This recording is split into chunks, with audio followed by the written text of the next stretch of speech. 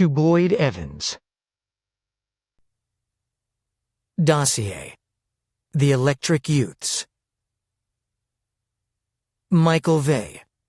Power: ability to shock people through direct contact or conduction.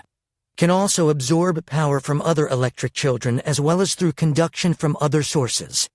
Michael is the most powerful of all the electric children and leader of the Electro Clan. He is steadily increasing in power. Austin Liss. Power: not an electric child. Austin is highly intelligent with an IQ of 155, which puts him at the same level as the average Nobel Prize winner. He is one of the original 3 members of the Electro Clan and Michael's best friend. Austin and McKenna are a couple. Taylor Ridley. Power: ability to scramble the electric synapses in the brain, causing temporary confusion. She can also read people's minds, but only when touching them. Taylor is one of the original 3 members of the Electro Clan. She and Michael discovered each other's powers at Meridian High School, which they were both attending. She is Michael's girlfriend. Abigail. Power: ability to temporarily stop pain by electrically stimulating certain parts of the brain. She must be touching the person to do so.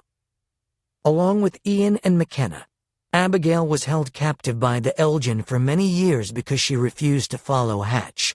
She joined the Electro Clan after escaping from the Elgin Academy's prison known as Purgatory. She is currently missing and is believed to have been abducted by unknown glows. Brian. Power: the ability to create highly focused electricity that allows him to cut through objects. Brian is one of Hatch's glows. Cassie. Power: an extremely powerful electric. Cassie has the ability to freeze muscles from a distance of more than 2 kilometers. She also has the ability to cause mass heart attacks. Cassie was rescued by the Voice before the Elgin knew of her existence. She was raised and trained in Switzerland by the Voice. Grace. Power: Grace acts as a human flash drive and is able to transfer and store large amounts of electronic data. Grace was living with the Elgin, but joined the Electro Clan when they defeated Hatch at the Elgin Academy. She has been working and living with the Resistance, but has not been on any missions with the Electro Clan. Ian. Power: ability to see through electrolocation, which is the same way sharks and eels see through muddy or murky water. Along with McKenna and Abigail, Ian was held captive by the Elgin for many years because he refused to follow Hatch. He joined the Electro Clan after escaping from the Elgin Academy's prison, known as Purgatory. Jack. Power: not an electric child. Jack spends a lot of time in the gym and is very strong. He is also excellent with cars. Originally one of Michael's bullies, he joined the Electro Clan after Michael bribed him to help rescue Michael's mother from Dr. Hatch. Currently embedded with the Chasky and believed to be a traitor. Kylie. Power: born with the ability to create electromagnetic power, she is basically a human magnet. One of Hatch's glows, she spends most of her time shopping. McKenna. Power: ability to create light and heat.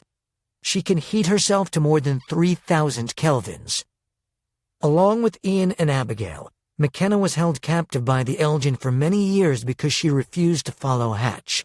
She joined the Electro Clan after escaping from the Elgin Academy's prison known as Purgatory.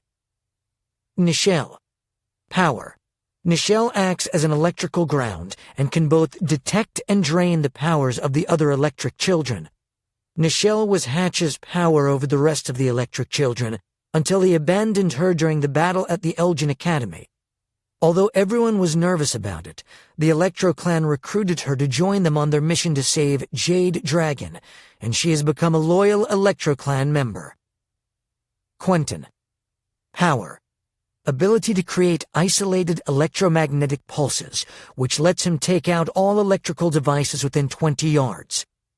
Quentin was once the president of Hatch's glows, poised to be in power just below Hatch. Tanner. Power: ability to interfere with airplanes' electrical navigation systems and cause them to malfunction and crash. His powers are so advanced that he can do this from the ground. After years of mistreatment by the Elgin, Tanner was rescued by the Electro Clan from the Peruvian Star Source plant and was subsequently staying with the Resistance so he had a chance to recover. He was killed in Tuvalu during the Battle of Hades. Tara.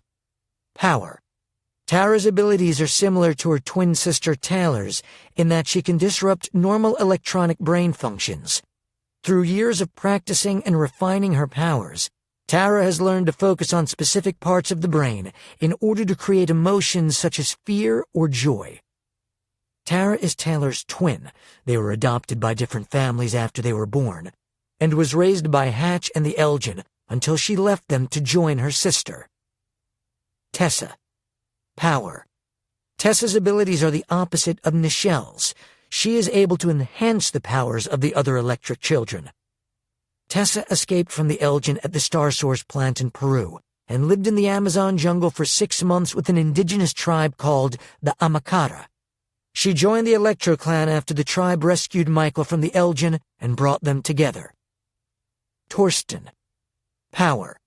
One of the more lethal of the electric children, Torsten can create microwaves. Torsten is one of Hatch's glows and was instrumental to the Elgin in building the Star Source plants. Once Quentin's right-hand man, he is currently working as a drug trafficker. Wade. Power. Not an electric child. Wade was Jack's best friend and joined the Electro Clan at the same time he did. He died in Peru when the Electro Clan was surprised by an Elgin guard. Zeus. Power. Ability to throw electricity from his body. Zeus was kidnapped by the Elgin as a young child and lived for many years as one of Hatch's glows. He joined the Electro Clan when they escaped from the Elgin Academy. Part 1.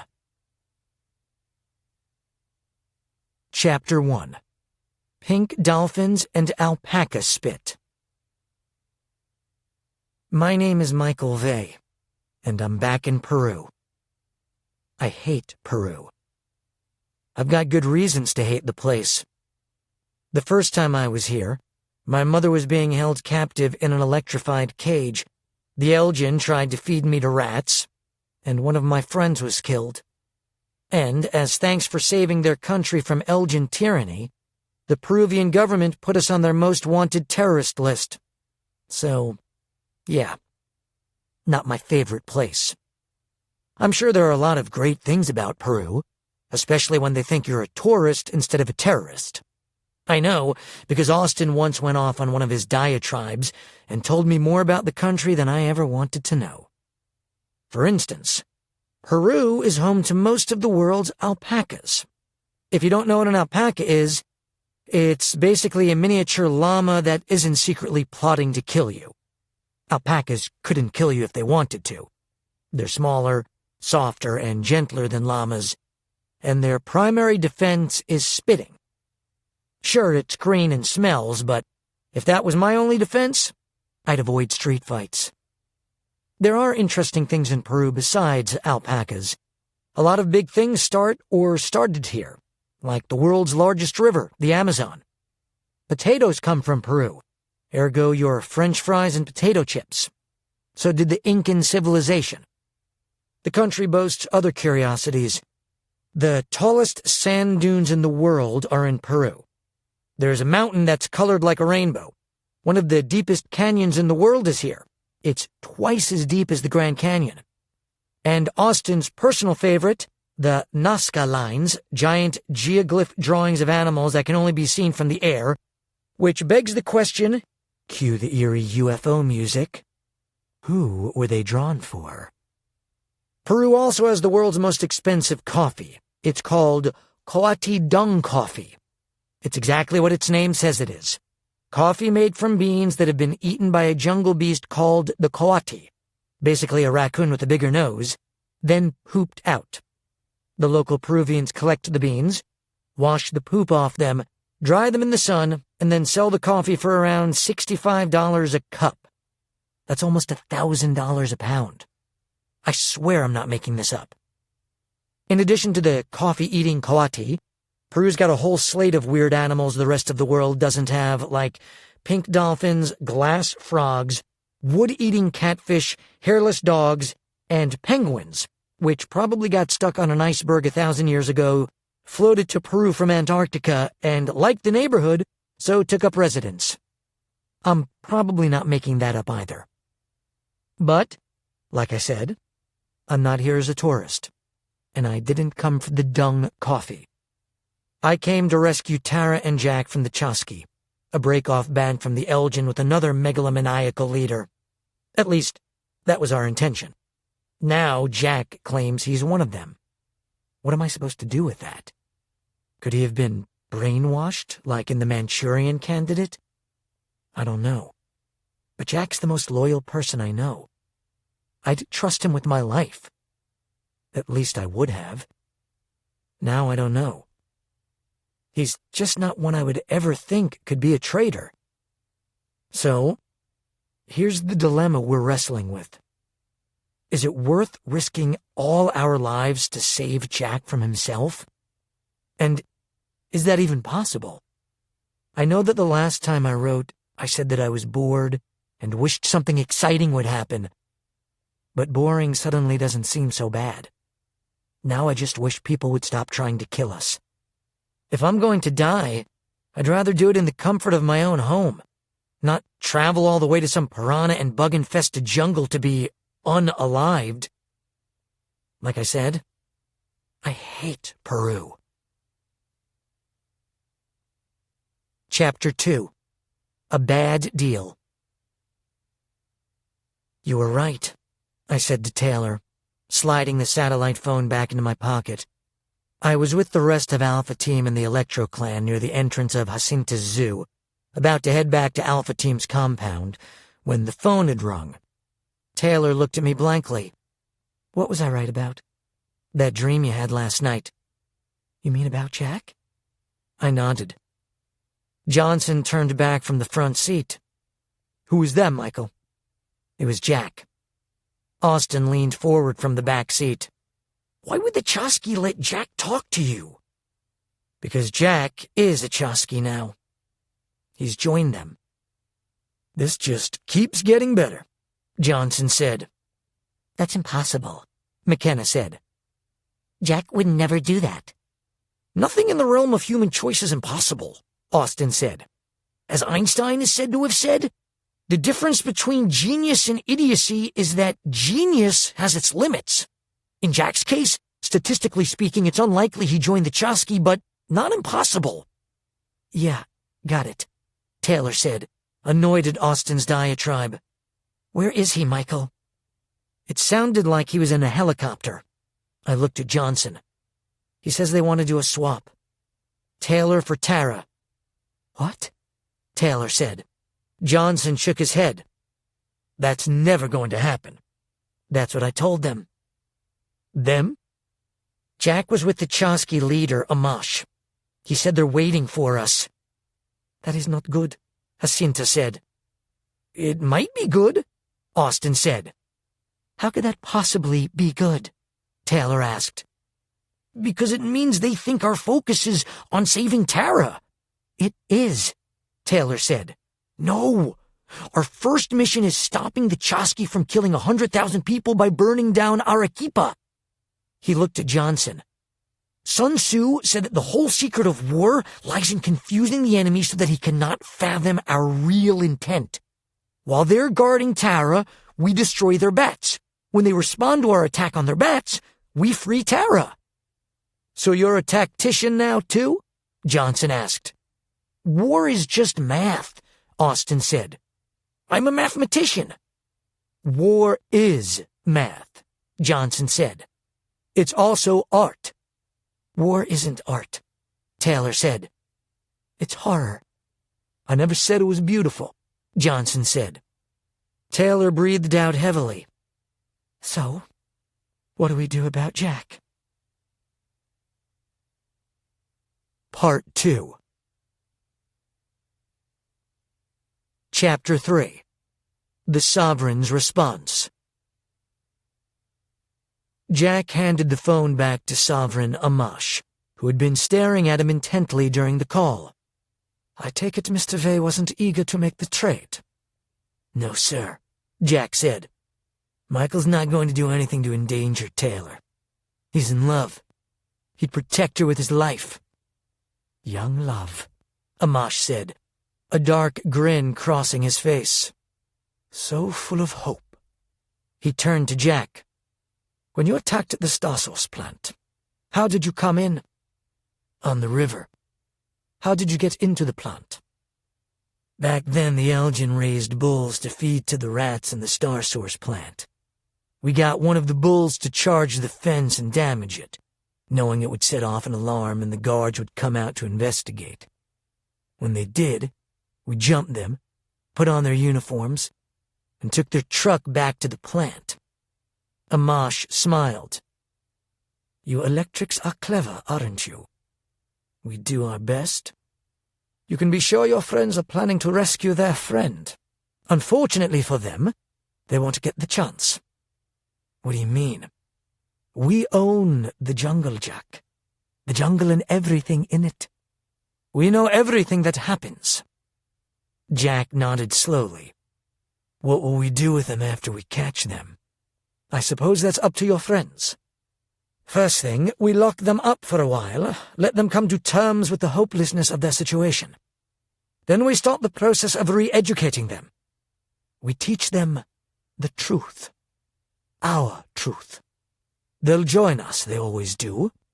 You'd be surprised how easy it is to indoctrinate Homo sapiens, especially the ones who think they're smart. What if they don't believe us? There's always that possibility. If it doesn't take, we do what victors have always done with the losers. We enslave them. We make them work to build the very thing they were fighting against. And if they won't work, then we eliminate them." "Eliminate?" Amash looked at him. "Yes, eliminate." Jack thought for a moment, then said, "I think I can talk sense into Tara." Amash looked at Jack and smiled. "It's not Tara I want. It's Taylor. Tara is the key to getting Taylor." "You may be right," Amash said. "But perhaps it would be best to have them both." He turned to the soldier next to the pilot. "Are the troops ready?" "Yes, Sovereign." "Good." He looked back at Jack. "Let's go get the other one." Part 3. Chapter 4. The Second Battle Begins.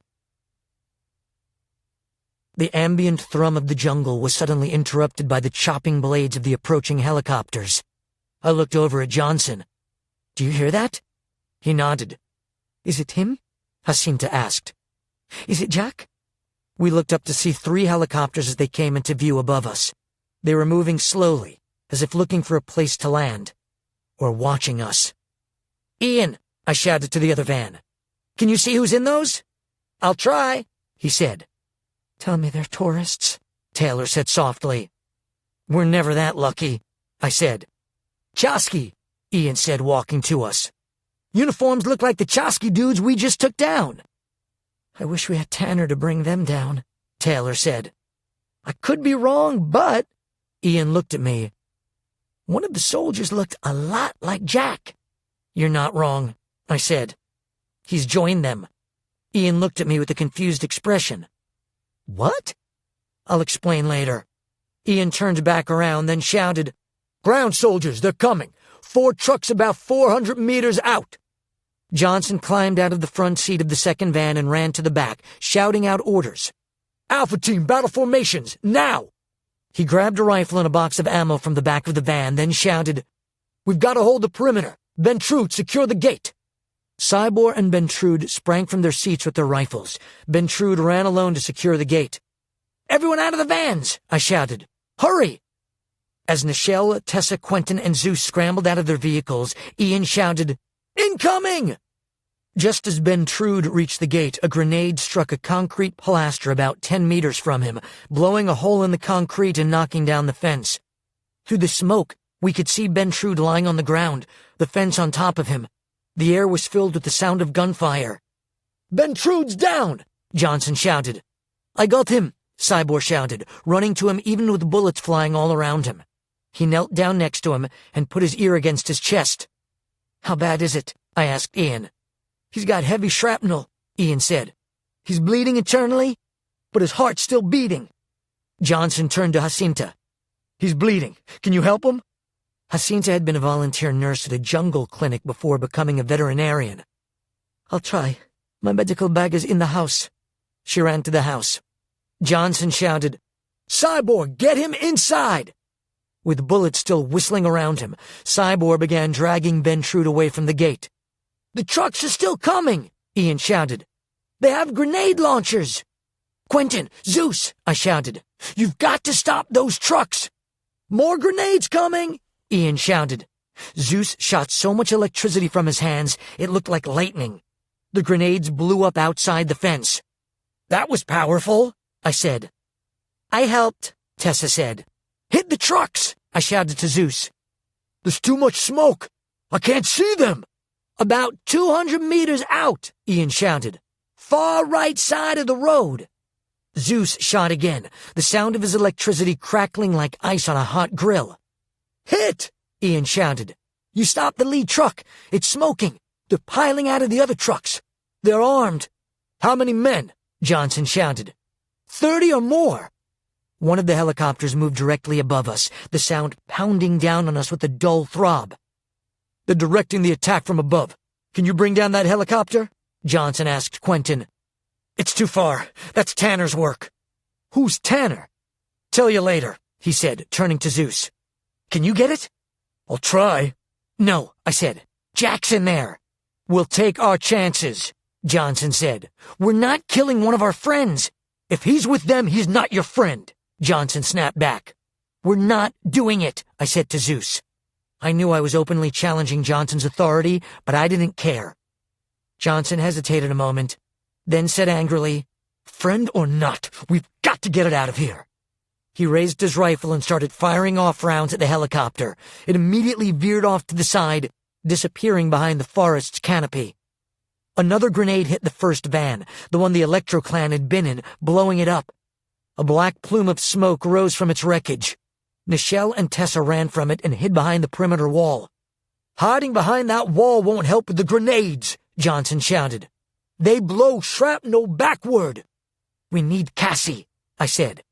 "She's still in the second van helping unload the ammunition," Taylor said.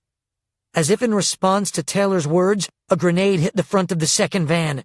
The van's engine compartment burst into flames. "Cassie!" Taylor shouted. Johnson grabbed a fire extinguisher from the front of his van. Then a second grenade hit the other van, knocking it over onto its side and blocking the sliding door exit with Cassie inside. "Cassie!" Jax shouted.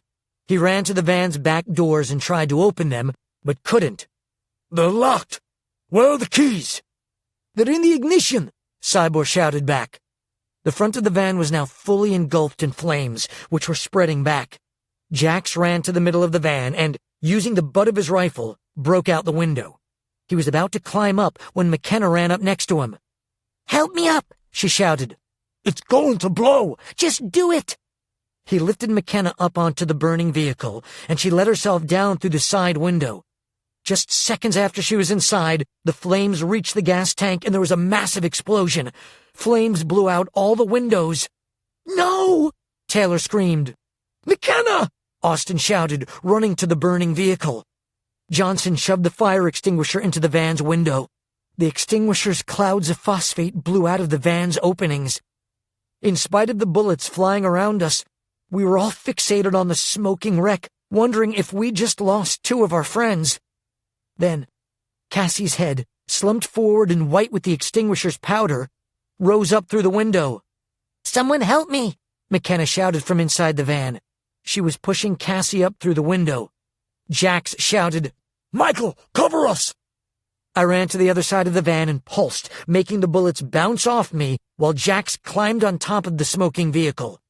He pulled Cassie out the broken window and handed her down to Johnson. Johnson laid Cassie on the ground as Jax pulled McKenna from the wreckage, then jumped down himself, bullets ricocheting off me and the metal around them. I ran back around the van to find McKenna and the others gathered around Cassie's body. Smoke rose from her clothing, and her face and hair were singed and smudged with ash. Jax grabbed her wrist to check her pulse. "She's alive." "The blast knocked us pretty hard," McKenna said. "It knocked her out." Jax looked up at her. "Why weren't you burned up in the fire?" "I am the fire," McKenna said. Cassie began to groan. Her eyelids fluttered and opened. "McKenna? I'm here," McKenna said. "I'm here too," Jax said. "Let's get her inside," I said. "If we can." The whistling of bullets around us had only increased. It felt like we were in a hailstorm, except it wasn't ice flying around us. It was lead. The Chosky had taken position at the perimeter of the yard. They kept trying to come over the fence but were either picked off by Cybor, Jaime, and Johnson or knocked back by Zeus. After another vault of grenades, heavy machine gun fire peppered the yard, splintering and ripping apart just about everything in its way. A wood power pole suddenly fell, tearing its wires from the house. One of the live wires danced on the ground, spraying the yard with orange-gold sparks. The lights of the compound went dark. The firing abruptly stopped. A heavily accented voice boomed from a PA system like the voice of God. "Electro Clan, you have lost. Give us the girl Taylor and we will let you live. If you refuse, we will kill all of you and take Taylor. Your survival is your decision. You have 1 minute to decide." "Not happening," I shouted back. Taylor looked over at me, her face strained with fear. Johnson said to Jax, "Get Cassie into the house with Jacinta, then get back out here. They're tearing us apart." "Yes, sir," Jax said. "I'll cover you," I said. "Let's go." Jax took Cassie in his arms and ran toward the house with Taylor, McKenna, and me following after, as the battle raged on behind us. I wondered just how much longer we could hold them off. Chapter 5. Losing a Friend. "What's their obsession with me?" Taylor asked as we reached the house. "They want a prophetess." "I'm not a prophetess. I have nightmares." "Nightmares that come true," I said. The house's power was out, leaving the room dim and lit only by the ambient light coming in through the mosquito-netted windows. It was still light enough to see the pain on Jacinta's face as she looked up at us. She was sitting alone on a chair outside the home's only bedroom. Her hands and blouse were covered with blood, and her face was streaked with tears. "We lost him," she said. Jax blinked. "Ben Trude?" She nodded, wiping her tears with her forearm. McKenna walked over and put her arms around Jacinta. They both cried. After a moment, Jacinta said, "I'm sorry, we don't have time for this right now. What's happened to Cassie?" "The van exploded," Jax said. "She was knocked unconscious. She has burns." "Lay her down, here," Jacinta said. Jax laid Cassie down on a blanket that Jacinta had spread out across the floor. Jacinta examined her. "She needs some aloe salve and bandages. Watch her, please." She left the room and returned a moment later with a small first aid kit. McKenna said, "I can help. I'll clean her burns. You wrap them in gauze." While they were working on Cassie, Taylor said to me, "They've killed 3 of us and taken 2 more. Now Cassie's hurt. They just wanted me. I could have stopped all this." "What do you want me to do?" I asked. "Surrender you to them?" "Do the math, Michael," Taylor said. "I'm not worth 5 people or more. They're not going to stop until they have me." "They're not going to get you," I said. "This is no time to be a martyr." "This is exactly the time to be a martyr." "What are you saying?" Taylor didn't answer. We just looked into each other's eyes. I was afraid of what she was thinking. "We'll talk later," I said. "Don't do anything stupid." I won't. I promise. Jaime ran into the room. Michael, Jax, we need you now. What about the prisoners in the cage? I asked. If the Chosky free them, they'll double their forces. I'll cover them, Jaime said. I'll help, Taylor said. I will too, I said. No, Jaime said. Johnson said he needs you and Jax up front. We're barely holding them out. He's right, Jax said. You're of more use up front. We've got this. We'll help, Austin said. I said to Jaime, keep her safe. I will. I promise. I looked at Taylor. I'll be back. She looked at me with a peculiar expression, clasping my cheeks with her hands and looking directly into my eyes. I love you. Remember that. More than anything. She kissed me, then said, hurry, before it's too late. My heart ached as I left her and ran back to the battle. Chapter 6. We're all dead men. By the time I got back out to the front gate, the assault had intensified. Zeus was firing from both hands, knocking back men who were charging the yard, while Jax and Johnson were firing non-stop toward the gate, trying to keep the advancing soldiers from entering. Ian waved me over to the wall that he, Cristiano, and Johnson were pinned behind. Cyborg, Quentin, Tessa, and Nichelle were across from us, firing from behind the smoldering wreckage of the second van. I ran over to Johnson and Ian, bullets bouncing off the bubble I'd created. Wish we all could do that, Ian said. We could use the lightning god about now. I could too, I said. Cristiano looked pale. If they catch me, I'm a dead man. We all are, Johnson said. He turned to me. There's too many of them. We need Cassie back in action. Suddenly Ian grabbed his eyes. I can't see. Across from us, Quentin shouted, Resets! I felt the familiar twinge of pain, as piercing to the nerves as a dental drill. Except for Nichelle and me, the rest of the electrics fell to the ground. The reset had never worked on Nichelle, since she basically was a reset herself. And after being struck by lightning in Hades, I had grown past its power, though it still weakened me. We're screwed, Zeus said, grimacing with pain. I looked around the yard at the advancing soldiers. Not yet. Part 4. Chapter 7. A logical decision. Do you still have the keys to the cage? Taylor asked Jaime. Yes. Give them to me. He looked at her quizzically. Why? In case I need to get closer to reboot them.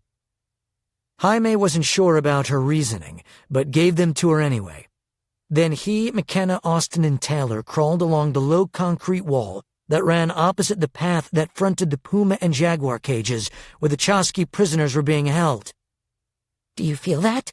McKenna asked. Resets, Taylor said. They were far enough away to not be crippled by it, but close enough to feel its sting. If they bring them closer, we're through, McKenna said. Taylor said nothing. The prisoners were riled up, and there was a lot of shouting going on in the cage. The Chosky soldiers had blown a small hole in the concrete wall behind the cage and were now occupying the space between the outer fence and the cage's metal bars. They had thrown smoke grenades inside the cage to conceal their actions. Bullets began hitting around Taylor and the others, pinging off the concrete they crouched behind and filling the air with dust and rock. They've armed them, Austin said. What do we do? McKenna asked. We stay down, Jaime said. He asked Taylor. Can you reboot them? I don't know. They're pretty far. Taylor turned back toward the wall. I need to see them to reboot them. If you stand up, they'll shoot you, McKenna said. Everyone, stay down, Jaime shouted. Just stay down. He lifted his gun above the wall and began firing toward the back of the cage. There was another loud explosion. When the smoke cleared, there was a 2-meter hole in the cage, the bars blown forward and curled. The prisoners scrambled to escape.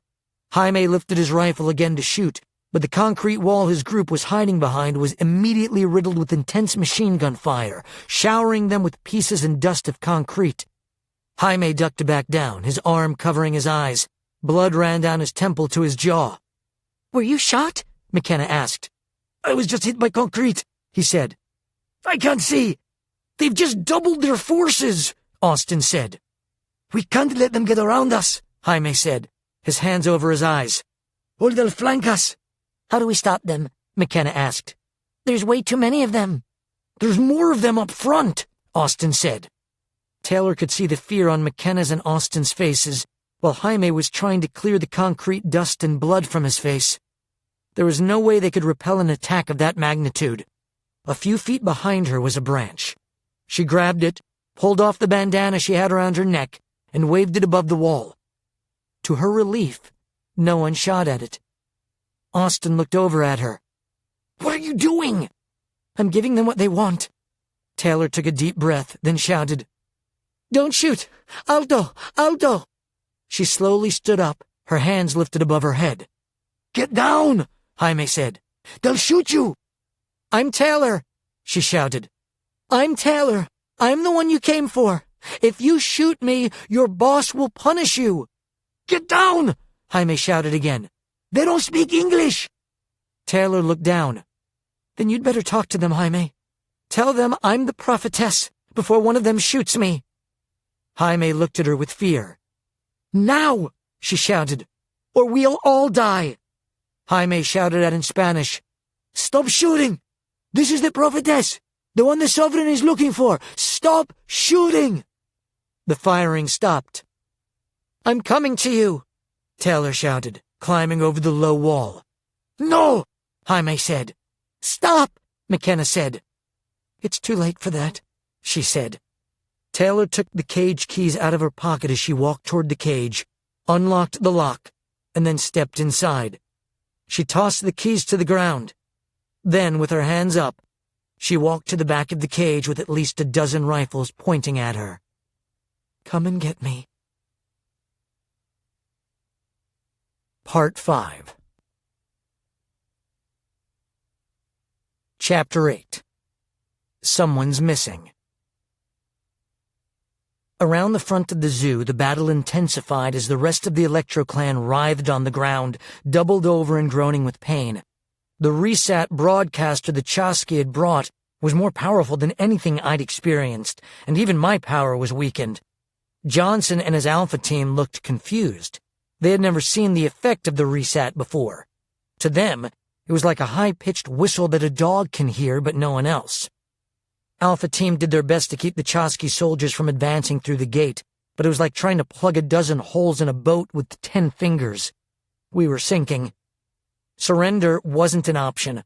Our only hope was to try to escape into the jungle. That's when I heard the crisp crackling of arcing electricity. I looked over at the fallen power pole. The electric lines that came from it were flailing around like fish out of water. Pulsing with all I could to repel the bullets, I made a run for it. I jumped and grabbed the loose wire. It gave me an instant jolt. I immediately felt energy burst within me. Electricity arced between my fingers, and my skin began to turn whitish blue. It wasn't the same as being struck by lightning, nothing close to it, but it had more than offset the effect of the resat. I looked around the yard at the dozens of Chasqui soldiers that had their guns pointed at me. I reached my hand out and pulsed, knocking them all back. Then, when I felt I'd absorbed enough, I started running toward the front gate and the soldiers around it. Some of them started shooting at me. Then, seeing that their bullets did nothing, they turned and ran. I grabbed the zoo's metal fence and pulsed powerfully. About a half-dozen men shouted out in agony as they dropped to the ground. Then I walked out onto the road, pulsing and throwing electric balls while they emptied their weapons at me. Their bullets made a crisp ping as they hit the electric bubble I had created around myself. 10 yards from the gate, there were 2 men standing behind a washing machine-sized apparatus. I had never seen the machine before, but I could guess what it was. An oversized version of the resat. I threw an electric ball at it, 4 of them, but that did nothing other than scare off the men, who looked surprised that their machine wasn't working against me. Even with the electricity I held, I could feel the machine's power grow as I got closer. I grabbed a handle on the machine and pulsed, and the lights on it went out. A small puff of smoke rose from the machine. I kicked it over. Almost immediately, lightning bolts filled the air as Zeus began firing again at the few Chasqui who hadn't fallen back. About a quarter-mile down the dirt road, a helicopter dropped below the forest canopy. There was excited chatter on the radio devices left on the bodies of the dead around me. I couldn't understand what they were saying, but from what I was seeing, it looked like a call to retreat. The firing had stopped, and the Chasqui soldiers were running to the 2 trucks that still remained. Ian, Johnson, Cybor, and Jax continued firing at the fleeing soldiers as my friends made their way to my side. In the distance, a helicopter rose. When we came back together, Jax said, "We did it. We scared them off." I shook my head. Something's not right. Why did they give up so quickly? Michael's right, Ian said. They're not running from us. They're leaving because they got what they came for. I looked at him. What do you mean? Then I saw Jaime, Austin, and McKenna walking toward us. And it struck me. Taylor wasn't with them. Part 6. Chapter 9. When is a traitor not a traitor? Debris from the helicopter's wash nearly blinded the guards as they rushed Taylor onto Amash's waiting helicopter. There was a guard holding each of her arms, and they had handled her roughly since they'd seized her inside the cage. "Stop pushing me," she said, though she doubted they understood her or cared for that matter. The guard sitting inside the helicopter's door pushed her into a seat, strapped her down, then made a hand signal to the pilot who turned to Amash. "Listo?" "Take us up," Amash said, without even looking at his prisoner. The helicopter's rotor sped up, and the craft lurched slightly forward before ascending back into the sky. Only after they had cleared the trees did Amash turn back. "The one and only Taylor Ridley. Welcome. You recognize our mutual friend, of course." Jack also turned around. He was dressed in a black Chasqui uniform, just as she had dreamed. Taylor just glared at him. He reached out to touch her, but she pushed back into her seat. "Keep your hands off me." "Whatever," Jack said, turning back around. "You have no idea how long I've waited to meet you," Amash said.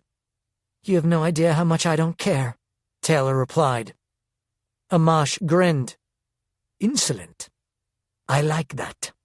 He nodded to the guard sitting across from her. "Put it on her." The soldier held out a resat vest. "Put this on," he said in heavily accented English. "I'd rather not." "It's not a request," Amash said. "You're a powerful glow. It's better to be safe than dead." "Why would I hurt you? I surrendered to you. And the reason you surrendered is still a mystery. Maybe even to yourself. Perhaps you have a death wish and plan to crash our helicopter." "I don't have that ability. Or a death wish." "I know exactly what you can do, Taylor. And crashing this helicopter is something you could do if you put your mind to it. Definitely something you could do." He looked at her. "We're in a little bit of a hurry. I'll tell you what. Put the vest on, and I won't turn it on unless you give me a reason to." "It's just for our protection," Jack said. She reached out her arms. "Whatever," she said, mimicking what he'd said earlier. The guard slid the vest around her, then strapped it on, the locks clicking loudly as they fastened into place. An amber LED on the chest started flashing. "You said you wouldn't turn it on," Taylor said. "You'd know if it was on," Amash said. "It's just warming up in case we need it." The helicopter was still hovering over the zoo, and Amash looked down at the battle below. Taylor looked out too. She could see Michael fighting his way past the gate. "Looks like they might prevail after all," Amash said. "Maybe you surrendered too soon." "Would that have gotten my sister back?" "I think not." "Then I didn't." "You made the right decision," Jack said. "You'll see." Taylor said to Amash, "Would you tell this traitor to mind his own business?" "You are his business," Amash said. You're all of our business, and, like they say, one man's traitor is another man's hero. Jesus and George Washington were considered traitors in their time, but that's not how history remembers them. You're comparing Jack to Jesus and George Washington? Amash grinned. I'm demonstrating to you that if the cause is right, so is the action, no matter where you come from. You sound like Hatch. Now you're being ridiculous. The helicopter sped east over the outskirts of Puerto Maldonado toward the river. Where are you taking me? To your sister. That's what you wanted, isn't it? And you'll let her go? I never said I'd let her go. That's not the deal. Jack said you'd trade. Amash cautiously fingered the button on the resatch remote. There was no deal between you and me. We never agreed to anything, especially since you decided to come in on your own. Taylor began shaking. You liar! I didn't lie. You know, we never intended to kidnap your sister. Our associates didn't know there were two of you. You might say that Tara was just in the wrong place at the wrong time. But I've always said, if life gives you a lemon, crush it. Had we gotten this right, many lives would have been spared. He looked into Taylor's angry eyes. Don't worry. Your sister is being treated well, just as Jack is, just as you will be. You'll see, this is all just a big misunderstanding. So relax and enjoy the ride. You have nothing to worry about, said the spider to the fly, Taylor thought. She turned and looked out the window at the expanse of jungle below, a seemingly endless carpet of green, occasionally parted by the snaking Amazon River. She knew Michael would come after her. That was the one flaw in her plan. He would definitely come, and Amash, Jack, and the Chosky would be waiting. She had thought that she was selflessly sacrificing herself for the good of all, making the noble choice. But what if Michael did the same thing? Not if. There was no question he would come after her. What if something happened to him? Her eyes suddenly welled up. She wondered if she'd just made the biggest mistake of her life. Part 7. Chapter 10. 2 are gone. Where's Taylor? I shouted, afraid that I already knew the answer. They have her, Jaime said. How did that happen? I said angrily. You promised you'd protect her. Michael, I would have given my life to protect her. She didn't give me the chance. She surrendered to them. She thought it was the only way to save her sister. And the rest of us. This just keeps getting worse. I turned to Cristiano. I'm going after her. You're coming with me. I'll need your help to find her. Yes, sir. I'll go with you, Ian said. You'll need me. And us, Zeus said. You've got the Electro Clan. What about Arequipa? Nichelle said. We can't just let all those people die. Alpha Team can handle that, Johnson said. We'll scout out the best place to blow the road and take out those trucks. No one is better at demolition than Ben Trude. No one said anything. At least not out loud. Johnson looked around. How is Ben Trude? He looked back at me. What are you not telling me? I just shook my head. No, Johnson said as he ran to the house. I went after him. When I got there, Jacinta was sitting next to Cassie. Both women looked surprised to see Johnson in the house. Where's Ben Trude? Johnson asked. Jacinta's eyes welled with tears. She glanced over at me but said nothing. Where's Ben Trude? Johnson asked more forcefully. Jacinta wiped her eyes, then pointed toward the darkened bedroom. I followed behind Johnson as he went inside. He let out a loud groan. No, buddy. No. No. My heart ached at what I saw. Ben Trude's lifeless body on the bed. The sheet beneath him was soaked with blood. Johnson sat down on the bed next to his friend. He lowered his head into his hands and wept.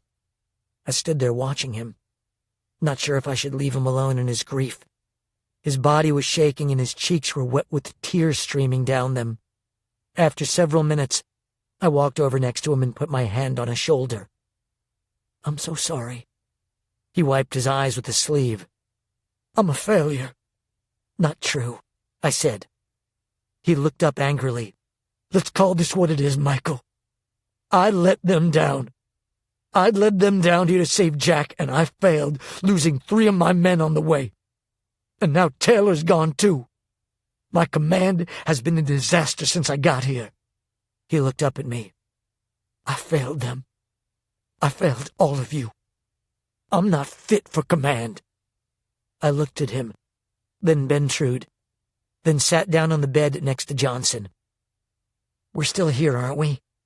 We're still alive. They should have run us over. Instead, we repelled 2 attacks. You held them off. We couldn't have done it alone. And you had nothing to do with Taylor leaving." He turned toward me. "I had everything to do with her leaving. If I hadn't lost those 2 men, she wouldn't have felt the need to surrender. She thought she was saving us." "They took her sister," I said. "With or without us, she would have gone. I know her, and I know how she feels. I felt the same way when the Elgin took my mother." "You know they'll never trade Tara for Taylor," Johnson said. "They'll keep both of them. For control." "Just like the Elgin," I said. After a moment, he looked back up at me. "What are you going to do?" "I'm going to save them. And you're going to save thousands of lives in Arequipa. So let's get going." Chapter 11. Leaving a Man Behind. Ian kept watch while we all gathered again in the house. Cassie was conscious, but still seemed a little out of it. She was leaning against Jax, who had his arm wrapped around her protectively. "Are you okay?" I asked. "Physically," she said softly. "You?" I just shook my head. "No." Cassie took my hand. "I'm sorry. We'll get her back." After a moment, Nichelle said, "What are we going to do with?" She tilted her head toward the bedroom. "We could leave from there and burn the house down," Jacinta said. "Like the Amazon warrior." Johnson thought a moment, then said, "No. We'll give him a proper ranger's burial." "Do we have time?" Jacinta said. "We'll make time. Do you know a good place?" Jacinta nodded. "There is a beautiful place behind the bird cages. It is cradled in the roots of a kapok tree, where the sun first hits the zoo. I often go there to meditate." "Show me." We followed Jacinta outside to the spot. The little cove was as beautiful as Jacinta said, lush and green with the massive tall roots of a kapok tree framing the area. There was a cushion between one of the roots where Jacinta sat to meditate, and the roots that surrounded her were covered with wax and a few unspent candles. "This is where I come to be close to God," she said. "It is where I feel him most close." Johnson dug his heel into the spongy soil, then said, "This will do. Thank you." He took a deep breath. "We'll need some shovels." "We'll get them," Cybor said. He turned to Austin and me. "Help me, guys." We followed Cybor to the warehouse where we found 3 shovels and a pick. When we returned, Johnson took the pick from me and began fiercely tearing into the ground. Then Cybor, Zeus, and Jax took the shovels and started to dig. It took less than an hour to dig the grave, their work spurred on by their intense emotion. Bentrude's body had been wrapped in a bedsheet, and Johnson and Jax went back for it. They carried it out of the house and over to the gravesite. Cybor got back down into the hole, took Bentrude into his arms, and gently laid him down in the moist dirt. I helped him out of the grave. My heart felt as heavy as ever as I remembered the losses we'd suffered since this had all begun. Today felt most like Wade again, alone, deep in the jungle. For a moment we just stood there. Then Johnson spoke. "It seems like 100 years ago when I first met Bentrude. After spending just a week in training with him at Fort Bragg, I remember thinking, This is a man I want at my side in a firefight. He was smart, skilled, and maybe the most courageous man I've ever known. I wasn't wrong about him. Through time, he became a brother to me." Johnson sniffed.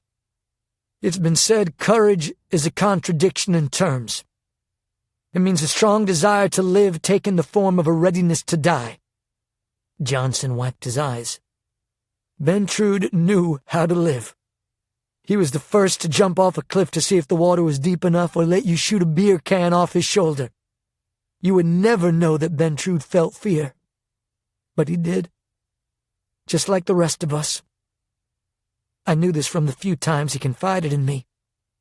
But unlike the rest of us, he never let it hold him back from doing what he needed to do, not once. He said his fear was his best friend.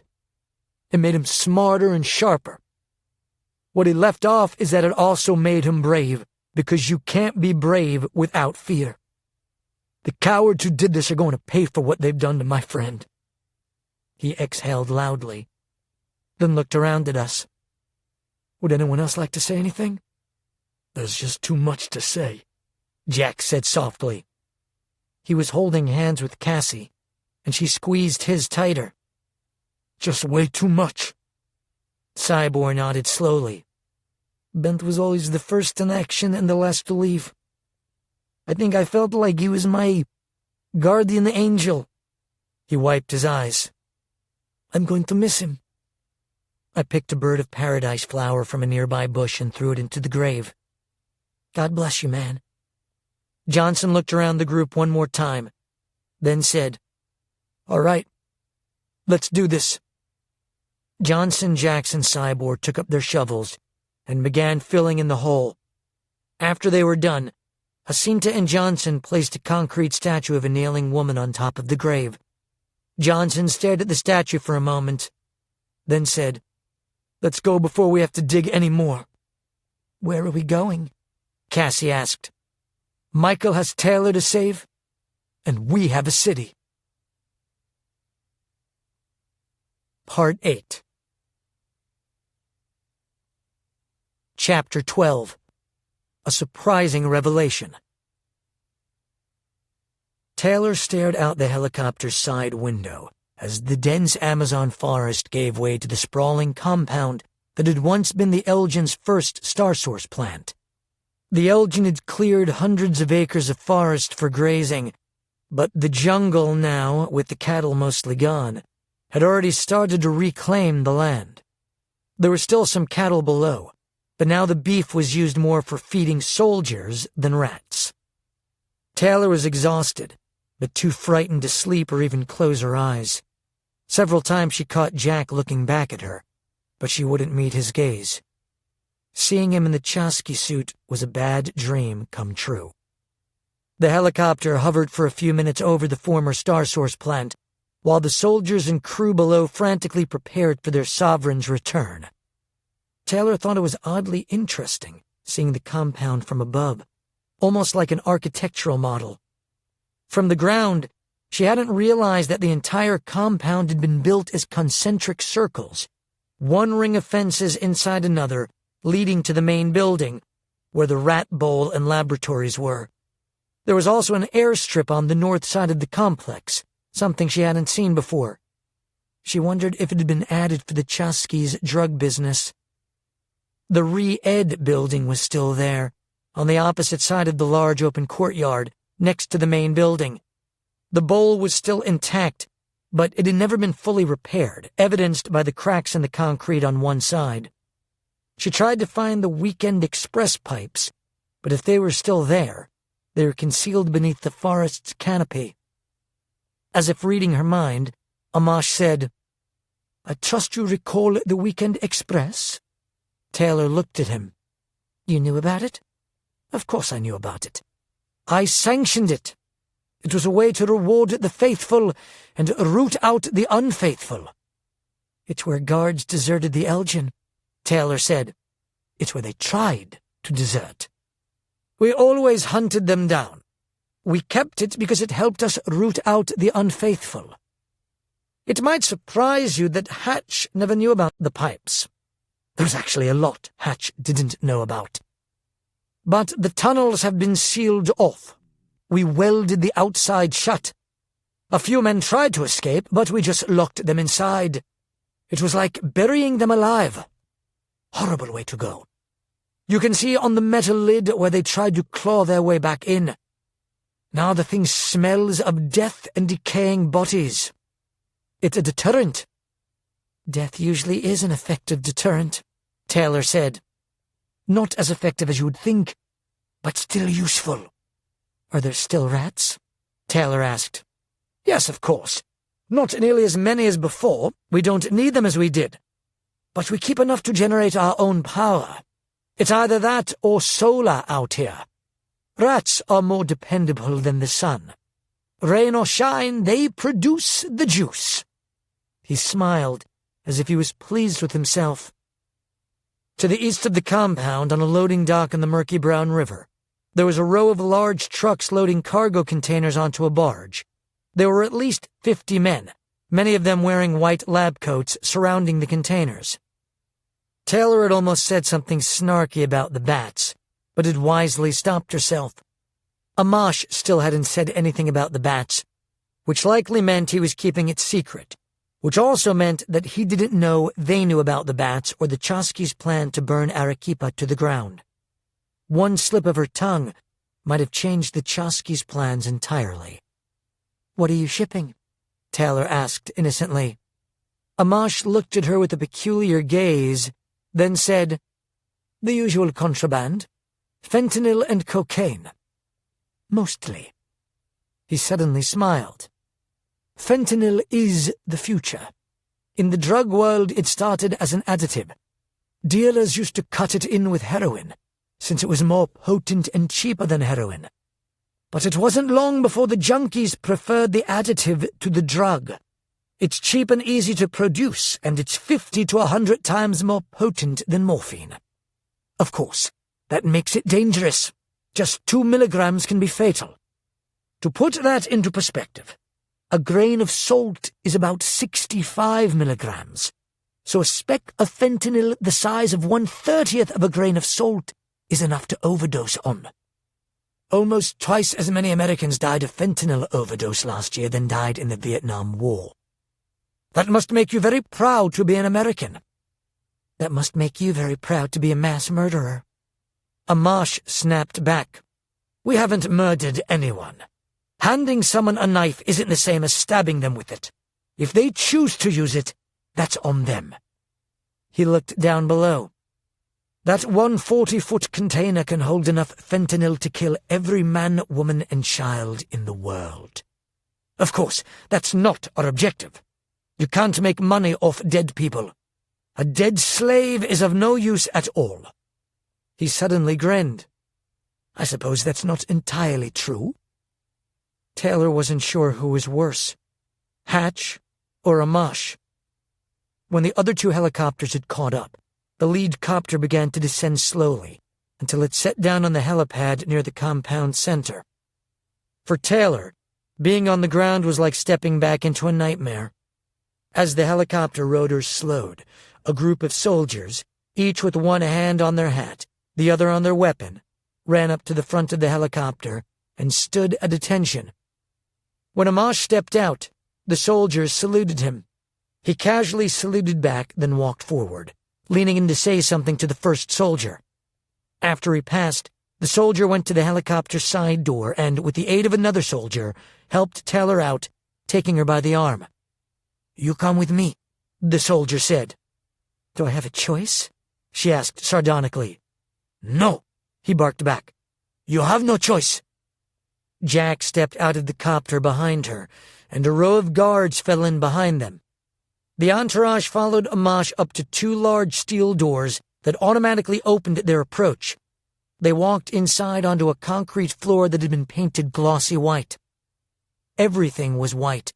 The floor, walls, door and frames, even the hinges and doorknobs, giving the place an unusually sterile and austere feeling. A soft, squishing noise was piped over the sound system. It was the only sound other than their footsteps on the concrete floor.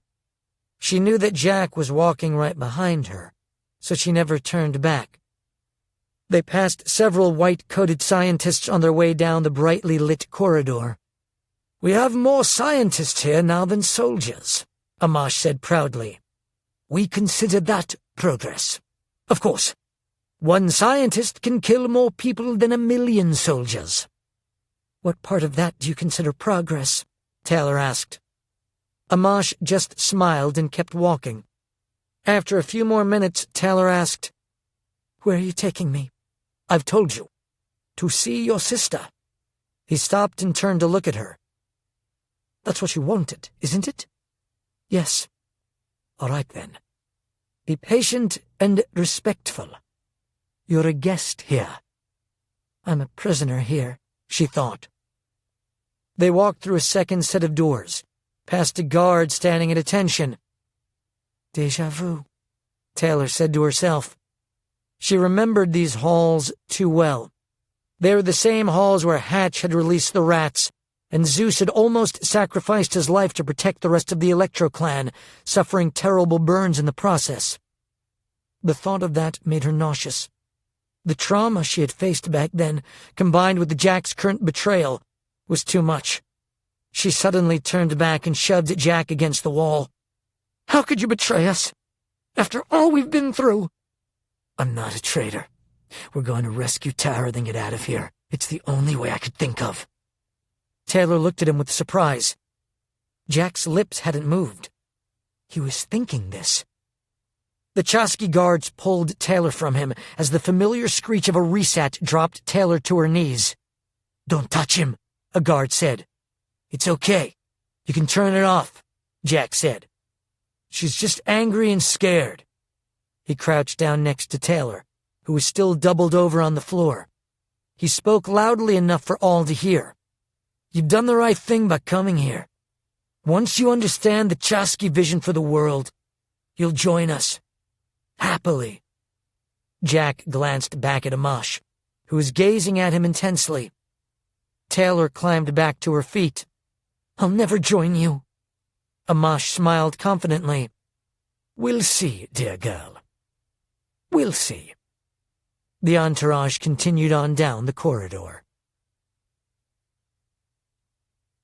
Chapter 13. A Gilded Cage. About 60 feet from where Taylor had attacked Jack, they stopped in front of another door. One of the guards opened it, exposing a spacious apartment-like room. Amash said to Taylor, "This will be your room.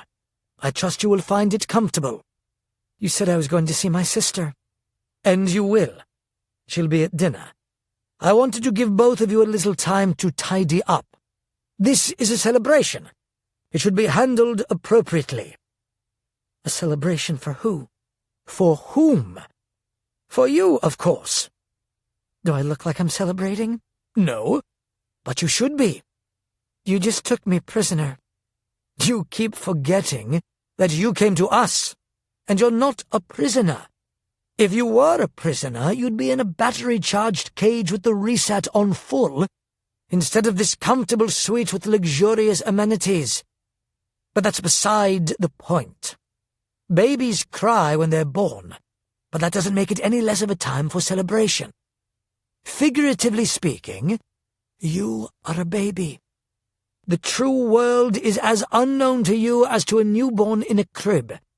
If you knew the truth about this world we inhabit, we wouldn't have had to chase you down.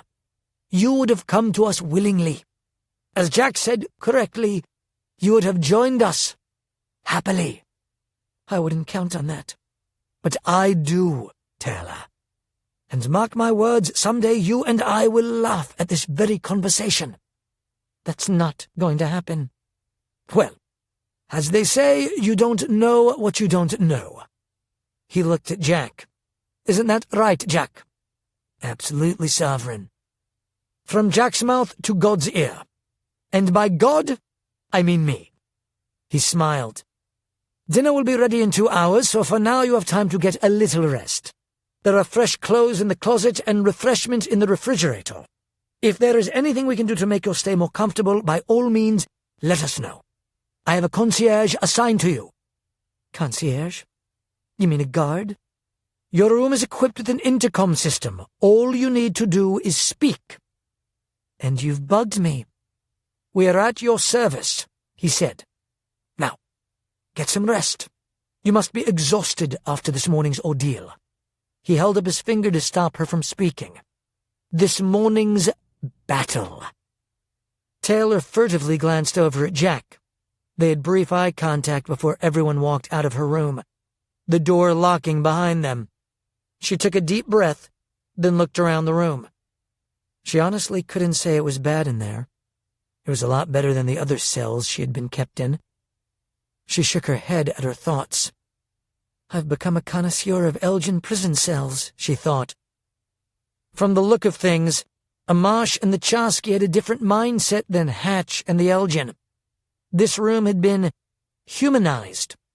It had still life and landscape paintings on the walls, and even the bed had a luxurious floral duvet and decorative pillows. On the nightstand next to the bed, there was a fragrant and exotic bouquet of flowers in an etched crystal vase. It was pretty. Not just the flowers, which were impressive enough, but the vase itself. "At least he has more class than Hatch," she said, momentarily forgetting that she was being listened to. The resat wasn't on, for which she was especially grateful. Her mother once asked her what a resat felt like. Taylor's best explanation was, "Do you have metal fillings in your teeth?" Her mother said yes. Taylor said, "Then you know what it feels like to chew aluminum foil." Her mother winced. "That's horrible." "Exactly," Taylor said. "Now imagine that your whole body was your mouth." Her mother didn't know what to say to that. Finally, she said, "I'm sorry that you know what that feels like." Alone in the room, Taylor realized how lonely she was. Mostly, how much she missed Michael. She hoped that he wasn't too angry at her, but then maybe if he was angry enough, he wouldn't risk his life by coming after her. She also wished that she had talked to her mother before surrendering herself. But what would she have said? "Hey, Mom, I'm going to surrender myself to the people who kidnapped Tara. Have a good day." That wouldn't have gone well. It was just better that she didn't know. Taylor sat down on the bed. There was a thick book on the nightstand next to it. Atlas shrugged. She opened to the first page. Who is John Galt? Great first line, she thought. She set the book back down. She decided to test Amash's offer and see how closely she really was being monitored. "I wish I had some ice cream," she said softly. Then she lay down on her bed. Less than 10 minutes later, there was a short buzz. Then her door opened. In the doorway stood a beautiful young Peruvian woman wearing an apron. She carried a silver platter with a crystal bowl filled with various ice creams. "Miss Ridley, I thought you might enjoy some ice cream," she said in nearly perfect English. "It is actually gelato. Raspberry, stracciatella, mango, and lemon. This little pitcher has hot fudge if you like. The lemon is very tart. It's my personal favorite." She walked over to the counter and set down the tray. "I leave it right here." "Thank you," Taylor said. "My pleasure." As the girl turned to go, Taylor asked, "How long have you worked here?" The girl looked at her for a moment, then said, "It's been my pleasure. I hope you do not spoil your appetite. The Sovereign has planned a very special dinner for you and your friends." "Thank you," Taylor said. She reached out her hand. The girl hesitated, then took Taylor's hand. It was as Taylor had expected. The girl was terrified. "Take care," Taylor said. "My pleasure," she said again, then hurried out of the room. The door shut behind her. Taylor lifted the bowl and took a bite of the lemon gelato. It was as good as any gelato she'd had in Italy. I guess he meant it, she thought. I wonder what would happen if I asked for a pony. There was one frightening question that had secreted itself in the darkest corners of her mind. Was this the first day of the rest of her life in captivity? She ate about half the gelato, then lay back on the bed. Will I ever see Michael again? She hoped he'd understand. He had to, didn't he? Hadn't he done the same thing in trying to save her and his mother? Her exhaustion from emotion and lack of sleep caught up with her, and she dozed off. She woke to an announcement over her room's intercom. Sorry to disturb you, Miss Ridley, but dinner will be served in 1 hour in case you would like to freshen up. There are fresh clothing and undergarments in the closet. In 50 minutes, someone will be at your door to escort you to the dining room. Is there anything else I can do for you? No, thank you. My pleasure. It was strange how differently things were handled in the Elgin way, which was pretty much all pain, coercion, and fear. Of course, Hatch had tried to seduce her with charm, too, when he'd sent her out shopping in Beverly Hills. She walked over to the closet and looked inside. There were 2 dresses. One was a simple black cocktail dress. She looked at its label. Christian Dior. Of course, she thought. Wonder how much that cost. The other dress was just as beautiful. A leopard print on a silk fabric. Dolce & Gabbana. She took it out of the closet and held it up. She knew that it must have cost several $1,000s. She hadn't worn anything that nice for a long time. The dress was her size. How did they know what size I wear? Of course. They could have gotten her measurements from Tara, but how did they get a dress like this deep in the jungle? It occurred to her that they had been preparing for her capture for some time. That only made her more anxious. Had she played right into their plans? She pushed the thought from her mind. You're going to see Tara, she told herself. Time to get ready. She walked into the bathroom. It was larger than she'd expected and, like the main room, nicer. It had a heated stone tile floor with a large glass shower. She felt like it had been weeks since she'd showered. She turned on the water, and the glass around the shower immediately steamed up. She glanced up at the camera in the corner of the room. The blinking red light on the camera confirmed that it was live. She wondered how many men were watching her. She shook her head. Whatever. She took off all her clothes and put them into a clothes hamper. Did they have laundry service? Then, for a moment, she just looked at herself in the bathroom mirror. Her body was covered with bruises and cuts, some from that morning. They fit with the scars she carried from much older injuries. Somewhere during the battles with the Elgin, she had stopped counting wounds. She sighed. Elgin. It was a word that had started to vanish into the past. Now here she was, back at the first Star Source plant again. She reached in to test the water's temperature, then stepped into the shower. The warm water felt luxurious. There were expensive body gels and shampoos, something she'd expect from a Four Seasons resort hotel, not a jungle cell. She rubbed her body with a shower oil that smelled rich, like almond oil. Then she let the water run through her hair as dirt pooled in the bottom of the shower, then dissipated. Despite the circumstances, she felt like herself again. The shower felt so nice that she wished she had more time. Still, she was eager to see Tara, so she got out of the shower, drying herself off with a thick plush towel. Another luxury one only thinks of when one has been away from civilization for a while. She brushed her hair, then went out to the closet. There were all kinds of lotions and expensive perfumes, including one she had heard of but never tried. Roja Haute Luxe, considered one of the finest perfumes money could buy. Tara had shown it to her back at a Neiman Marcus in Phoenix. The small purple gem-capped bottle had been selling for $3,500, almost as much as 2 ounces of gold. She unscrewed its cap and smelled it, then dabbed some onto her throat and behind her ears, then a little more onto the insides of her wrists and the backs of her knees. The perfume had a light, floral fragrance. There's at least $50 worth, she said softly. I hope tonight's worth it. She decided on the leopard print and slid the dress on, admiring the way it looked in the full-length, gold-trimmed mirror that was in the corner of the room. She looked back through the drawers. There were different kinds of stockings and pantyhose which she ignored, but the shoes thrilled her. There were 3 different kinds, one a bright red pair of stiletto heels, the others simply black. She sat down on her bed and put on a simple low-heeled pair of patent leather pumps. She was looking at herself in the mirror when there was a buzz at the door. "Come in," she said. The door opened. A man wearing a dress uniform stood in the doorway. She was surprised to see the guard all dressed up. "Are you ready, señorita?" "Yes." She walked to the door. "You look lovely this evening." "Thank you."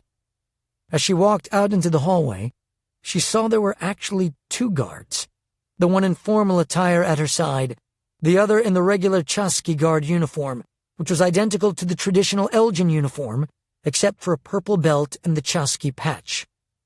They walked about 50 yards through 2 separate doorways, then took a turn into a part of the compound where she had never been. The entrance to the room was decorated with gilded framed paintings and tapestries on the wall, thick carpets and chandeliers. She guessed that the room had been built for entertaining dignitaries. 2 soldiers opened the intricately carved wood doors to a luxurious candlelit dining room. "Taylor!" Taylor turned around.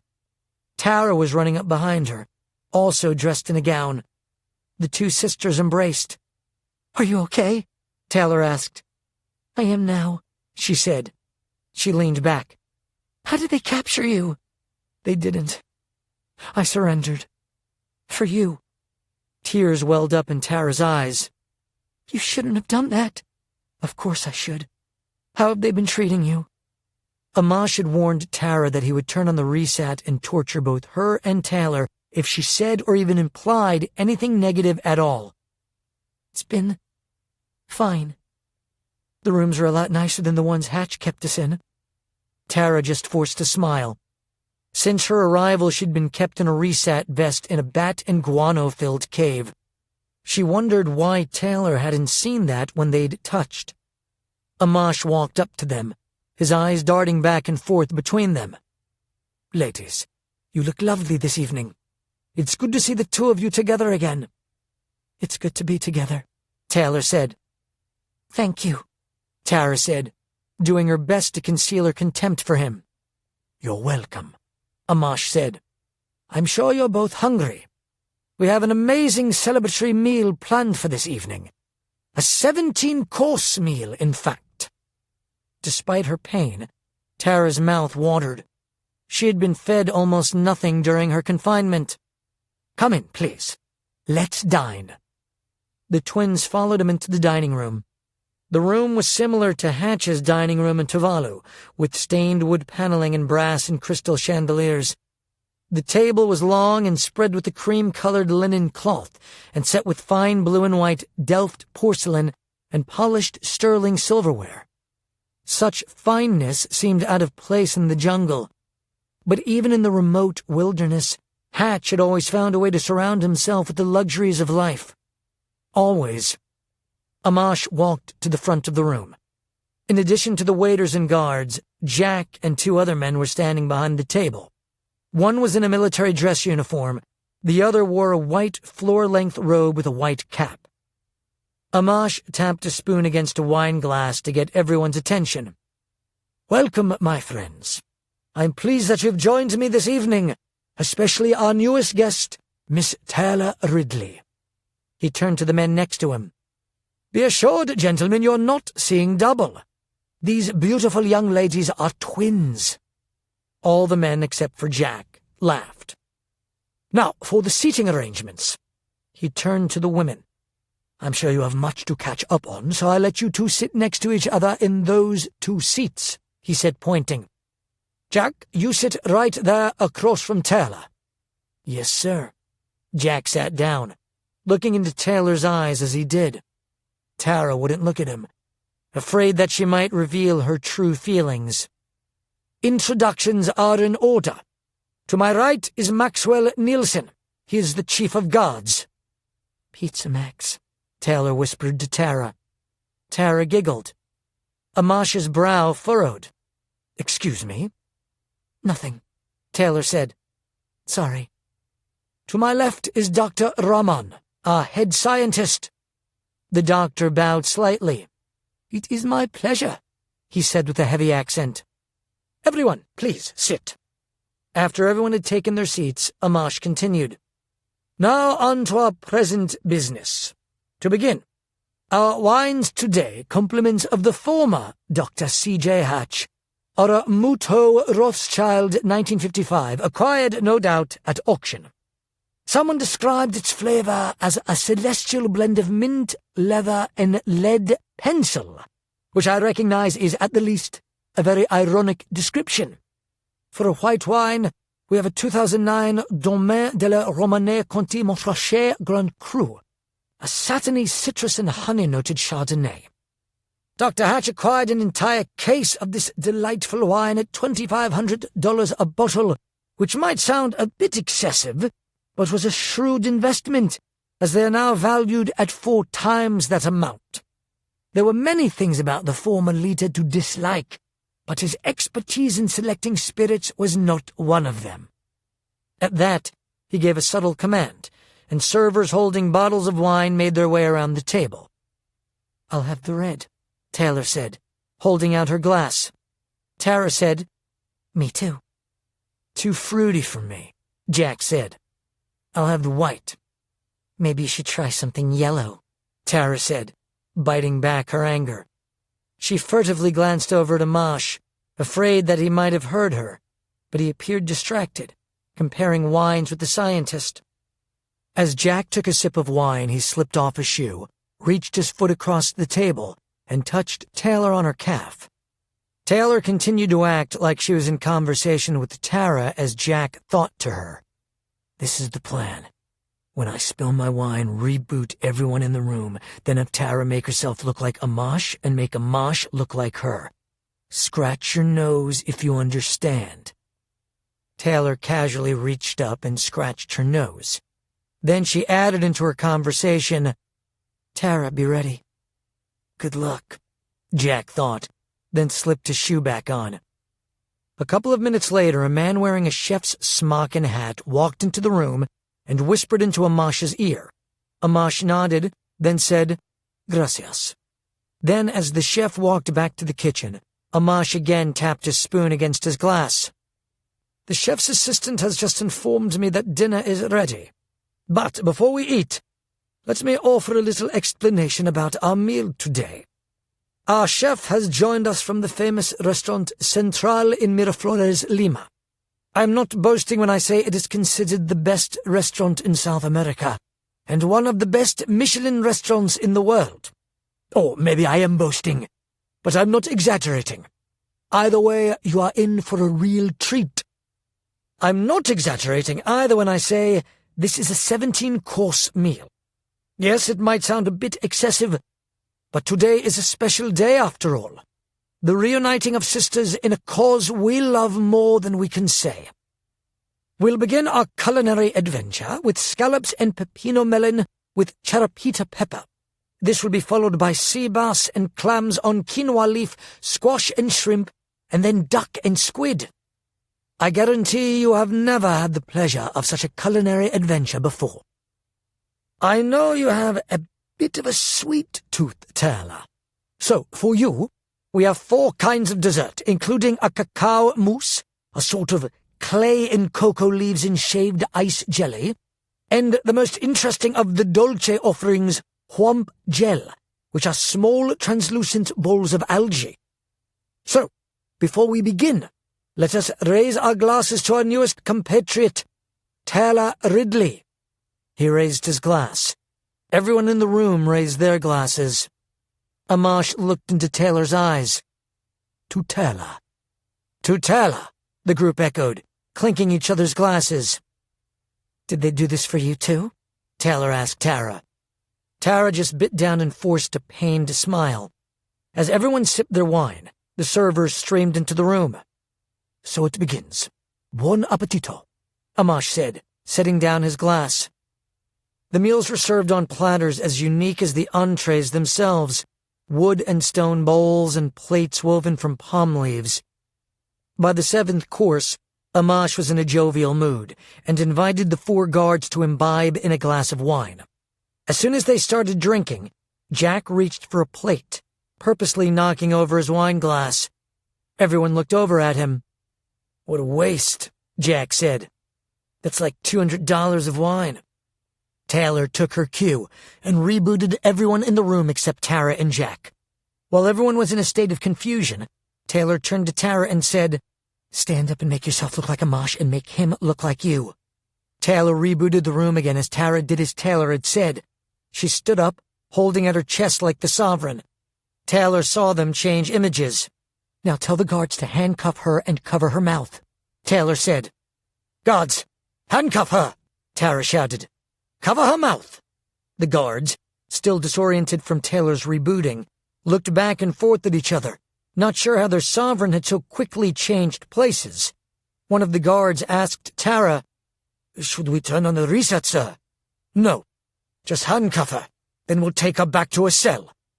Amash, who now looked like Tara, shouted angrily, "You won't get away with this!" "I got this," Jack said. He grabbed Amash and threw him to the ground, then pressed his knee into Amash's chest. "I got her," Jack shouted to the guards.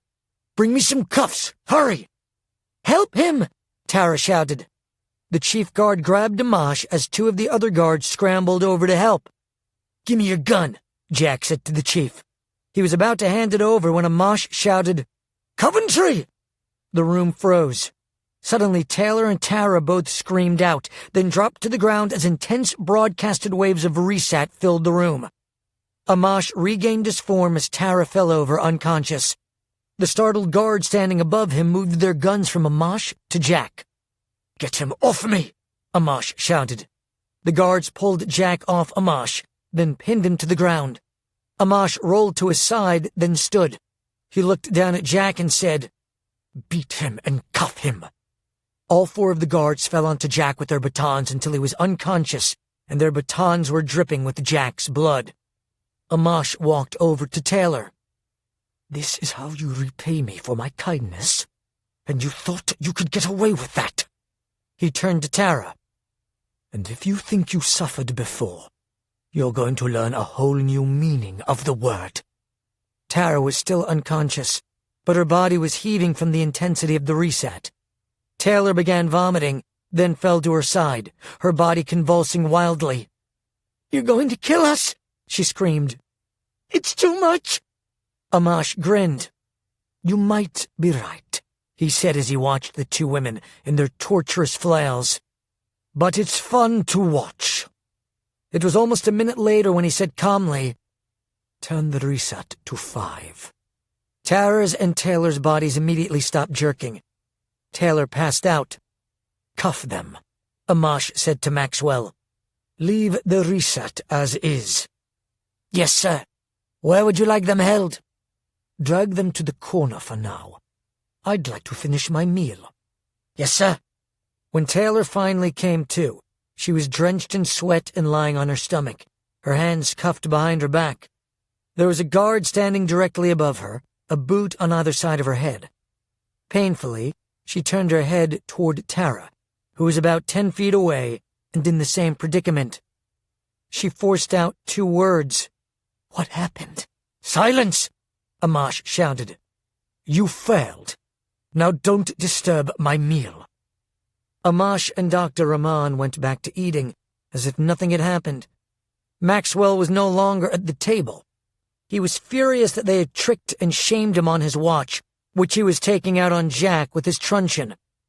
Dr. Rahman looked over at Taylor and said, "That is a rather remarkable power she has, making people look like someone else." "It's actually the other one," Amash said. "It's Tara." "How can you tell the difference between the 2? All things being equal, they're identical. But a week in the caves has its effects." He wiped his mouth with his napkin. "So, the power to make people appear as someone else was something the Elgin taught her back in the early days of the Elgin Academy. The people don't actually change form, of course. She changes the mind's image of them. Dr. Hatch had the idea of replacing the President of the United States with himself. It was a bold plan. I personally think that the idea still has merit. What power does the other sister have? Dr. Rahman asked. The confusion you felt before everything went down. That was her. She has the ability to reboot minds. Reboot? It's basically a hardwired scramble of the cerebellum. Like restarting a computer. He slowly nodded. Interesting. She has that as well as the gift we are most interested in. What is that? She has the ability to see the future. If she can see the future, why did she make such a foolish attempt? Amash grinned. A fair question. From what we understand, it doesn't work quite that way. Her gift isn't specific. She has prophetic dreams. We've known for some time that she had this power, but until now we've never had the opportunity to help her develop it. You think she will cooperate? Amash looked at Taylor, who had opened her eyes. That depends on how much she likes her sister. So far she has shown great loyalty to her. She even surrendered herself for her. I don't think she has much desire to watch her sister slowly and painfully die, or to be the cause of her death. How about this one? Maxwell asked, pushing Jack with his foot. What do we do with traitors? Jack was conscious again and in severe pain from his beating. A hematoma had already developed over his eye. Like the women, he was on his stomach, handcuffed, with a guard standing over him. His hair was red with blood. What won't we do? Amash said. Such a tragic disappointment. I admit he fooled me. I honestly didn't think he was that clever. He smiled darkly. The recreation for tonight has changed to something a little more entertaining. After dessert, we'll take him out and shoot him. Chapter 14. A Life Not Worth Living. No, Taylor said. Please don't. I'll do whatever you say. Of course you'll do whatever I say anyway. I don't need this traitor around to assure that. He moved closer to her. Why would you think I would care about what you want? The Chusky have a strict code of rules we live by, which is how we've survived for centuries. Betrayal is punished by death, no exceptions. He has to be a Chusky to betray the Chusky, doesn't he? I mean, I fought you, but you didn't say that I betrayed you. Amash looked at her with an amused expression. Go on. There must be some kind of oath to be a Chusky. Of course. Did Jack take the Chusky oath? An amused smile crossed Amash's lips. I heard that you were clever. He squatted down next to her.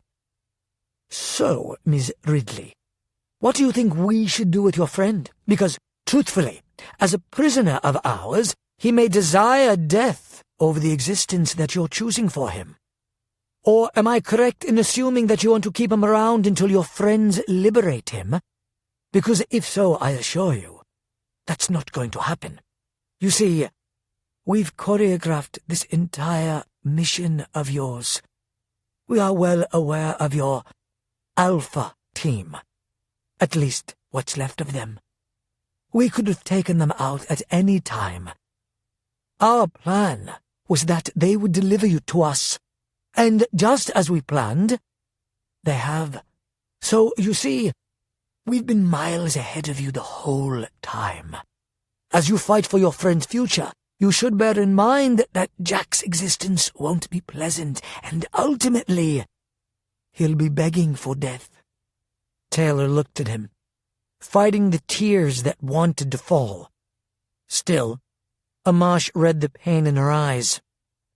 Reality can be painful, I know. But truth is truth.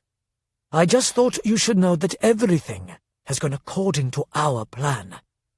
You underestimate us, Taylor said, trying her best to sound confident. Just like Hatch did.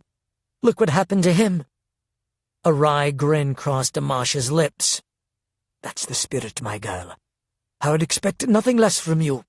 Unfortunately, it's that blind faith in your compadres that will be your undoing. And make no mistake, Hatch was a fool. Hatch was smarter than you, says the writhing girl on the floor, Amash said. He lightly sighed. But enough for now. I will, for the time being, let your friend live, if only to amuse myself with his suffering. But no promises. I'll probably change my mind tomorrow.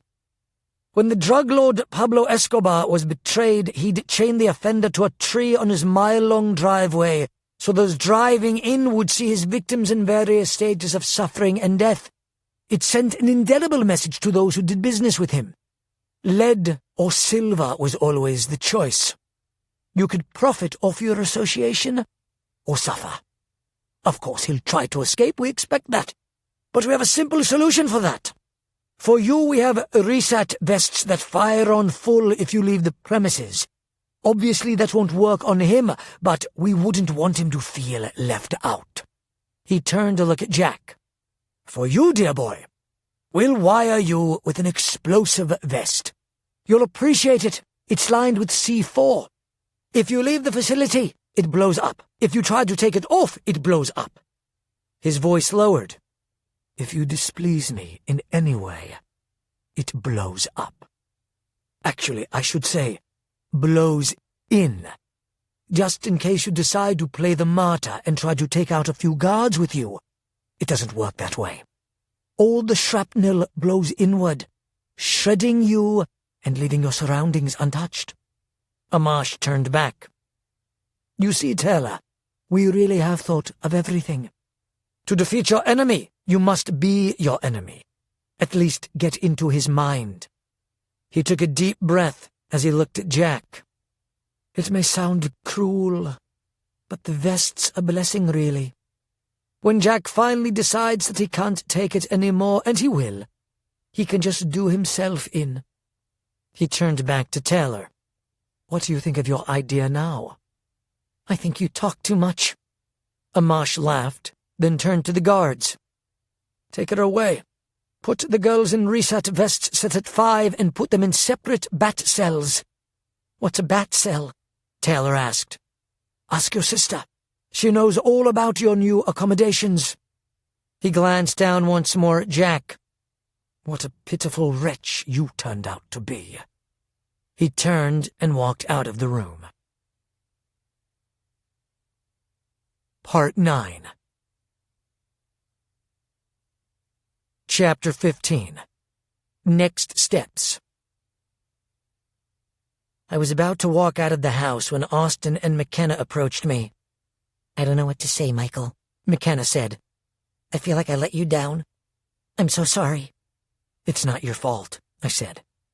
And I'm going to get her back. We're going to help you, Austin chimed in. We were just talking to Cristiano. He says he can lead us to the cave. You think she's being held at the cave and not the plant? Cristiano does, Austin said. His reasoning makes sense. He says the cave has more jail cells and is better protected than the plant. But we can put the rads up once we're close to make sure. We left the rads back at the compound, I said. I don't know if it's safe to go back. Let's go see what Johnson is planning. We walked out of the house. Johnson was on the porch talking with Cybor and Jacinta. They looked over at us as we approached. We're going to need the rads, I said. They're still at the compound. We need to go back there for supplies, Johnson said. Hopefully the Chasqui haven't ransacked the place. What if it's a trap? Jacinta asked. And they're waiting for us. Then we'll keep fighting, Johnson said. But I doubt it. They got what they came for. If they wanted us all dead, they would have kept fighting us. His answer made my stomach hurt. All they'd wanted was Taylor. And they had her. Cybor said, My question is, how do we get there? Walk? They've blown up all our vans. I have an old tour bus parked behind the warehouse, Jacinta said. I haven't driven it in a while, but I'm pretty sure we can get it running. My father was an auto mechanic in Krakow, Cybor said. He taught me everything he knows. I can get it running. Take me to it. All of us walked around to the back of the warehouse. The bus was so covered by fallen and decaying palm leaves, climbing vines and moss, that the bus looked like it had been camouflaged. When was the last time anyone drove this beast? Johnson asked Jacinta. Maybe 4 years? The battery will be shot, Cybor said. Do you have another? Jacinta shook her head. No. We'll find one, he said. We've got enough vehicles around here. One of the batteries must have survived. The bus was a 14-seat tour bus that Jacinta had stopped using years before, so she'd just parked it behind the warehouse. Jax and Cassie repaired the bus's 2 flat tires, while the rest of us cleared the vines and leaves from its roof, which were wet and decaying and nearly 6 inches thick. Cybor and Johnson pulled the bus's door open. Then Jacinta went inside and tried to start it. As Cybor had guessed, the bus's battery was dead. Johnson asked Ian and Quentin to check all the vehicles for a working battery. On it, Ian said. Come on, Q. While they're looking, I can help, I said to Cybor. I used to jumpstart my mom's car. I didn't think of that, Cybor said. It can't hurt. I walked over to the front of the bus where Cybor had lifted the hood and grabbed the battery's terminals. Tell me when. Turn the ignition, Cybor said to Jacinta, who was in the driver's seat. Okay. He turned to me. Now. I pulsed. The bus's starter motor clicked, then jerked forward as if breaking free from ice. It slowly began to crank. Stop, Cybor said. He fussed around the engine again, then said, Okay, try again. I pulsed while Cybor continued working on the engine, until it suddenly fired up to life, shuddering like a woken beast. Let it run a while, Cybor shouted to Jacinta over the roar of the motor. She gave him a thumbs up. About 10 minutes later, Ian and Zeus returned. They were each carrying a car battery. Looks like you started without us, Ian said. I was their battery, I said. We'll still need one of those. One of these should work, Ian said. I couldn't see any internal damage. Cybor replaced the battery, then had Jacinta start the bus again. The bus rattled and smoked, but started. Cybor slammed the hood shut, then took over driving for Jacinta. He revved the bus's engine for a few minutes, then drove the bus back out to the front of the zoo. Out in the open, we could better see the bus. It was covered with amateurish hand paintings of jaguars, toucans, sloths, and tapirs, along with the words, Puerto's world-famous rescue zoo. I suppose the world-famous was a bit of hyperbole, but I got it. As everyone was dispersing to go to the bus, Johnson said, Michael, can we talk? Yeah. I followed him behind one of the cages where we were alone. What's up? I asked. I just wanted to thank you for what you said this morning. I needed that more than I realized. You're welcome. Even warriors need support. Especially from another warrior. Good luck getting Taylor. Thanks. Good luck on your mission. It's somewhat bizarre to think that all those people don't even know that their lives depend on someone they don't know and will never thank. If we do it right, Johnson said, they won't even know they've been saved. Just like you and the Electro clan bringing down the Elgin. I wonder how many times throughout history that has happened. Probably more than we can imagine. Johnson smiled. You're a good man, Vay. So are you. We shook. We'd better get going, Johnson said. Think the bus will make it? He grinned. If it's anything like its owner, nothing will stop it. Chapter 16. Safe House 2. We gathered what was left of our things, which wasn't much, since most of our possessions had been blown up or burned up in the vans, then got on board the old bus. It smelled of mold and rot and diesel fuel. I was hurting more than I let on. What Johnson had said earlier was true. We'd lost too many. It wasn't his fault, but I understood why he felt it was. I felt that way after we lost Wade. I'd thought that after the Elgin were gone, my life would be easy. But life never is easy. And trouble just seemed to hunt us, like a predator, patiently waiting in the shadows for the right moment to drag us back to its lair. That's what it felt like. The question that haunted me was, what would the Chosky do with Taylor? Her question to me was a valid one. Why were they so obsessed with her? And what did they plan to do with her gift, as if it were separate from her. It wasn't. I sat in the back across the aisle from Austin and McKenna. Ian, Cristiano, and Quentin were a few seats in front of us. Cassie sat next to Jax in the front with Jaime, Johnson, and Jacinta. Cyborg was driving. He shut the bus's door, then turned to Johnson. "Where to, sir?" "We need to go to the compound and load up on supplies and ordnance." Jaime said, "But the compound's been compromised. They know about it." "I know, but I'm guessing that the Chasqui used every man they had in Puerto to attack us. Now that they've got what they want, there's no reason for them to stick around. We'll pull everything we need, then go to Safe House 2. Jaime nodded his agreement. "Let's go, Cyborg." The transmission's gears ground loudly as Cyborg shoved the bus into drive. The beast rattled and groaned, then lurched forward. The bus's shocks were stiff or gone, and we felt every bump as we drove over the fallen front gates and down the dirt lane. We passed the 3 burned-out trucks of the first Chasqui wave, then the lead truck of the second, the one that Zeus had hit with lightning. It was still burning. Jacinta quietly looked out her window. I couldn't imagine what was going through her mind, leaving everything she had built behind. Earlier that morning, I had noticed her brushing back tears as she released her animals. I wondered where she would end up. The truth is, I don't think she even cared anymore. I suppose I fought the same emotions. In some ways, our current situation felt more hopeless than it had with the Elgin, even on Hades, when I climbed the radio tower to sacrifice myself. Maybe it's because it wasn't me who was gone now. Or maybe back then we were just so filled with adrenaline that we couldn't worry. Or maybe, the worst of all possibilities, deep inside, I worried that my luck had finally run out. After we left the zoo, Quentin came back and sat down in the seat next to me. He said, "Hey, buddy, I don't really know what to say other than I'm sorry." That's all you need to say. It's not your fault, you know. This statement bothered me. Why did you say that? You seem angry. I am angry. Of course you are. You have a good reason. I was just worried about who you're really angry at. The Chasqui? Taylor? Yourself? I don't know. All of the above. Save it for the Chasqui.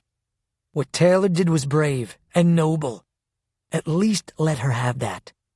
What does that mean? He took a deep breath. Look, it's not like I'm some expert on love, but sometimes the truest love isn't shown in what we give. It's shown in what we give up. She loves you. She loves Tara. She did what she thought was best for the two of you, not her. Giving herself up to the Chasqui wasn't for her. She must have been terrified. But she did it anyway. She could have talked to me about it. Really? I exhaled slowly. No, I guess not. Be strong, brother. You're a hero and we're still counting on you. We're going to get her back, and Tara, and Jack. I shook my head. Jack was a whole different story.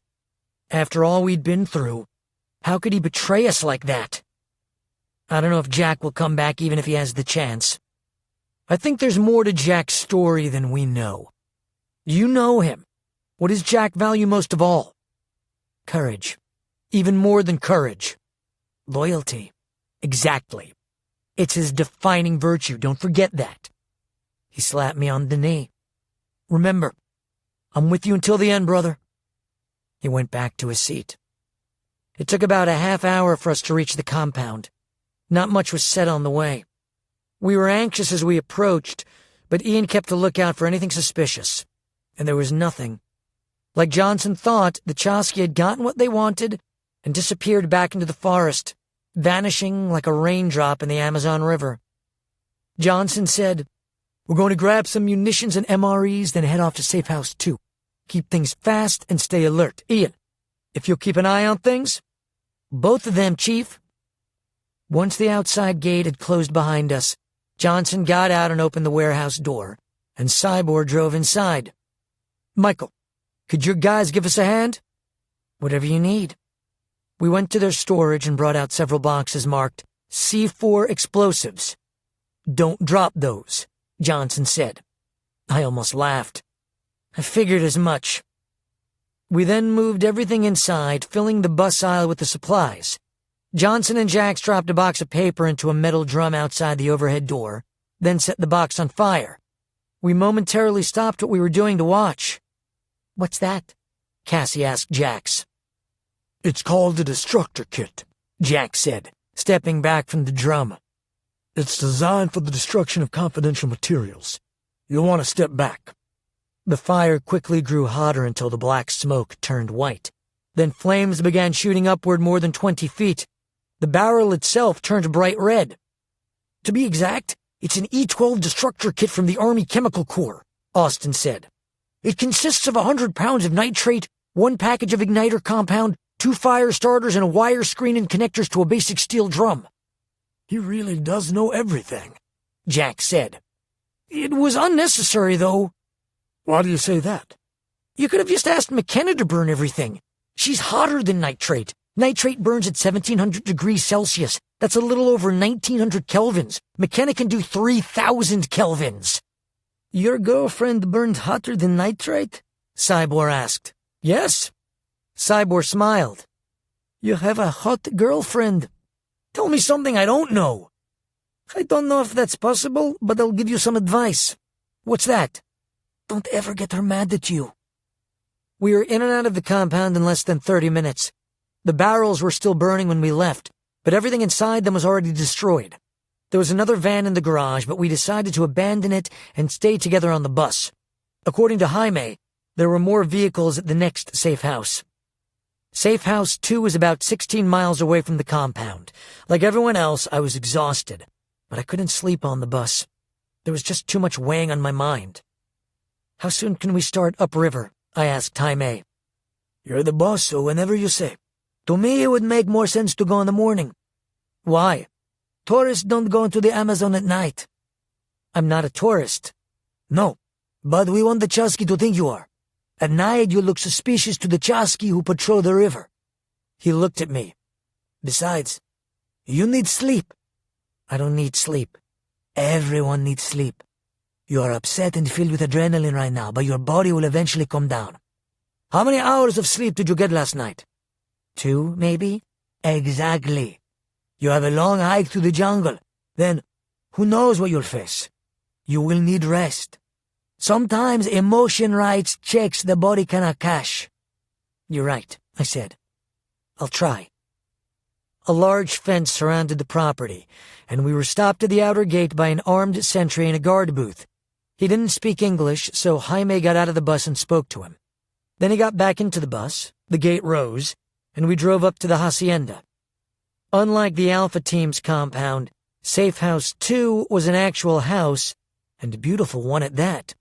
At one time, it had been the homestead of a wealthy rancher, and it still functioned as a ranch, though with carefully screened employees. It was perfect for a safe house, since it was surrounded by hundreds of cleared acres and no neighbors. Like the Star Source plant.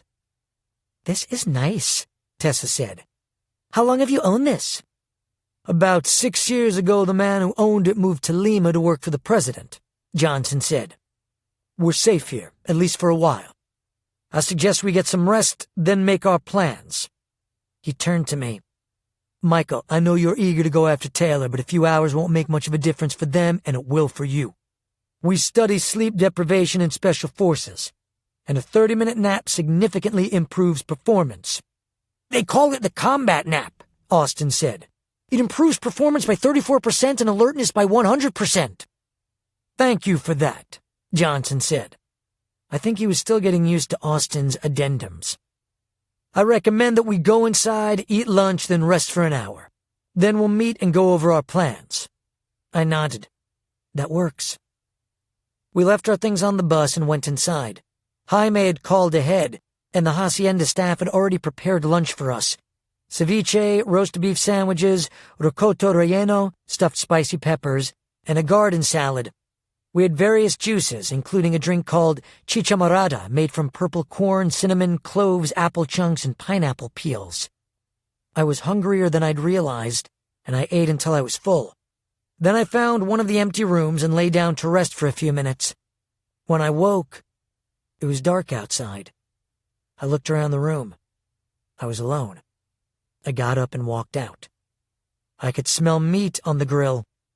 There was a chef and 2 other Peruvian women in the kitchen cooking, but I couldn't see any of our people.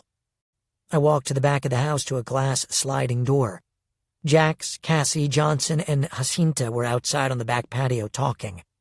They stopped as I walked outside. "Hey, sleepyhead," Cassie said. "We weren't sure you were going to wake up." "Why didn't you wake me?" I asked. "You needed the sleep," Johnson said. "Sit down, Michael," Jack said. "Have a drink with us." I sat down. "What are you drinking?" "I'm having a pisco sour," Jack said, lifting his glass. "After a day like today, I needed it." "Michael doesn't drink," Tessa said. "I'm having a cocoa tea." "I'll have some tea," I said. "I'll pour you some." Cassie poured hot water from a thermos into a coffee cup. "Would you like some azúcar?" "Yes, please." She dropped a sugar cube into the cup, stirred it, then brought it over to me. "Here you are." "Thank you." I took a sip of the tea. It had been a while since I'd had it, but it tasted like I remembered, which was basically like alfalfa soaked in tepid water. "That is what we drink for altitude sickness," Jacinta said. Johnson set down his glass. "Jaime has things set up. Your team will leave for town at 6 a.m. It will take about 35 minutes to reach the boat. It's a tourist boat, so you'll want to look as touristy as possible." "How do you look touristy?" Cassie asked, smirking. "You know, T-shirts with llamas on them, high black socks with shorts." "I'm not wearing high black socks with shorts," she said. "Or the llama shirt. Sounds like a fashion nightmare." "What were you talking about before I interrupted?" I asked. "We were talking about the Chasquis' plan to burn down Arequipa," Johnson said. Jacinta said, "The Chasquis' plan is not much different from the Allies' firebombing of Dresden or Tokyo in World War II. Johnson bristled at the comparison. "Except that those countries had started a conflict that killed millions of people." "That is true," she said. "Just like the Chasqui. Peace doesn't serve aggressors." Johnson glanced down at his watch. "It's about time for dinner. We'll meet after dinner to plan." The hacienda's chef had prepared a big meal for us, consisting of lomo saltado, a beef stir-fry made from the ranch's own beef, juane, a mix of rice, olives, meat, eggs, and spices wrapped in bijao leaves, and aguadito de pollo, a traditional chicken soup. Such an extravagant supper made me feel like we were having our last meal. Still, it was a rare moment of relaxation. And as I watched everyone laugh and talk, a disturbing thought crossed my mind. Which one of us won't make it back? I pushed the thought from my mind. Maybe none of them. Maybe just me. Chapter 17. Sneaking into the Devil's Mouth. After dinner, we cleared away the dishes, then gathered around the table to make our plans. Johnson stood at the front of the room. "It's late," he said, "but not too late. Michael's team will be leaving early, so we'll keep this as brief as possible." He looked at me. "We've got 2 missions ahead of us. Michael, which would you like to begin with?" "Let's start with saving Arequipa," I said. Before Johnson could speak, Austin said, "I've been thinking about the Arequipa mission. We don't have to blow the road or the trucks." "You have a better idea?" Johnson said. "Yes," he said. "Blowing up the road would be like broadcasting to the world where we are. Also, I'm assuming it will take more than one truck to transport all those bats, so unless those trucks are traveling dangerously close together, which is unlikely, the slower trucks are going to stop before they go over the road." "We don't know how many trucks there will be," Cybor said. "How many trucks would it take to haul 1,000,000 bats?" "That's like asking how many angels can dance on the head of a pin," Nichelle said. Austin's brow furrowed. "That's nothing like asking how many angels can dance on the head of a pin. How is that possibly relevant unless you're referring to destroying angels, in which case I think Nichelle sensed a much longer answer coming, so she quickly apologized. I'm sorry for saying something so stupid. Continue, please. No worries, Austin said. In answering Jax's question, we can logically assume that the Chasqui will want to use as few trucks as possible, since the larger the convoy, the more attention they'll acquire and the greater chance of mechanical difficulties. To transport the bats, they will likely use a standard 40-foot Connex shipping container, the kind used on shipping barges around the world. The container is 40 feet by 8 feet by 8 feet, which gives it a cubic area of 2,560 feet. Technically, that could in fact hold 1 million bats. But the overall cubic area is largely irrelevant since the bats wouldn't survive being stuffed into a container like potato chips, so we can safely assume that the bats will only occupy a set surface space, which would be 320 square feet per ceiling. Bat researchers figure bat populations by estimating the amount of cave ceiling covered and multiplying it by approximately 250 bats per square foot. So, a single container could hold about 80,000 bats. At that number, it would take about 12.5 containers to carry 1 million bats. Truly, you have a dizzying intellect, Jax joked. Wait until I get going, Austin replied. As I said, that is too large a convoy to avoid attention. So, if the Chasqui are smart, and they are, they would construct multiple layers of frames within each container the same way that beekeepers stack frames in a beehive. As far as the bats, I would think that the Chasqui would use the Tadarida brasiliensis, the Brazilian free-tailed bat, because of its speed, availability, and size. They are only 9 centimeters long, about 3.5 inches, which means they can enter spaces and structures smaller than a dime. This means they can inhabit spaces much smaller than, say, your more common Megachiroptera or fruit bat, which is almost 3 times larger with a wingspan as wide as 42 inches. Because the size of the spark required to start a fire is almost irrelevant, the free-tailed bat would be a much more efficient delivery method of an incendiary device. He's speaking English, right? Cybor asked Johnson. Yes, just a little different version than most people do. I suspect to properly protect the bats, the Chasqui scientists would space each frame about 20 to 24 inches apart, which is the standard of most bat houses. Bat houses? Quentin said. What's a bat house? You've heard of birdhouses? Austin asked. Yes. Same thing except for bats. As I was saying, 20 to 24 inches apart is the standard height distance, which means an 8-foot cargo container would give them approximately 4 frames or 5 surfaces counting the ceiling. That means each container would hold close to 400,000 bats. If Cristiano was right and they're shooting for 1 million bats, then they could haul all the bats in just 3 trucks. Everyone looked at Austin with wonder. He really is brilliant, Jax said. You'll get used to it, Cassie said. How does he know all these things? Jacinta asked. He reads, I said. And he never forgets anything. Anything? Anything. I once asked him if anyone had ever escaped from Alcatraz prison. He said yes, and asked if I wanted to know their names. 3 trucks, Johnson said, steering us back on track. Yes, 3 trucks, Austin said. That's what I think they'll be running. And you don't think we should just blow them up? Austin shook his head. I think not. There's a better way. After such an impressive display of intellect, I don't think anyone wanted to disagree with him. What's your idea? Johnson asked. The road from Puerto Maldonado to Arequipa is roughly 515 miles, most of which is a winding mountain highway. It has a change of elevation of almost 7,000 feet. Our best course of action would be to find a tight corner of road, best case a hairpin turn on a slope with a steep drop-off. Then, as the trucks get close to the turn, Cassie freezes them. They can't take their foot off the gas, they can't turn, and they can't hit their brakes, so they just drive right off the side of a mountain, taking their bats with them. It looks like human error, and no innocent people get killed driving off a road that no longer exists because we blew it up. That is a brilliant plan, Johnson said.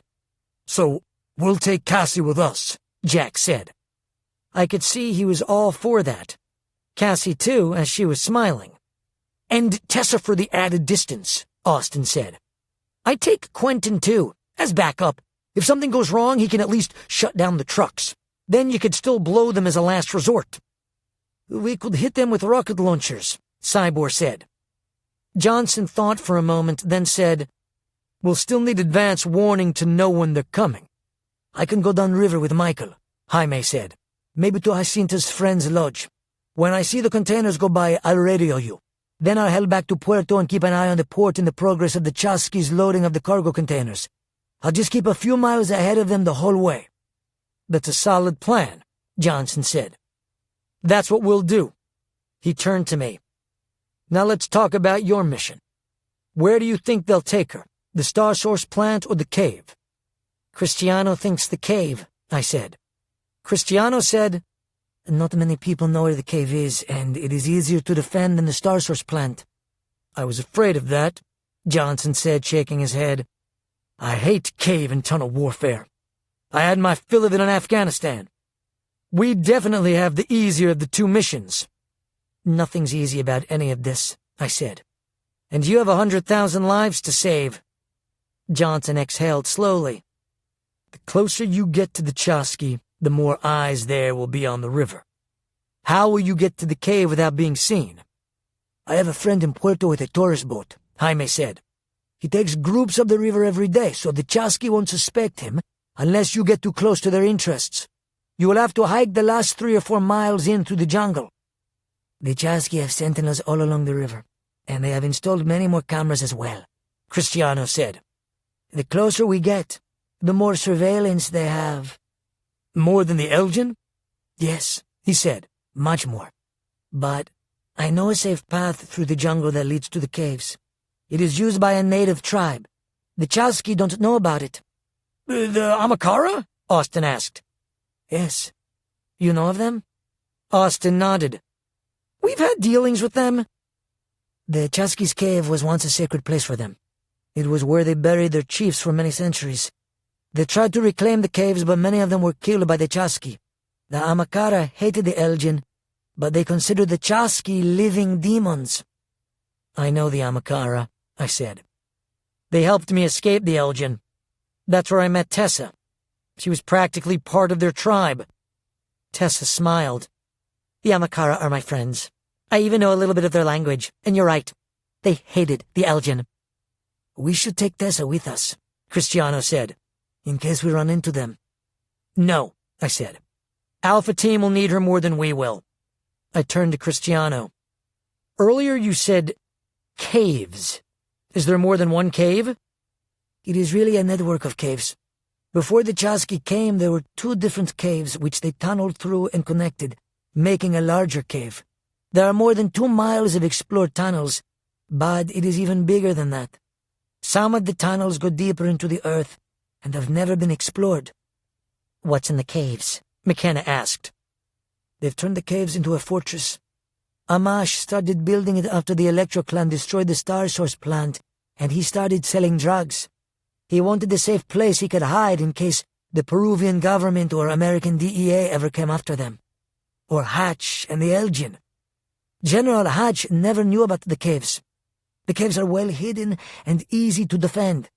They are also safe from bombings from the air. It was very smart of them to use the caves. Cave warfare has been around for centuries, Johnson said. Just like the Chasqui. During the Vietnam War, North Vietnamese soldiers took shelter in Phong Nha Khe Ban, one of the most expansive cave systems in the world. It had more than 60 miles of limestone caves. In places, it's as wide as a football field and twice as high. It had ventilation, lighting, and even a hospital. Of course, Austin chipped in with his knowledge. Also in Afghanistan, bin Laden's Tora Bora cave complex protected him from aerial bombings. It was a safe place for them to store arms and munitions. Since the Chasqui originated in the Middle East, I would expect that they took a page from bin Laden's playbook and built something even more secure. I wish Gunner was here, Johnson said. He was part of the Delta Force team that took Tora Bora during the Afghan War. They took a lot of casualties, Austin said. Johnson frowned. Many. That's not an option, I said. Can you draw out what the cave looks like? I asked Cristiano. Yes. Do you have paper? Just a moment, Jaime said. I will get some. Jaime went to the pantry where he tore off a meter-long section of white butcher paper. Then he brought it back to the dining room. He handed Cristiano a pencil. You can draw the cave with this. Cristiano stood as he drew out a map of the cave system. His drawing reminded me a little of the Lichtenberg figures on my arms, the fern-like scars I got in Mexico. The cave spread out in smaller and smaller tunnels, trailing off into what might have been miles of small capillaries. After 10 minutes or so, he stood back from his drawing. I'm sure I missed a few of the smaller tunnels, but I think that's about right. How do you know the cave so well? Jax asked.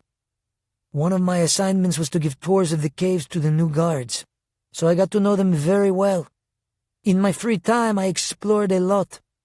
After the Chasqui killed my friends, I started looking for a way to escape.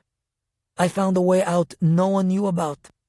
Cristiano touched his pencil to 2 different points on his map. These are the 2 entrances to the cave. He touched the pencil to the point farthest south. This is the main entrance. It is the most heavily guarded. This big cavern here is where they built their dining room and lounge area. And this is where the beds are. Austin said. I've seen this drawing somewhere before. He suddenly grinned. I know! Your cave resembles the human digestive system. You are right, Cristiano said. I thought the same thing. I was a pre-med major at ASU. Austin ran his finger down the map. The main entrance here is the mouth. The tunnel is the esophagus, which leads into the stomach. Over here, this cavern is the liver. This section is the pancreas, leading to the small intestine. This is getting weird, Nichelle said. The liver is where the sovereign lives, Cristiano said. It is next to the treasure vault. They just call his room the palace. The stomach is coincidentally the cafeteria and meeting room. The pancreas is the guard's quarters and gym. This section right here? The duodenum, Austin said. Yes, the duodenum is where they store their weapons and bombs. Where do they keep prisoners? I asked. Over here. What would be the ascending colon? Cristiano said. Fitting, Nichelle said. Yes, the south end. You enter through the guards' barracks. There's also a rarely used entrance in the back tunnel near the control center. You get there through the storage and utility rooms. What do they keep in their storage? I asked. Everything. Food, uniforms, alcohol. It is next to the utility room where the electricity and ventilation come in. Down this tunnel is the main control center. It is where the cameras and locks and ventilation are controlled. They can see any part of the cave from the control center. How many Chasqui are there in the cave? I asked. Most of the Chasqui live in the old Star Source plant, but the cave can house more than 50 soldiers. He bent back over his drawing. This section here is their medical center. The spleen, Austin said. They have a medical center? Tessa asked. Do not let the stone walls deceive you. The Chasqui's cave is a very luxurious place. In places it is like a palace for the kings of old. The walls of the sovereign's room are covered with real gold, so the walls shimmer. I was allowed to see it once, only because I was carrying things to the room. That is where they built the vault. What's in the vault? Nichelle asked. It is filled with gold and precious gems. Like the jewel, I said. Yes, many jewels. Michael meant the jewel, Austin corrected. It was one of Hatch's ships, named after the scientist James Prescott Joule, an English physicist who— I raised my hand to stop him. How much gold is in the vault? I had never been inside the vault, but a guard secretly told me there was more than 20 tons of gold bullion. Whoa, Austin said. 20 tons? That would be more than $1 billion. They've got their own private Fort Knox, Johnson said. No wonder they keep it secret. It is one of the methods they use to launder their money. They buy gold from the Amazonian miners, especially the illegal miners. It is a symbiotic relationship. The miners want currency, especially euros and American dollars, and the Chasqui are trying to trade off their currency. There is also expensive art inside. There are important paintings bought on the black market. I have seen them. The cave has special ventilation just for the paintings. What paintings? Austin asked. Do you know art? Cristiano asked. He knows everything, McKenna said. They have a painting called The Storm on the Sea of Galilee. By Rembrandt, Austin said. It was stolen in 1990 as part of a $500 million heist. I would die to see that. I hope not, I said.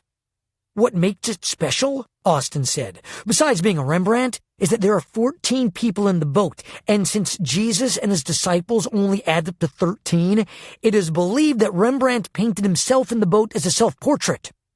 There are other paintings, Cristiano said. There is a Renoir of a woman. She's leaning like this. He leaned against the table with his elbow. Madeline leaning on her elbow with flowers in her hair, Austin said. Renoir was an incredibly talented painter, Tessa said, but not so clever with naming his masterpieces. He was pragmatic, Austin said. And there is a Picasso called, I believe, the Pigeon. Le Pigeon au Petit Pois, Austin said. That painting is valued at more than $28 million, but it was believed to have been discarded and destroyed. Who would destroy a Picasso? Cassie asked. There are those who don't value valuable things, Tessa said. That is too true, Jacinta said. Valuable is objective, Austin said. A cell phone is of no use to the Amakara, while a blow dart is of no use to a downtown businessman. It could be, Nichelle interjected. Tessa is right, Cristiano said. There are things of great value that the Chasqui do not value. Other than the sanctity of life and human rights, I said. What do you mean? When the Chasqui were first excavating the cave, in addition to the Amakara's sacred burial mounds, they also came across bones and cave drawings that were many thousands of years old. Early evidence of primitive man. They took them to Amash to see what he wanted them to do with them. He told them to throw them away like they were trash. Ian shook his head. Those things are priceless. Pearls among swine, Johnson said. The Chasqui are swine, Jacinta said. Though that is an insult to the pigs. How did they even find these caves? Nichelle asked. There are hundreds of unexplored caves in the Amazon, Jacinta said. It is only recently that anyone has taken an interest in them. Unfortunately, most of those people are with mining companies and are destroying the caves to mine their rich deposits of iron ore. The Chasqui cave is farther south than most and has fewer tourists and industry. That is one of the reasons why Hatch chose this location for the Star Source plant. The tribes have known about this cave system for hundreds of years, Cristiano said. They call it La Boca del Diablo, the devil's mouth. I thought you said it was sacred to them, Nichelle said. Yes, it is. I do not understand their culture. It's not so hard to understand, Austin said. The Amakara don't believe good is the opposite of evil. They believe good and evil are part of the same wheel. One can't exist without the other. Like the Chinese yin and yang, Cassie said. We're getting off track, Johnson said. You were telling us how they found the cave. Please continue. Yes. The Chasqui scientists found the cave by accident. They were tracking the bats they were studying, and the bats led them to the cave. They found more than 1 million bats inside. That's where they found the bats they electrified, I said. Some of them, Cristiano said. There are many, many caves in the Amazon. What is the cave's infrastructure like? Austin asked. Infrastructure? I mean, how they run the place. Lighting, plumbing, cooling, electrical, things like that. Oh, yes, Cristiano said. They have all those things. There are natural springs of fresh water which they collect and pump. The electric wires and pipes are attached to the walls and conduits. If we could take out their power, we can move through the dark. Where does their power come from? There is a power line running all the way from the Star Source plant. When the Chasqui started building inside the cave, they ran wires from the plant for power. Then they dug a 4-mile trench and buried the wires. Then anyone could follow the trench to the cave, Jack said. You cannot see it anymore. The jungle reclaims its own quickly. After just one rainy season, you could not see the trench anymore. Now it has been years, so it is completely invisible and covered with plants and leaves. I could see it, Ian said. So could I said. I mean, I could feel it. When I was 9 years old, I noticed that I could feel where the electrical lines on our home's walls were. Cristiano looked back down at the map. There are electric lights throughout the entire cave, like in a mining shaft. He touched his finger to the map. Right here is where the electricity goes into the cave.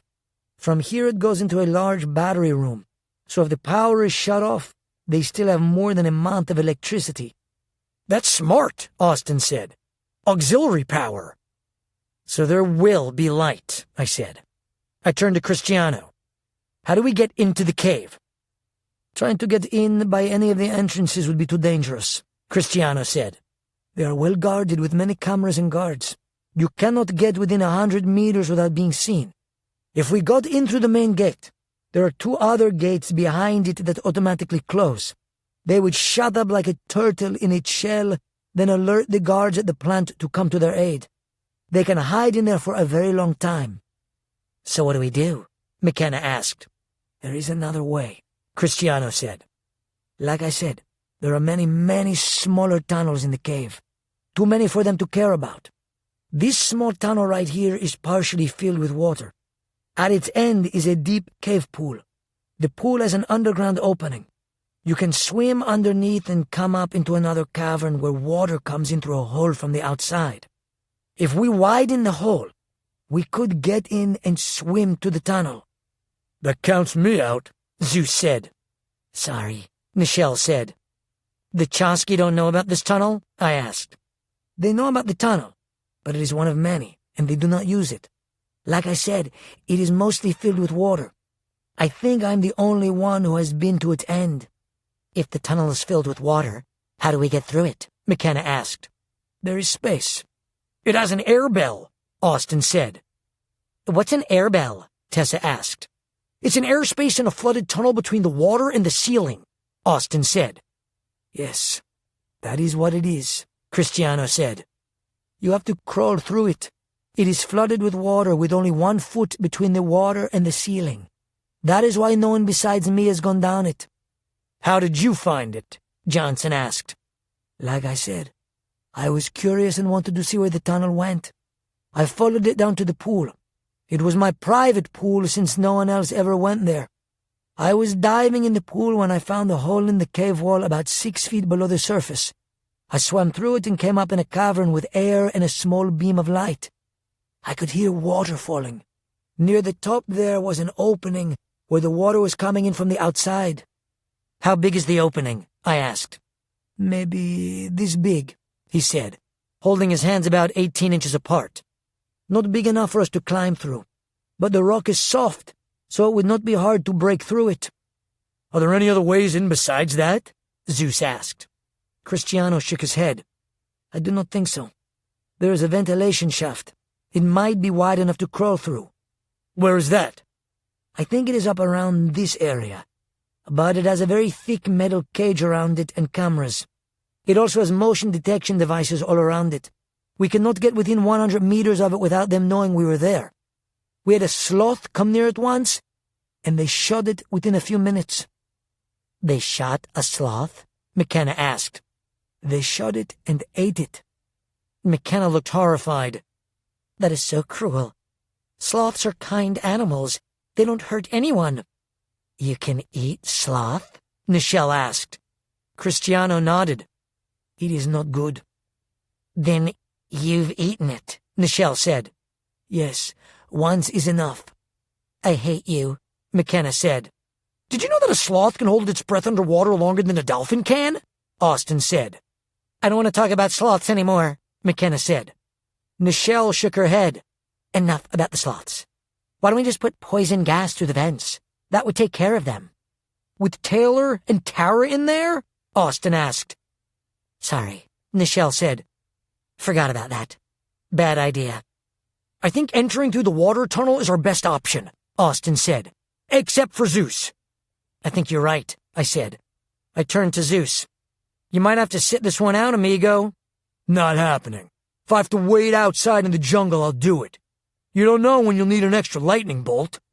We'll need someone to watch the entrance, Austin said. I'll do that, Zeus said. Next question, I said to Cristiano. Once we're inside, how do we get them out of the jail? How do they lock the cells? Electric or old-fashioned lock and key? They have locks in the doors, like in jails. I can melt through them, McKenna said. Easily, Austin said. Carbon steel melts at 2600 to 2800 degrees Fahrenheit. McKenna can go almost double that. But she'll need water. To put out the fire? Johnson asked. No, for her. Fire dehydrates her. What if they're broadcasting resats like they did at the zoo? I turned to Cristiano. What do you know about their resats? I know nothing. It is not something they used when I was with them. We need to expect that they'll be using them, I said. The Rads will tell us. What if they don't have the resats on? Quentin asked. If Tara and Taylor are there, they'll need them on. I exhaled slowly. A lot of moving parts. You're going to be making this up as you go, Johnson said. That's the story of my life, I said. As soon as they know we are there, Cristiano said, they will call the guards at the Star Source plant to come join the fight. How many guards do they have at the plant? Cybor asked. Hundreds. It would be best not to fight with them. Yes, I said. Let's not do that. Chapter 18. Would you kill Jack? What do the guards do during the day? I asked. Are they inside or out? Both. They have patrols in the jungle. Inside the cave, the off-duty guards are in their barracks or in the dining room. The on-duty guards are stationed at the outer doors guarding the Sovereign's room or the jail. What about at night? It is the same, but with fewer guards. At night time, it is difficult for them to monitor the jungle. There are many distractions, since there are thousands of jungle animals and they all hunt at night. The guards are now so used to their motion detectors being set off by animals that they usually just turn them off. It happens many times every hour. That's good for us, I said. No one has ever attempted to attack them, so they are quite... What is the word? When you are lazy about something? Apathetic, Nichelle said. Yes, Cristiano said. That word. Apathetic. That will change, I said. Like Austin said, they will be expecting us. Why would they be expecting us? Cristiano asked. They know we are loyal. We don't leave our friends behind. Cristiano frowned. Then your loyalty is your weakness. Our loyalty is why we're strong, I said. I have a question, Austin said. After we drop Jaime off at the lodge, where will the rest of us start hiking? We should hike in the last 4 miles before the cave, Cristiano said. After that, there are too many cameras and guards on the river. How far would that be from the lodge? Austin asked. I don't know. There are many lodges on the river. Which lodge is it? A Makisapa lodge, Jacinta said. I believe it is the farthest lodge downriver. Is it the lodge with the yellow flags with the picture of the Nazca Makisapa monkey? That is the one. I have passed it many times. It is maybe 7 miles from the cave. Then we will go past the lodge about 3 miles. That will put us 4 miles out, Austin said. 4 miles, then 2 miles, Cristiano said. What do you mean? Nichelle asked. You just said it's 4 miles. The cave is 4 miles down the river from the lodge, but the cave is 2 miles from the river. That's going to be thick jungle. How far is your trail from the river? About 1.5 miles. It will be thick jungle, but our speed will pick up once we reach the trail. So we'll be hiking about 6 miles in all, 1.5 miles of it through heavy jungle. I turned to Jaime. How far is it to the lodge, in hours? It is almost 6 hours. 6 hours plus another hour to our drop-off point. Then around 3 hours hiking. Cristiano nodded. That's 10 hours. If we leave the dock in Puerto at 7 in the morning, we'll arrive at the cave around 5 in the afternoon. That will give us 1 hour before the sun sets, Austin said. Which means we'll be hiking out in the dark. I remembered all too well the nightmare of the last time I fled the Elgin through the jungle. How do we get back to Puerto? Jacinta said, There is a helicopter pad at my friend's lodge. If you can get to the lodge, we can pick you up there. It is that or taking a boat, but I think the river will be too dangerous. The river is too dangerous, Cristiano said. The Chasqui have armed speedboats in many centuries. We would never make it back to Puerto on the river. That means we will be hiking back through the jungle at night, about 12 miles. I'm afraid so. How far does the Amakara Trail go west? Maybe 10 miles. The last few miles will be thick jungle. You'll need GPS, Johnson said. It's impossible not to get lost in the jungle. It's like a house of mirrors. If we're being chased, that may work for us as well as against us, I said.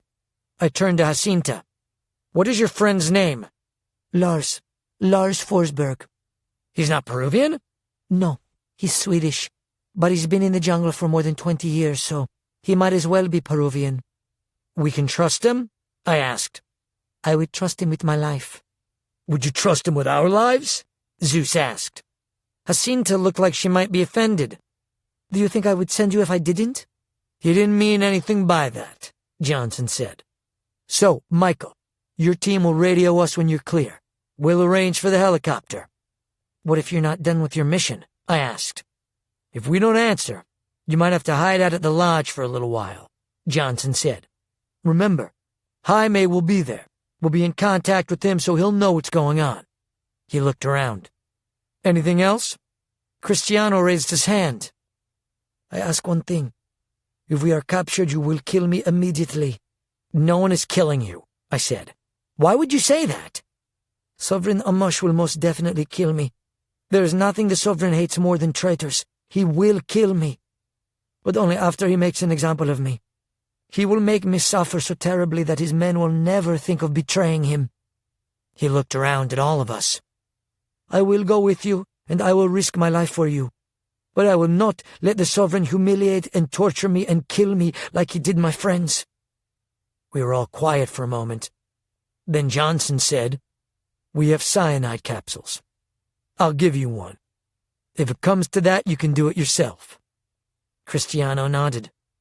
Okay. The room fell into silence. Finally, I said, We should pack. Let's get to it, Johnson said. We walked out to the garage. Jaime unlocked a double-bolted door at the back of the garage. Cyborg turned on the lights and we followed him inside. The room was a huge gun locker. There were all sorts of weapons, rifles, pistols, shotguns, and machine guns. On one side were boxes of landmines, grenades, and C4 explosives. Our team consisted of 7 of us. Me, Ian, Austin, McKenna, Cristiano, Zeus, and Nichelle. Cyborg gave us backpacks made of durable green and brown camouflage fabric. We also picked through a bin of camouflage clothing. We will need machetes, Cristiano said. The jungle is heavy. How many? Jaime asked. 2 will be enough. Jaime handed 2 green-handled machetes to Cristiano. Gracias, he said. Cyborg and Jaime oversaw the packing of the rest of the munitions, while I filled one of the packs with energy bars and water. The water made the pack too heavy. Is the water in the cave clean? I asked. I have drunk the water, Cristiano said. I did not get sick. Then we'll just bring 2 bottles each, I said. 3 for McKenna. That will only last us 1 day, Zeus said. If we're not out of there in a day, we'll have much bigger problems than thirst, I said. As Cyborg and Austin were going through each pack, Johnson put his hand on my shoulder. Hey, Michael, do you have a second? Of course. Let's go back inside. I followed him back into the house to a vacant bedroom. Johnson's expression was grave. I have a difficult but vital question for you. If faced with the opportunity, would you kill Jack? I didn't answer but just looked into his eyes. He lightly exhaled. That's what I was afraid of. You're not sure. In times of violence, hesitancy is the surest way to get yourself killed. You need to make that decision now, before you're faced with that reality. You wouldn't bring down the copter with him on it, so I'm thinking you won't. If Jack fights us, we'll fight back. Johnson's expression remained grim. That's not good enough. That means you're giving him the chance to strike first. That might be all the time he needs to kill you. I took a deep breath. This is a demon's decision. It may be, but it's yours to make. Let me make it easier for you. As you said earlier, you are loyal, to a fault. But like Cristiano said, it can be a weakness. In this case, it's also what is causing you to question what you should do with Jack. If it comes down to a choice between the Chosky and Austin or Taylor, who would you choose? I choose the latter. Of course you would. That's why you need to make that decision now. When you see Jack, you must strike first. I'm not going to kill Jack without giving him a chance to come back. That's your call. Just remember that you're risking your life and your friends' lives. That's the reality of war. Kill or be killed. He looked at me for a moment, then said, I don't want to see Jack die either.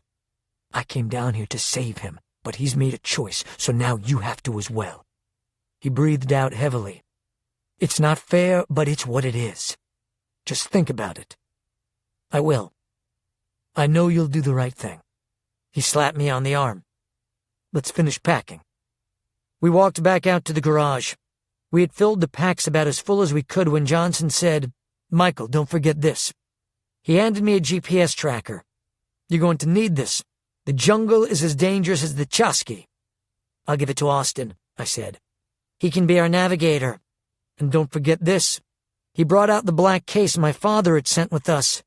The rad. Did your father show you how it works? No. I can show you. Johnson opened the case, revealing the drone and several remotes. Hey, Austin, I shouted. Come here. He walked over. What's up? Johnson's going to show us how the rad works. It looks simple. Everything looks simple to you, I said. It's pretty basic, Johnson said. Have you ever flown a drone? We both have, I said. Good. He took one of the remotes from the box. So what's different about these controls is this meter right here. He held out a small black control that looked like a calculator with multiple screens. When the drone detects a resat, you'll hear a series of 3 short beeps. Then this blue diode here will light and stay on as long as the resat waves are detected. This first number reads how far away you are from the originating signal, no matter what power the resat is set to. That's in meters? Austin asked. Johnson nodded. It reads in meters. He pointed to a round screen below, which looked like a radar screen. This screen will show the distance in relation of the signal to the drone. Just like a radar, I said. Exactly like a radar. The second number is the level the resat is set at. This third number is your drone's distance from the controller. Remember, the drone is measuring the signal's distance from itself, so if the resat is a half mile away from the drone, and the drone is 2 miles from you, you'll need to combine those distances. How far away can it pick up a signal? I asked. Up to 1 mile away. But the problem you're facing is the cave. It's going to obstruct the intensity of the waves. How much? Austin asked. We don't know, since the depth of the cave and the thickness of the cave walls vary. But remember, the main purpose of the rad is to locate your friends. Where there are resats, there will be electrics. What's the flying range on the drone? Austin asked. 6 miles. Johnson looked over at our backpacks on the ground. Looks like they're done here. You'd better get some rest. Morning will be here soon enough. As we walked back into the house, Cassie walked up to me. Michael, could I talk to you for a minute? This was beginning to be a thing. Of course. In private? Sure. She took my hand and led me into one of the empty rooms. She shut the door behind us. What's up? I asked. Before you left, I just wanted to tell you to be careful. Thank you. You be careful, too. Our situation isn't as dangerous as yours. You're going into the mouth of the devil. Literally.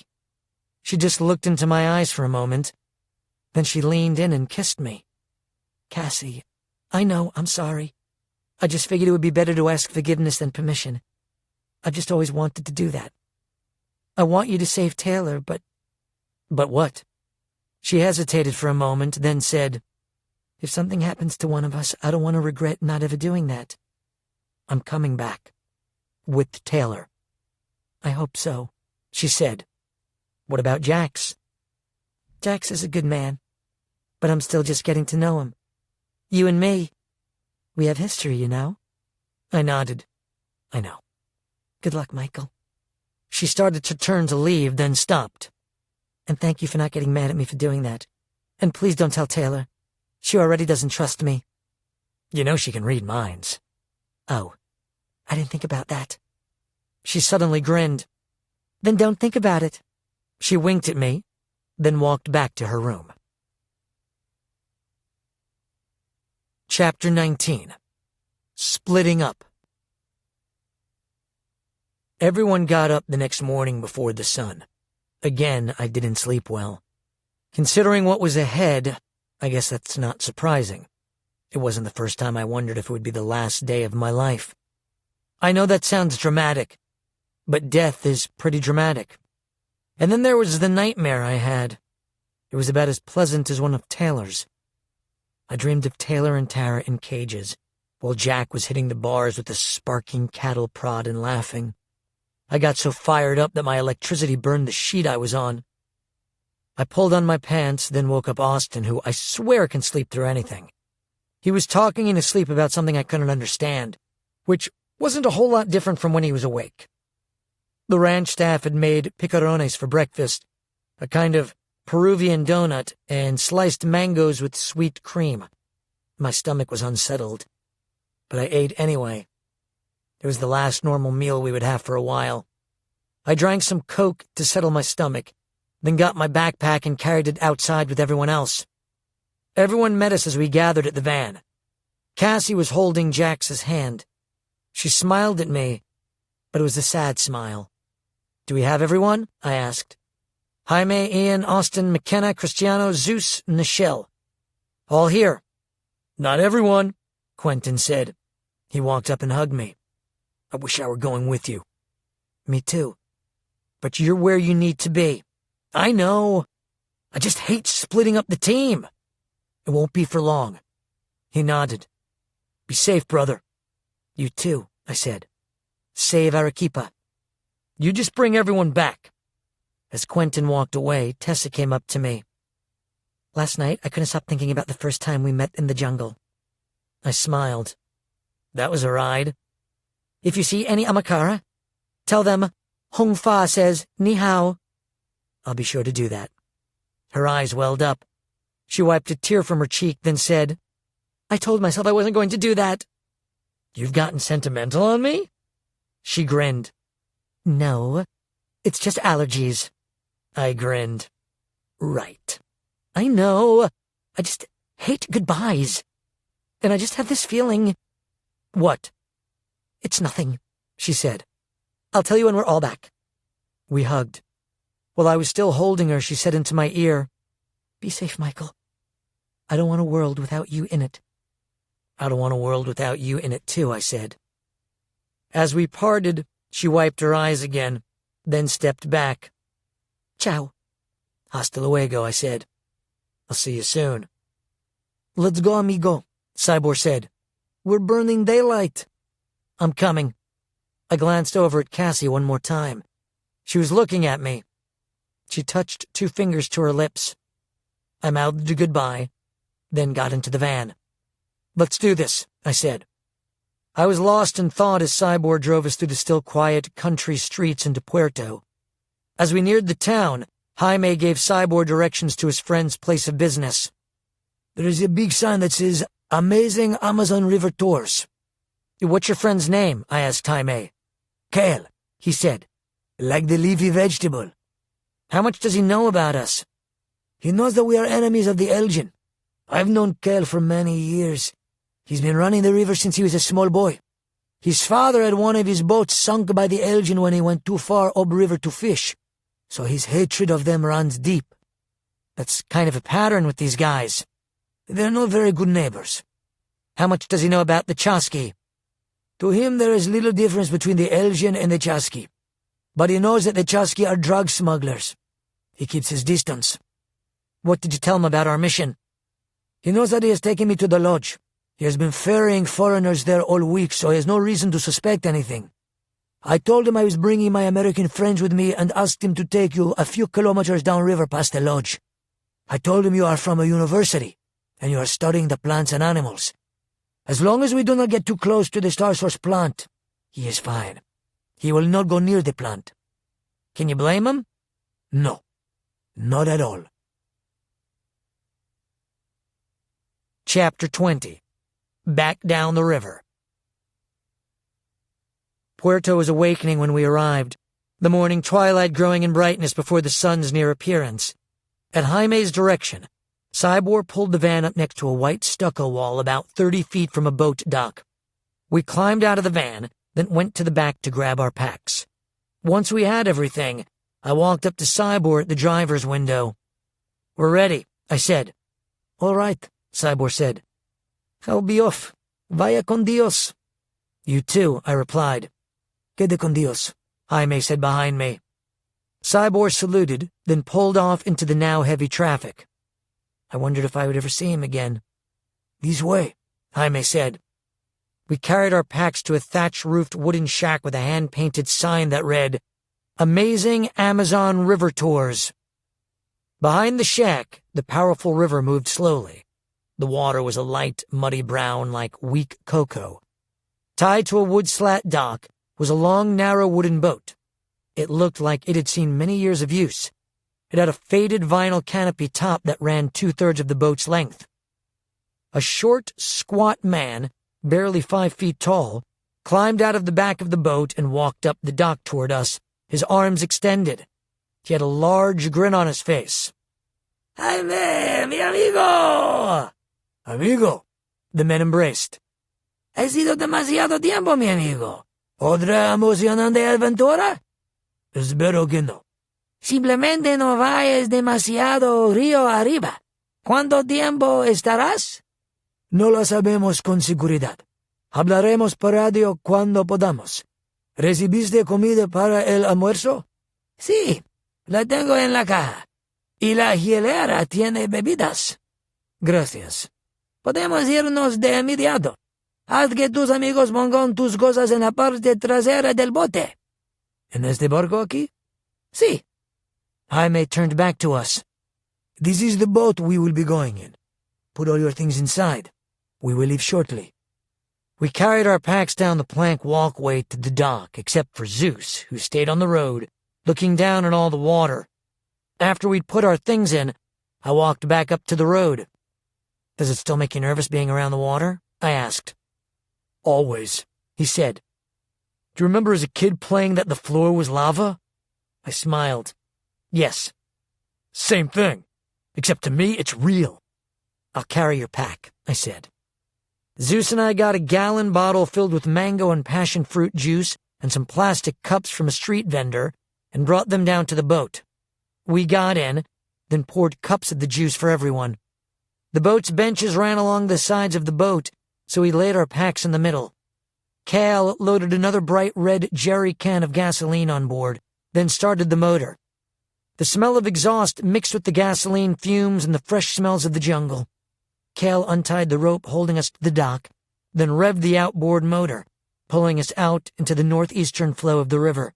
Within minutes, the city was behind us as we sailed out into the jungle. After we were alone, Cal turned on a cassette player with Peruvian folk music. It was almost tempting to believe that we were on a leisurely river cruise. I missed having Taylor next to me. The boat moved quickly through the wakening jungle, the brown water splashing against the side of the boat, the cool air blowing through our hair. The steady sound of the outboard motor soothed my mind. I thought of the first time I went up this river to save my mother.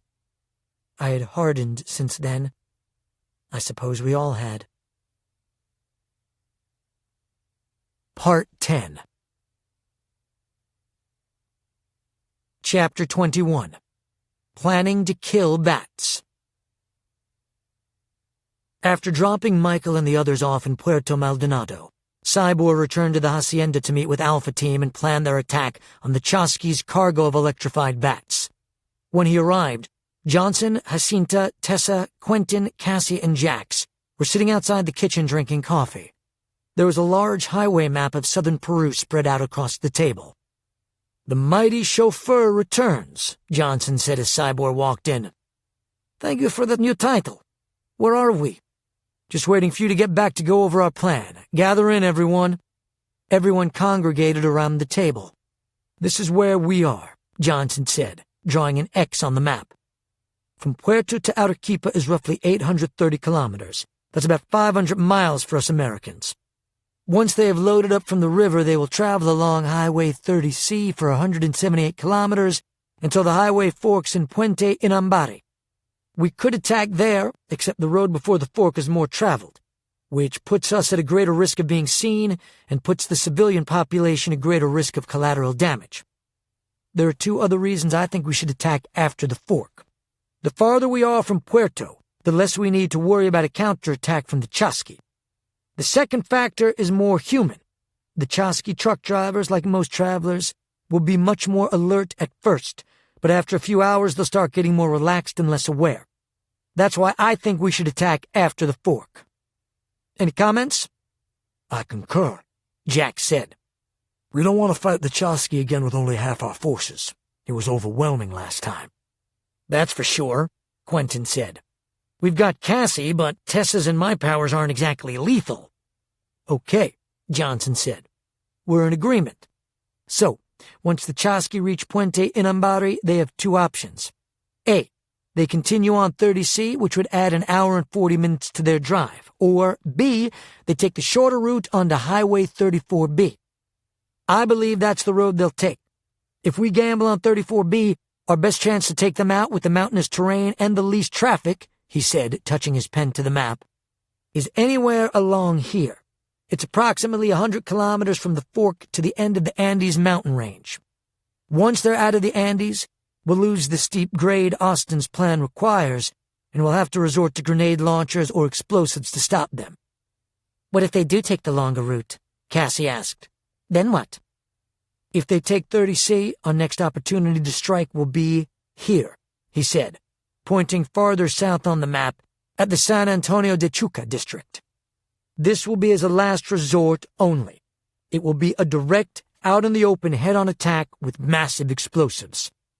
Of course, our escape will be much more difficult, and if we crippled the trucks without taking out their bats, they're still close enough to reach Arequipa. Jack said, Let's hope they take 34B. Agreed. Once we determine the best place to strike, we'll divide up into two groups. Strike Force 1, consisting of Cassie, Jax, and Tessa, will be positioned ahead of us and higher up the mountainside. If all goes well, Cassie will drop the trucks off the side of the cliff without even being seen. Should Strike Force 1 fail in its mission, Strike Force 2, consisting of me, Cybor, Jacinta, and Quentin, will take out the trucks with conventional munitions, blowing the road if we need to. Any questions? When do we leave? Jax asked. We pack up. Then once we hear from Jaime, we'll go. Strike Force 1, I recommend you get some rest. It's going to be a long night. Strike Force 2, come with me. We'll load up the van with munitions, grenade launchers, and C4. Strike Force 1, you're dismissed. After Strike Force 2 had completed loading the van, they retired to their individual rooms to rest and await Jaime's call. Part 11. Chapter 22. What happened to the lightning god? I was about to lie down on the boat's long bench to sleep when Jaime slid up next to me. Michael, can I ask you something? Of course. They told me that in the final battle of Tuvalu, you are all-powerful. Almost like a god. You could say that. Do you still have the power? If I did, I would have already brought Tara back and destroyed the Chasqui. Why is your power gone? I shook my head. I don't know for sure. The way Austin explains it, my body is like a capacitor. It can store electricity. In the Battle of Hades, I was struck by lightning. I had so much electricity inside me that I became more energy than matter. It gave me the ability to pass through matter, even fly. You could fly? For a while. That would be nice. How long did it last? After I was struck by lightning, it was a couple of weeks before I could really control my body again. Just in time to help my friends defeat the Elgin. Even then I had to keep my distance, since I would have occasional seizures that would pulse out enough electricity to electrocute someone. But I could feel myself becoming less electric every day. It was 2 months before I was almost back to normal. At least, what was normal to me. Almost? I still have more electricity than I had before. Jaime nodded slowly. That is good. You were dangerous before. I have to be more careful now. I can be fatal. I hope you don't need to be fatal today. Jaime slapped me on the leg, then went back to where he had been sitting. I lay back down and fell asleep, rocked by the boat's consistent sway. I woke to the smell of something cooking. "Umi, it's a little hot." "Thank you. You're welcome." "Criollo means of pure Spanish descent," Austin said. "And this?" Zeus said. Even though it was hot and humid, he was sporting a rain jacket. "Your favorite Peruvian drink, Inca Cola." He handed me a cold bottle. "Thanks, bro." After we had all eaten, I sat alone near the bow of the boat, just looking out at the passing jungle. There was a consistent, light spray of water, which I found refreshing in the hot jungle. Jaime was in the back of the boat, talking to Kale, while Cristiano, Zeus, and Nichelle played cards, and McKenna and Austin were lying on the packs napping. Ian, like me, just looked out from the boat. At one point he said, "Guys, you should see this." We all looked over the side of the boat. We couldn't see anything. "See what?" Zeus asked. "Sorry, it's down 15 feet. There was a pack of giant sea otters teasing an alligator." "The big otters don't fear anything in the river," Cristiano said. "We call them Los Lobos, the wolves." This only reinforced my belief that Ian saw a completely different world than the rest of us. About 2 hours later, Cristiano crouched down next to me. "Michael." I turned back. "What's up?" "Look carefully. Do you see that reflection up ahead?" About 100 yards in the distance, I could see an occasional flash of light. "What is it?" "It is the first Chusky sentry. The light you see is the reflection from their camera." I turned back. "Hey, Ian." "Yes, sir," Ian said. "There's something up ahead about 100 meters. "I see it. There are some cameras. And a machine gun. No one is manning it." "It is one of many," Cristiano said. "There are usually soldiers at the guns." "There he is," Ian said. "He's watching a soccer game. He's only wearing pants." Just then Kale said something to Cristiano in Spanish. Cristiano nodded, then turned back. "What did he say?" I asked. "He was pointing out the guard too. He knows where all the Chusky sentries are on the river. He's very nervous around them." "For good reason," I said. "Yes. They sank his boat. This is not a place I would like to sink. There are piranha, caimans, and electric eels." "Hardly the county swimming pool," I said. I looked back at Kale. He looked anxious. "How frequent are these lookouts?" I asked. "The next sentry is about 4 kilometers downriver." "Are there a lot of these sentries?" McKenna asked. Cristiano nodded. "At least a dozen between Puerto and the Starsource plant. The closer we get to the plant, the closer they are to each other. They all have radios. They report to a central place at the plant." "What about the cave?" "The plant communicates with the cave. The cave has its own security on land. Because the plant is close to the river, it patrols the river." As we neared the sentry, Cristiano looked more nervous. "No one look at him," he said. Our boat passed quickly in the center of the river. "What is he doing?" I asked Ian. "Nothing. He went back to his game." "You said they have cameras," I said to Cristiano. "Yes. They monitor every boat, but there are many boats, so they look for boats that are suspicious." "What makes a boat suspicious?" "All men mostly. People who don't look like tourists." "Will they suspect us?" "I don't think so. They would probably think this boat is going to the lodge." "How far are we from the lodge?" "We are close." I took the GPS navigator from my backpack. "Austin, take this." "The GPS," he said. "Remember the first one they gave us? It was disguised as an iPod." "That was a long time ago," I said. "Drop a pin at the lodge so we know how to get back." Austin began navigating through the device.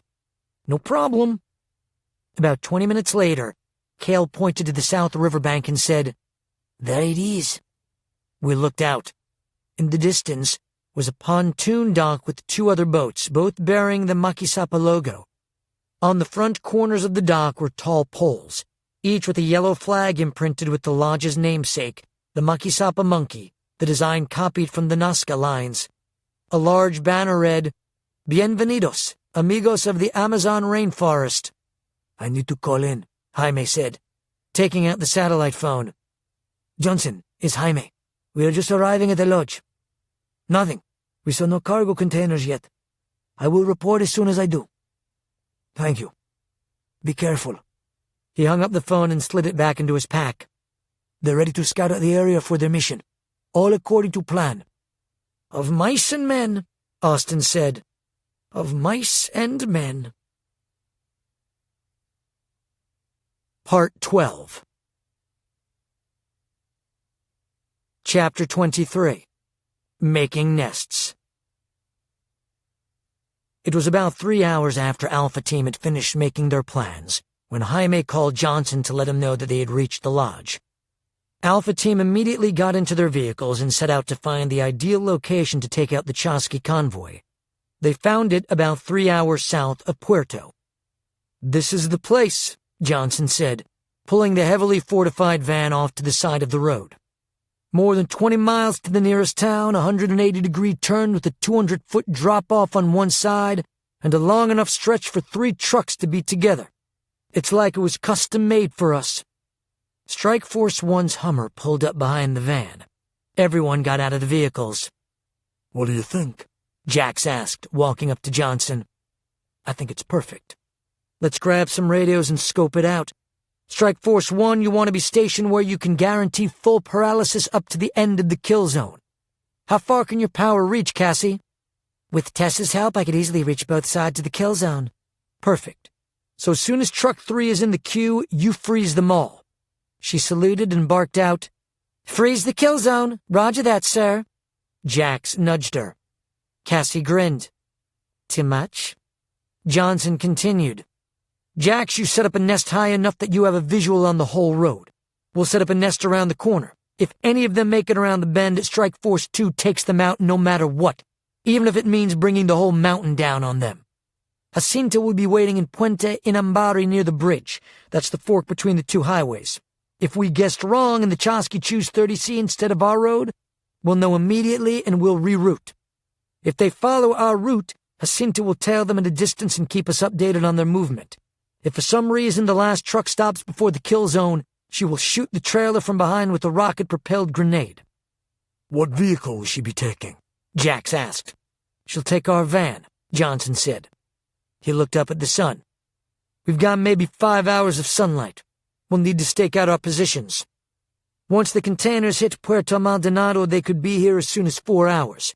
Puerto Maldonado is about halfway between the Chasqui's headquarters and where we are, so once Jaime reports seeing the containers from the lodge, we'll have about 8 hours. How do you want to spend tonight?" Cybor asked. Johnson looked at his watch. "It's about 4 now. Even if Jaime called right now, they wouldn't be here until midnight at the earliest. Still, it could be another 24 hours. So let's find our positions and set up. Then we'll head back to the hacienda and wait for the call. There's no sense spending the night out in the open." "With bugs," Tessa said, "sleeping on dirt." "Keep your radio on," Johnson said. "We'll meet up as soon as we're done." Jax turned to Cassie and Tessa. "Let's go, ladies. Strike Force 1 is on the move." They went back to the Hummer for their backpacks. They needed minimal supplies: food and water, binoculars, and a radio. Jax carried 2 pistols and a sniper rifle. He pointed to a place on the mountain that jutted out from the surrounding terrain. "I think that little outcrop there might give us the best protection. Let's check it out." They strapped on their backpacks and hiked up the side of the mountain. The mountain was thick with bushes and trees, and it took them 30 minutes to reach the outcrop. "What do you think, Cassie?" "If I can see them, I can freeze them." "I was hoping you'd say that." Cassie leaned over and kissed him. "Come on, Cass," Tessa said. "We're on official business." "Don't be so uptight," Cassie said. "We've got work to do." "I think I know that. Just chill a little." They laid a thick tarp on the ground and some camouflage netting around the backside of their nest. After they were done, Jax radioed Johnson. "Come in, Johnson. This is the death technician. We are secured and ready." "Roger, DT. We are still 30 out." "Roger. We'll just lounge until you call. Over." "Over." "Lounge?" Cassie said. "Come here," Jack said. They began to kiss again. Tessa groaned. "Really, guys? This is so unprofessional. I mean, get a room. Sorry, Tess, Jack said. It's just been a long time. You don't have to stay here, Cassie said. I'm not. I'm going down to the Hummer. Jack drew back from Cassie. Here, you'd better take the keys. He tossed them to her. Tessa picked the keys up from the ground, then worked her way back down the hill. Johnson and his crew had set up about 100 yards down the road after the road dog-legged. They chose an assault position 90 feet above the road, close enough to engage but out of the blast radius of their explosives.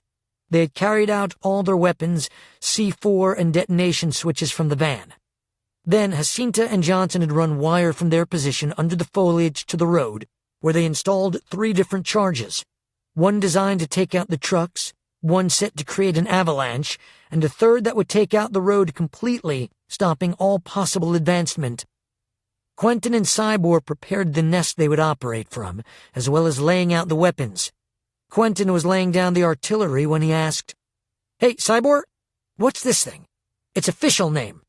"It's a German-built Panzerfaust III shoulder-launched anti-tank rocket-propelled grenade launcher. We just call it an RPG for short. It can penetrate more than 900 millimeters of tank armor, which means it can stop anything. Even these trucks." Cyborg nodded. "Like shooting pumpkins with a shotgun." Quentin smiled. "And I'm carrying C4 explosives strapped to my back." "Just don't bomb them on anything." Quentin stared at him. "What? You said they were—" Cyborg laughed. "I'm kidding. C4 is stable. You can shoot it with a 556 round and it won't go off. It needs a trigger mechanism. That's what's in that other bag." "How many will it take to blow up a truck?" 3 to be safe. We need to make sure the bats are killed along with the trucks. It's got a blast radius of about 25 meters. That's why we're this far back." "We've got serious redundancy," Quentin said. "That we do. If Cassie fails, we've got you to stop the trucks and the RPGs to take them out. If that fails, we blow the trucks with C4. If that fails, we just take out the whole road." "Cassie won't fail," Quentin said. "Neither will I." "That's what I'm counting on." Johnson and Jacinta climbed back up to their nest. "We're wired," Johnson said. "You guys done?" "We are done, sir," Cyborg said. "All right, then." Johnson lifted his radio to his mouth. "Strike Force 1, this is Strike Force 2, over." "Strike Force 2, what are our orders?"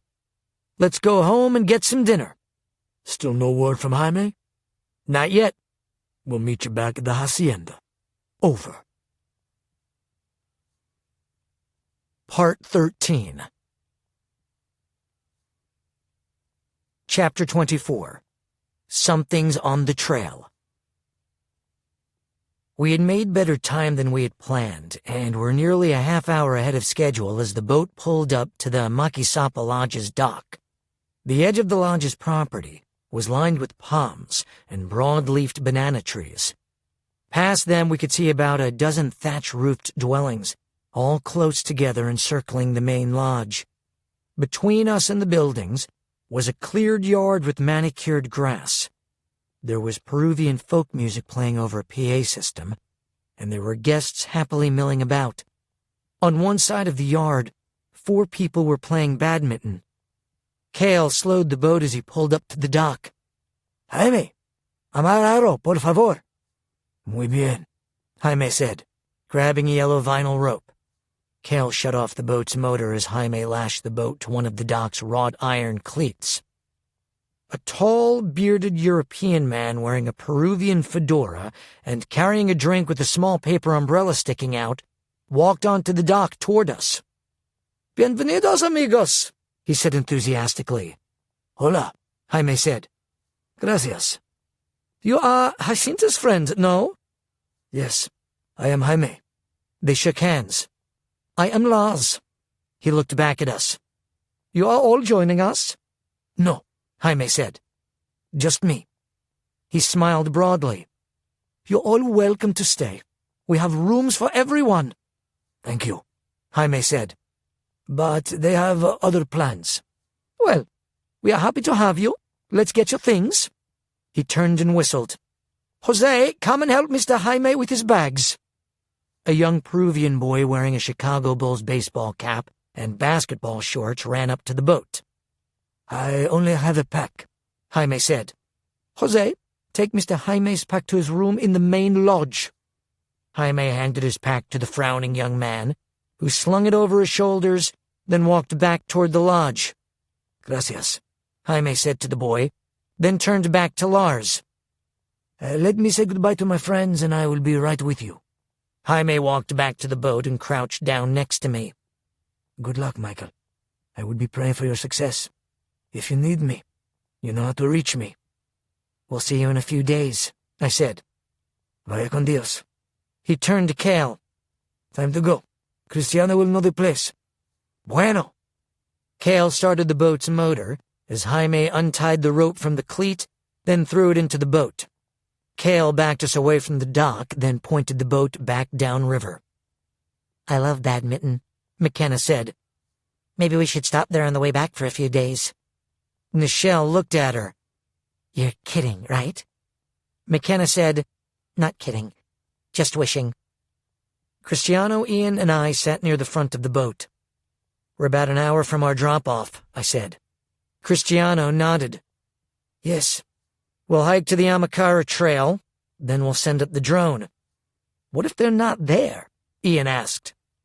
"Then we'll hike to the plant." "We'll be short on water." "I know of a spring a few miles from the plant," Cristiano said. "We'll be okay," I said. A few minutes later I asked, "Will we pass another sentry before we get off?" "No," Cristiano said. "That would not be wise. We will get off a kilometer before the next sentry." About 20 minutes later, Cristiano pointed to a small inlet ahead of us. "Ahí," he said to Cale. Cale steered the boat toward the shore. Once we'd left the main river, he cut back on power, and the engine putted into the small cove. Tree boughs and vines hung over the water, and in places rubbed along the boat's canopy. Monkeys and birds screeched wildly at our intrusion. The shore was overgrown with branches and tree roots that spilled out from the banks over the water, making it hard to access the sloped bank. After a few moments, Cale said something to Cristiano, who turned to me.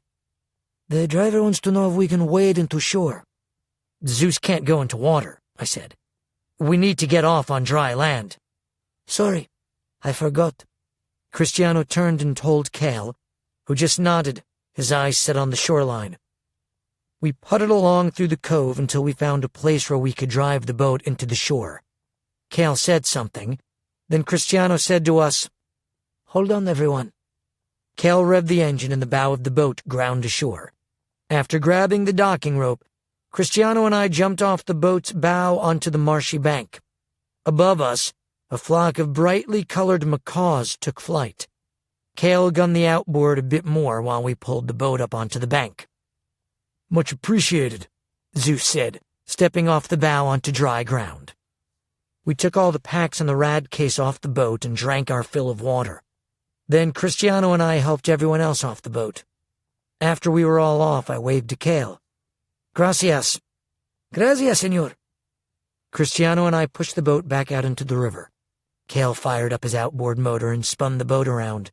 He casually waved at us, then drove off. I felt as stranded as we were. "Let's get into our camouflage," I said. We changed into our camouflage clothing. Then, after Austin had set our coordinates, we followed Cristiano into the jungle.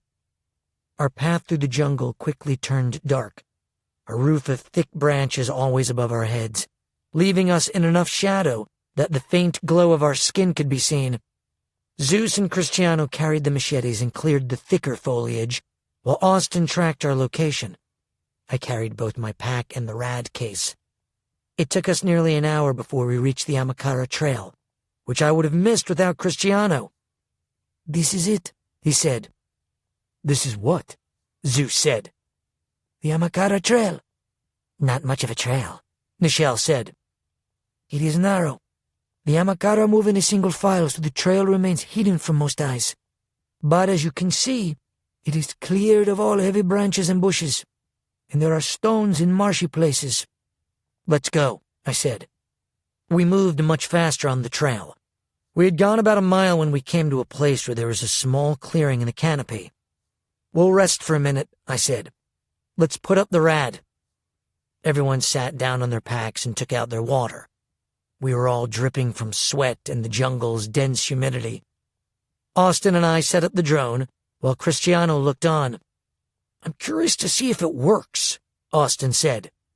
"If they're using resats, it will work," I said. "It's the thickness of the cave walls I worry about," Austin said. I took the drone's controls, put on the goggles, and then set the drone straight up through the clearing above us. I could see us getting smaller as the drone climbed. I wanted to take it high enough that the Chasqui couldn't see or hear it. "I'm headed northeast," I said. "Just stay parallel to the river," Cristiano said. I'd only flown 2 miles when the remote in my hand began to beep. A blue diode flashed. "We've got resats," Austin said. "Let's see how far." I had flown the drone another 7,000 meters when an orange light flashed quickly, went steady, and then began flashing again. "That's the source! Go back to it!" I reversed the drone's course until the orange light was steady again. "There," Austin said. "That's the resat." "That's the cave," Cristiano said. Austin looked over the coordinates, then logged it into his GPS monitor. "It's 7 kilometers. I looked at my watch. "At this rate, we'll be at the cave a half hour earlier than we planned." "Which side of the cave is the water entrance?" I asked. "It is farther south. This trail runs south of the cave, so we will be close." I pushed the home button on the drone, and it switched to autopilot. It was only a few minutes before it was above us again and slowly descending. We put the drone back into the case. I hid the case in some bushes. "Aren't you taking the drone?" Zeus asked. "We don't need it anymore." Zeus looked disappointed. "It's a nice drone." "I'll get you one when we get back." We had hiked another 10 minutes when Ian said, "Hold up, everyone." "What is it?" I asked. "There's something on the trail." He turned to me. "It looks like bodies." "Chasqui?" "Hold on." He shook his head. "It might be. The boots look military. It's hard to see. There are at least a dozen vultures around them." "Vultures eat people?" McKenna asked. "Of course," Nichelle said. "We're just meat." "The king vulture and the yellow-headed vulture are Amazon canopy dwellers," Austin said. "And indiscriminate carrion eaters." "I like the way I said it better," Nichelle said. "See if you can tell who they are," I said to Ian. Ian just stared for a moment, then said, "There are 3 men. At least, what is left of them. Black uniforms, utility belts. Their guns are on the ground, so they must have had them out. Wait. Okay, I see them." He turned to me. "Chasqui patches. Dead Chasqui soldiers on the secret trail." I turned to Cristiano. "I thought you said the Chasqui didn't know about this trail." "They didn't." "Well, they do now." "Maybe they just found it. Maybe that is why they are dead." "Who killed them?" "I think the Amakara. Or maybe the Chasqui." "Why would the Chasqui kill their own men?" "The Chasqui kill their own men all the time. If they were trying to desert the Chasqui, the loyal guards would hunt them down and execute them by firing squad. I have seen it many times." "It's simple enough to tell," Austin said. "Do you see bullet holes or darts? The blowgun darts are made of wood, with fur or feathers on the end." Ian kept looking. "Yes, I see one. 3, 6 darts." "I told you the Amakara do not like the Chasqui," Cristiano said. "You're sure they're dead?" I asked Ian. He looked at me darkly. "If not, we won't have to worry about them." "Why is that?" "The birds ate their eyes out." "I'm going to be sick," McKenna said. "Let's check them out," I said. "Keep going." We'd hiked about 200 more meters when we came to the flock of birds, squawking, pecking, and jostling each other for position over the dead men. It reminded me of a Black Friday sale at Walmart. They flew off at our arrival. Cristiano walked up to one of the corpses and pushed it over with his foot. There were 2 darts in its back. "I'm guessing the poison is from the poison dart frog," Austin said. They're more likely to use the poison from the curare plant, Cristiano said. Yes, but these men are still on the trail. The curare poison from the Chondrodendron tomentosum can take 10 to 15 minutes to kill. They would have tried to make it back to the cave. What's to say they're not going to shoot us right now?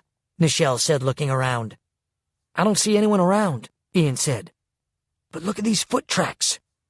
One was barefoot, Austin said. The Chosky had boots. Look how deep they are. He was running. So, the Chosky were chasing someone barefoot, Zeus said. It must have been an Amakara native, I said. Whoever they were chasing couldn't have shot them in the back, Austin said. The guards must have run into an ambush. What are the Amakara doing this close to the Chosky? I asked. I thought they hated them. They were always keeping an eye on us, Cristiano said. We were their unwelcome neighbor. How long have these bodies been here? I asked Austin. Austin looked at the corpses. Then he knelt down and dipped his finger into a black, bottle-cap-sized spot of blood that had fallen onto a leaf. What are you doing? McKenna asked. It's still tacky. We're in around 87% humidity, so I'm guessing this happened about 8 hours ago. Early morning, I said. Austin nodded. Yes. I turned to Cristiano. Will the Chosky be looking for them? Yes, though probably because they thought they were deserting. If it was a morning patrol, they would have been expected back around 2. That would be 3 or 4 hours ago, I said. This is an opportunity we were hoping for. Those guys are about our size. We can put on their uniforms. Cristiano, put your uniform back on. We stripped the bodies, then went through the pockets. We didn't find much. A magnetic key, some coins, and a bag of chewing tobacco. Then Austin, Zeus, and I dressed in the uniforms. Zeus was taller than the tallest guard, so his pants were about an inch above his ankles, but they still fitted his waist. Austin and I were pretty close fits. We dragged the bodies off the trail, then walked back out. Ian, keep a watch for Chosky patrols. What about the Amakara? Nichelle asked. Them too, I said. About 100 yards from where we found the bodies, we came to where the Chosky had started chase. We hiked about another 40 minutes, the jungle getting darker with each passing minute. Suddenly, Cristiano said, There it is up ahead. The water to the cave. The stream of water was only a couple of feet wide. It snaked its way as a shallow creek toward some limestone jutting up from the ground, then disappeared into a crevice in the rock. As we got closer, we could hear the sound of the waterfall echoing in the cavern below. There is the entrance, Cristiano said. I walked up to the crevice and put my hand over the opening. I don't feel resat. Neither do I, Ian said. Can you see anything inside there? I asked. Ian shook his head. Just a big pool of water. No crocodiles? Nichelle asked. No crocodiles. The piranha must have eaten them. What? I was joking, he said. The hole is bigger than it was, Cristiano said. There's a reason for that, Austin said. As the Amazon rainwater becomes higher in nitric and sulfuric acids, it reacts adversely with the limestone's calcite by dissolving it. In other words, acid rain is our friend, Nichelle said. Another 6 inches and we could all fit through that hole, I said. Who has the pickaxe? I have it, Zeus said. He took it out of his backpack, then took a swing at the rock. The blow fractured off only a small chunk, but it was loud enough to be heard over the jungle's cacophony. He lifted the axe again. Hold up, I said. That's too loud. They might hear us. It's better than an explosive, Zeus said. If you're trying to be quiet, pretty much everything's better than an explosive, I said. I turned to Austin. What's the melting point of limestone? I should have thought of that. Limestone is a sedimentary rock. It melts into magma at 1,157 degrees to 2,192 degrees Fahrenheit. He turned to McKenna. You can melt this. Okay. She knelt down next to the hole. Where? We just need to make a space big enough to crawl through, I said.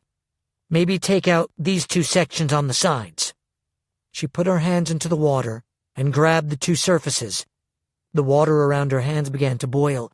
then flashed to steam until a large column of it rose up to the canopy. The rock turned orange-red like lava, then sloughed off, falling into the hole. Within a couple of minutes, she had melted a hole nearly 2.5 feet in diameter. "That's big enough," I said. McKenna let out a deep breath. The water was still steaming as it cooled the rock. "Can someone get her some water?" Austin asked.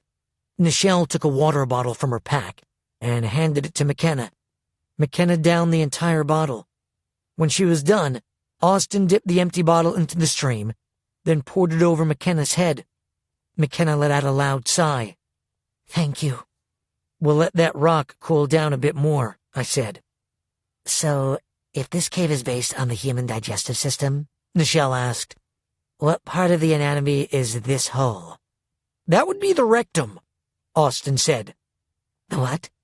"It's the butt," Zeus said. "Great," Nichelle said. "We're climbing in through the cave's butt." "Michael," Zeus said, "where do you want me?" "We need you to guard this entrance while we're in there." "I can help," Nichelle said. "I don't know what good I'll be to you down there, but I can help Zeus keep an eye out. Magnify his lightning if needs be." "I'll hang with Nichelle," Zeus said. "Cool," she said. I reached into the water. The stone was still warm, but cool enough to touch. It was about a half hour before sunset, and the cavern below was pitch black. "Let's go, Cristiano," I said. "Show us the way." "Sure thing, boss." Fully dressed, he sat on the rock with his feet in the hole. He started letting himself down by his arms, then dropped down into the pool. We heard a loud splash. "How far a drop is that?" Nichelle asked. "Around 8 feet, Ian said. "How will they get back up?" "We're going to have to climb out," I said. I took a rope out of my pack. I wrapped it 3 times around the trunk of a rosewood tree, tied it with a knot, and then handed the rope to Zeus. "Throw this in after we're down." Austin looked down into the abyss of the cave. "I don't like jumping into something I can't see." "I can give you some light," McKenna said. She reached her hand into the hole and lit up the cavern. We could see Cristiano below treading water. "Come on down," he shouted, his voice echoing in the cavern. "It is not easy to swim in a Chasqui uniform and boots." Austin put his legs into the hole and dropped down into the water. He was followed by Ian, McKenna, then me. McKenna had illuminated the entire cavern, which was larger than it looked from above, about the size of my parents' living room at home. The water was cool and comfortable. Zeus and Nichelle leaned over the opening and looked down at us. "How's the rectum?" Nichelle asked. "Wet," I said. "I'm dropping down the packs," Zeus said. He dropped the first pack into the water. I caught it, and it initially pulled me under. I swam back up, struggling with the weight. "It's heavier than I thought." "That's the pack with grenades," he said. "I can tell," I said, struggling to stay afloat. "Here's the second one," Zeus said. "It's water for McKenna and C4. It weighs almost as much as the first pack." "It won't in water," Austin said. "The water will equalize and the C4 is foamed, so it floats." "Whatever," Zeus said. He dropped the second pack. Austin was right, of course. It sank into the water, then popped back up. Austin grabbed the pack. "Where to?" I asked Cristiano. "The entrance is over here." "Off to the colon," Nichelle said from above. "Thanks, Nichelle," I said. "I see it," Ian said. "It's about 5 feet down. It leads to another chamber." "That is the way into the cave," Cristiano said. "Once you swim through it, you go up into an air pocket. The tunnel into the cave is on the opposite wall. It only has a foot of water in it. We will have to crawl through it." "How long is the tunnel?" McKenna asked. "About 50 yards. The last 20 feet should be dry. We must be careful once we reach the tunnel entrance," Cristiano said. "There should not be anyone there, but it is possible." "Ian will let us know if anyone is around," I said. We took turns swimming down through the passage, then popping up on the other side. It was nearly pitch black. The only light came from our skin and the dim glow from the cavern we'd just come from. Cristiano swam to the tunnel and crawled in. We followed him, Single file with Cristiano, me, and Ian in front, then Austin and McKenna. The tunnel was about 3 feet in diameter with sand in the bottom, easy enough to crawl through. McKenna kept the tunnel lit until we were all in. Then she cut her light back just enough so we could still see where we were going. "Can they see her light?" I asked Cristiano. "There is a bend in the tunnel near the end, so we are okay until then." We crawled for about 10 minutes more before the water receded, and we came to a slight jog in the tunnel. "Tell McKenna no light," I said to Ian. "Pass it back." A moment later, the tunnel went dark. "Ian, you'll need to guide us," I said. "Come ahead of me." Ian crawled around and ahead of me, but was still behind Cristiano, who had spent enough time in the tunnel to know where he was. As we progressed, the tunnel increased in diameter until it was tall enough for us to walk, stooped at first, then completely upright. "Watch your head," Ian warned. "There are small stalagmites." I passed the message back. "Tell Ian they're stalactites," Austin said from behind me. "Stalagmites are on the ground. You'd have to be walking on your hands." I didn't pass along his message. Before long, we reached the end of the tunnel and climbed out into the larger cave. "How do we find our way back to this tunnel?" I whispered. "There is only one other tunnel down here," Cristiano said. "And it only goes 10 meters. He reached over and touched the stone wall next to the tunnel. "I marked this one." In the light of my own glow, I could see where he had carved a dinner plate-sized letter C. "Which way?" I asked Cristiano. "Right will lead us to the supply and utility room." "Where does the left path go?" "It ends after 20 meters. I went there once, and I could hear the guards in the prison. So that is what is behind the walls. Maybe McKenna could melt through them." "They'd see us on their cameras and attack," I said. "We'll stick to the original plan. Up to the command center." As we walked through the cave, the only sound was the squish-squash of our water-filled boots. We could see the supply room door from a distance, since light came from the space underneath it. "Is anyone inside?" I asked Ian. "It's vacant," he said. I opened the door. The room was brightly lit by fluorescent lighting. It was large, filled with rows of metal shelving stacked with plastic bins. Against one wall, there were 2 5,000-gallon stainless steel tanks. We could hear the constant sound of air being pushed through the vents. "That must be the ventilation," I said to Cristiano. Cristiano nodded. "The utility room is on the other side of the supply room. There is a large cooling unit and many filters. The electricity and air come in from the outside vents." I stepped back out into the tunnel. "Where is the command center?" "It is just ahead. It is that door." There's a single metal door about 30 feet in front of us.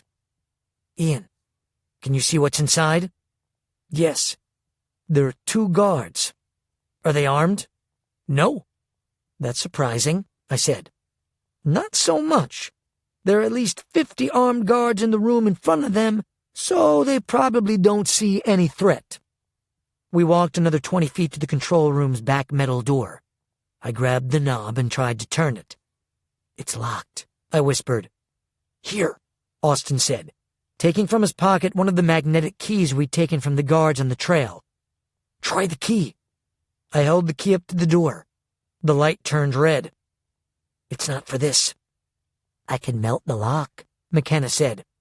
"Or we could blow it with the C4, Ian suggested. "I have a better idea." I knocked on the door. Cristiano's eyes grew wide.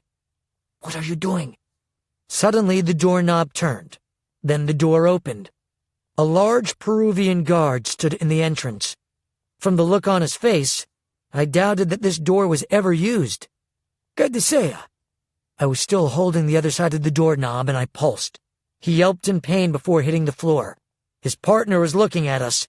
I pulsed again, slamming him against his console. The row of monitors above the console briefly flickered, then came back online. I stepped into the room. "Tie them up." "With what?" Cristiano said. It was a good point. We didn't have any handcuffs, and I'd left our only rope with Zeus. "Find something," I said. While Ian and Cristiano dragged the man away from the console, I checked the front door of the room and locked it, then looked back at the first man I had shocked. He was still lying on his back, unconscious. "You hit him with a lot," Austin said. "I think he hit his head on the wall," I said. There were no windows in the control room, just rows of screens. It was exactly as I had hoped. We could see everything, and no one could see us. Cristiano and McKenna went back out to the supply room to find something to tie them up with. They returned with 4 rolls of duct tape. We put tape over the guards' mouths and eyes, wrapping it around their heads until they looked like mummies swaddled in silver gauze. We taped their hands behind their backs and their legs together, then dragged them to the corner of the room.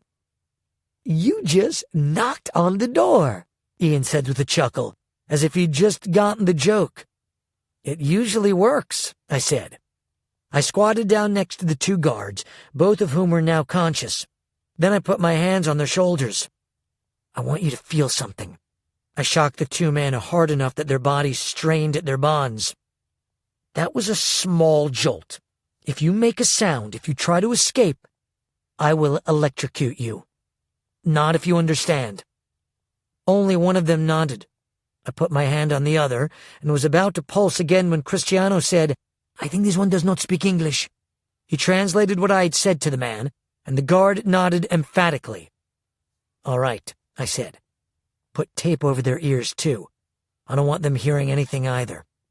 McKenna put a strip of tape over their ears, then wrapped tape around their heads a few more times.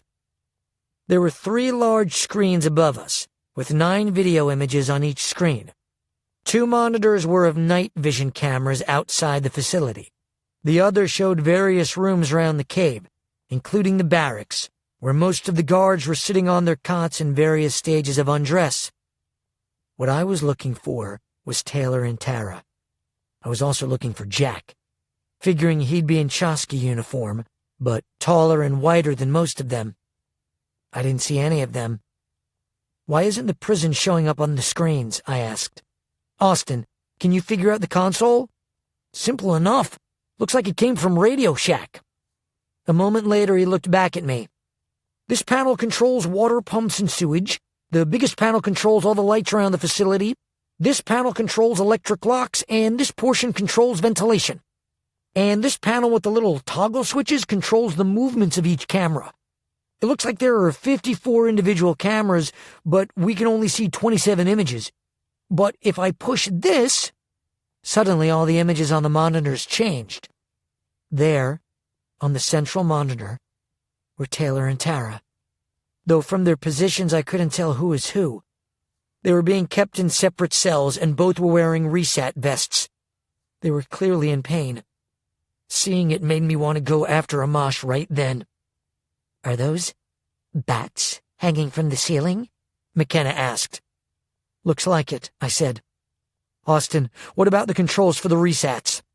Austin looked a moment, then said, "Seeing how the Electro Clan had already fled the jungle when Amash started his tricks, resets wouldn't have been high on his list.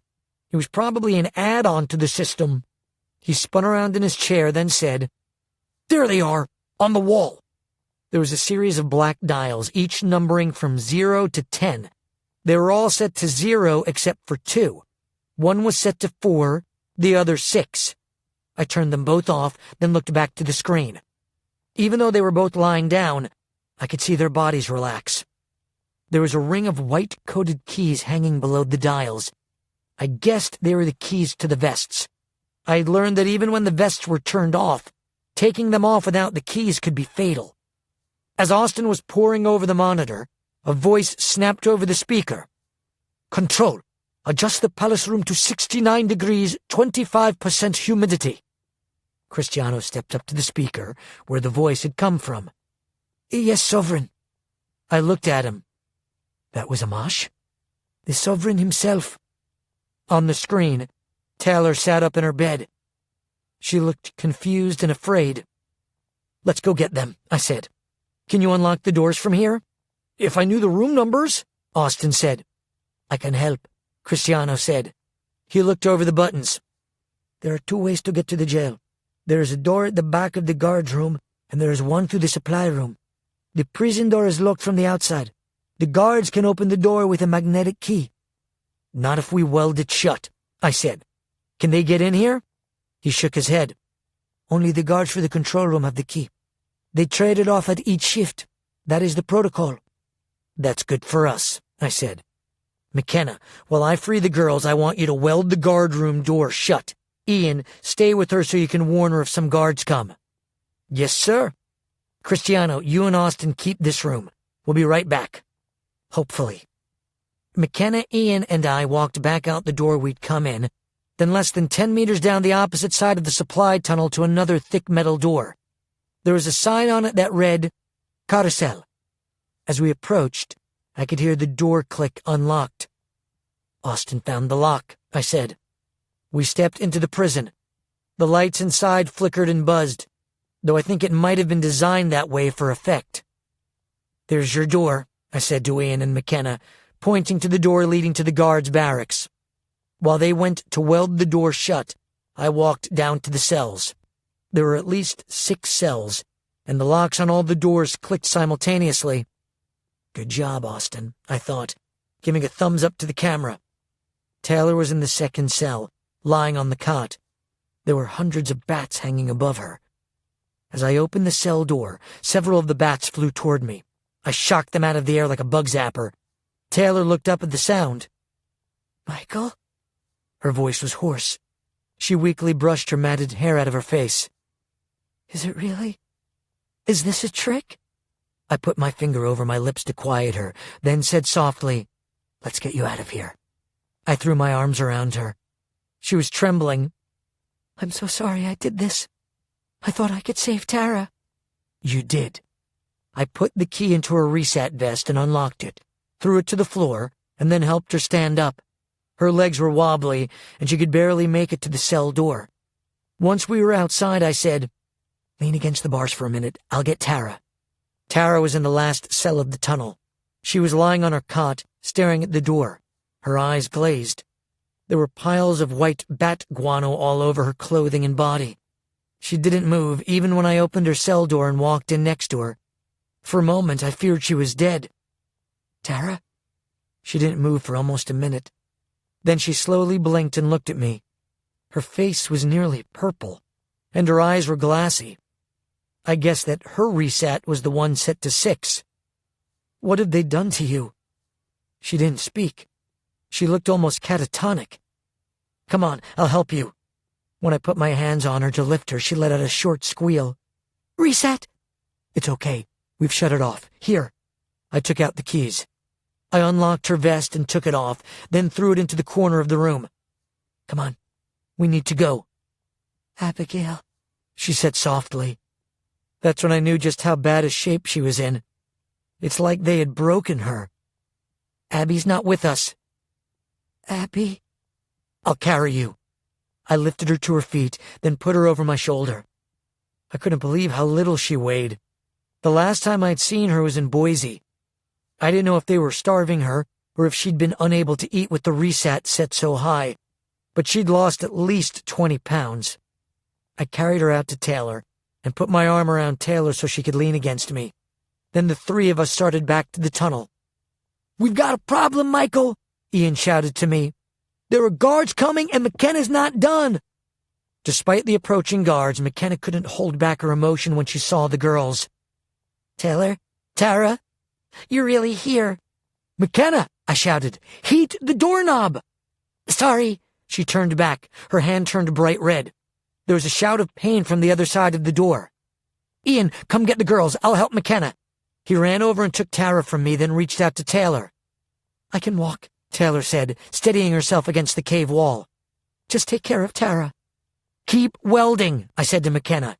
I put my hand against the door and pulsed as hard as I could. There was another shout of pain. It only took another 30 seconds before the door was glowing red and the lock was fused. "All right," I said. "Let's get out of here." McKenna and I ran back out the first door we'd come in through. I pushed it shut.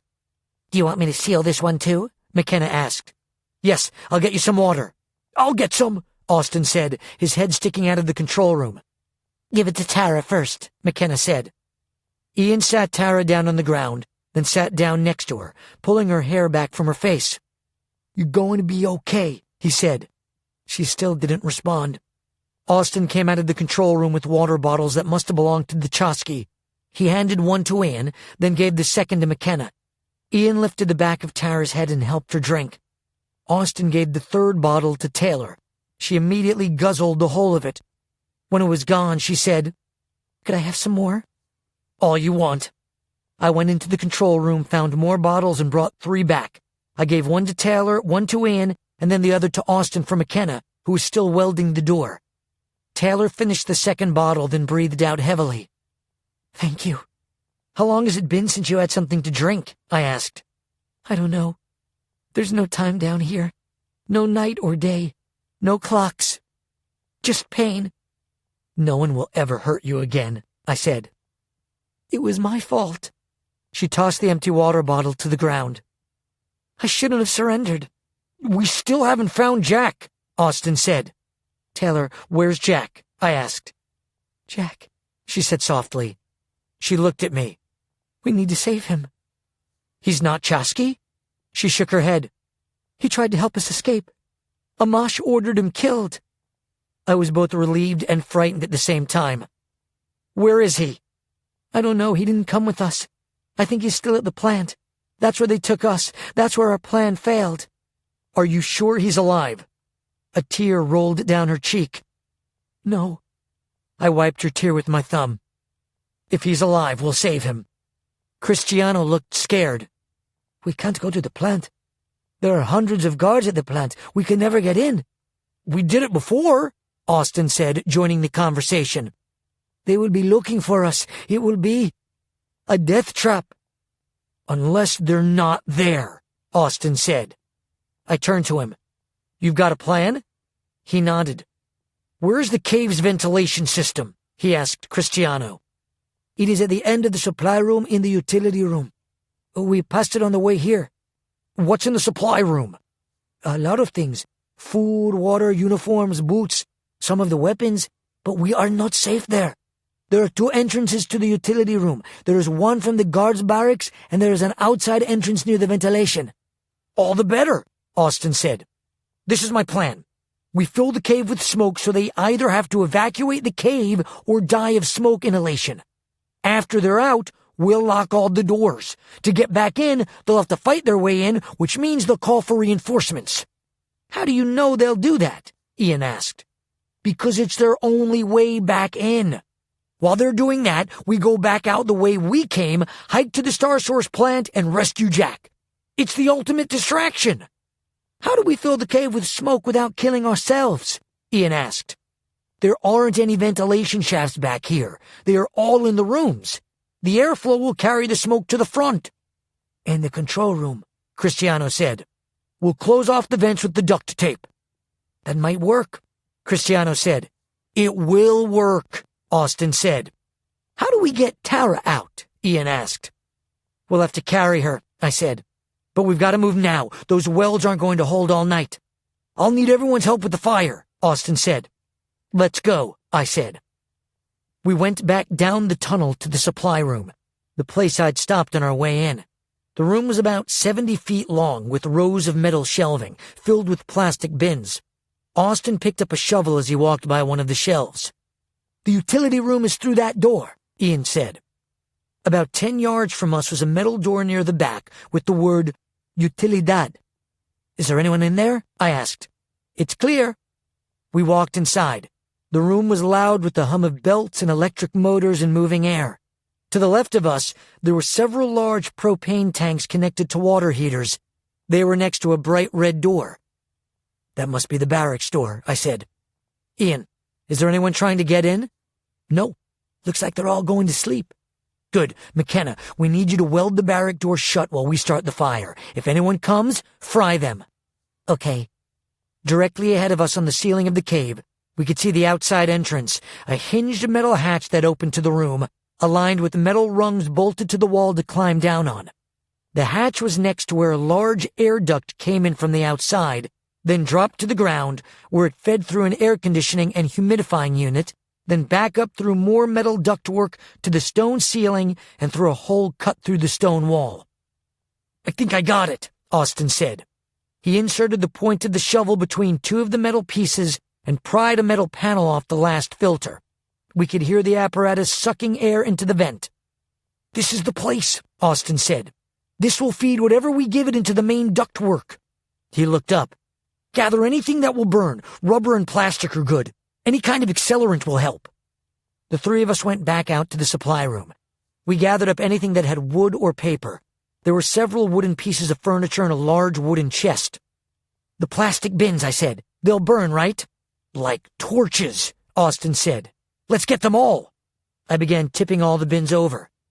Guys, I struck gold, Ian said. You wanted an accelerant? These barrels are full of rum. Austin came over to inspect the barrels. No surprise the way the Elgin used to drink. They're all overproof. 150 proof, 75% alcohol. These puncheons will burn like kerosene. We rolled 6 barrels over to the filters, then covered the barrels with the furniture and plastic bins. See if you can find an axe, Austin said. We need to break holes in the barrels. We don't want them to explode. Why not? Ian asked. It could put out the fire. Here's one, Ian said. He started smashing the rum barrel lids like an old-time prohibition agent. Austin and I tipped one of the barrels into the wooden chest, filling it with rum. We then threw rubber boots into the chest, which created a thick black smoke. After we finished, our pile of flammables was more than 8 feet high. It looked like a funeral pyre. Now we just need a fuse, Austin said. On it, Ian said.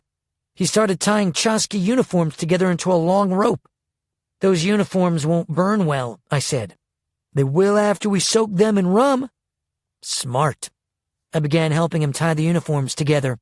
We then dunked our fuse into the chest until they were drenched with rum, then laid them on the ground all the way to the door to the supply room. Will these propane tanks blow? Ian asked.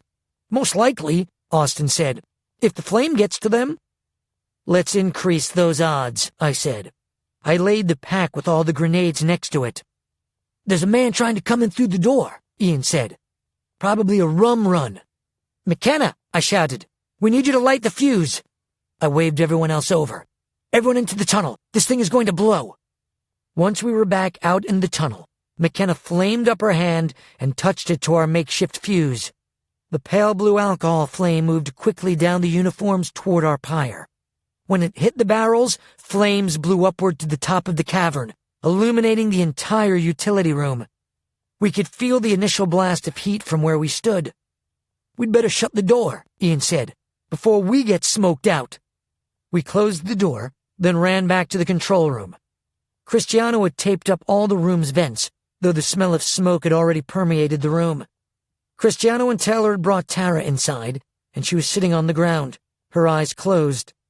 Taylor and Cristiano had been watching the monitors.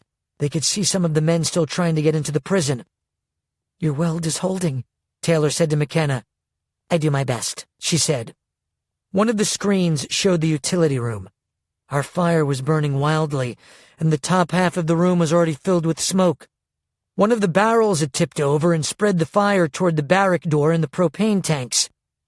We made a good fire, Austin said. Boys and matches, Taylor said, which made me happy.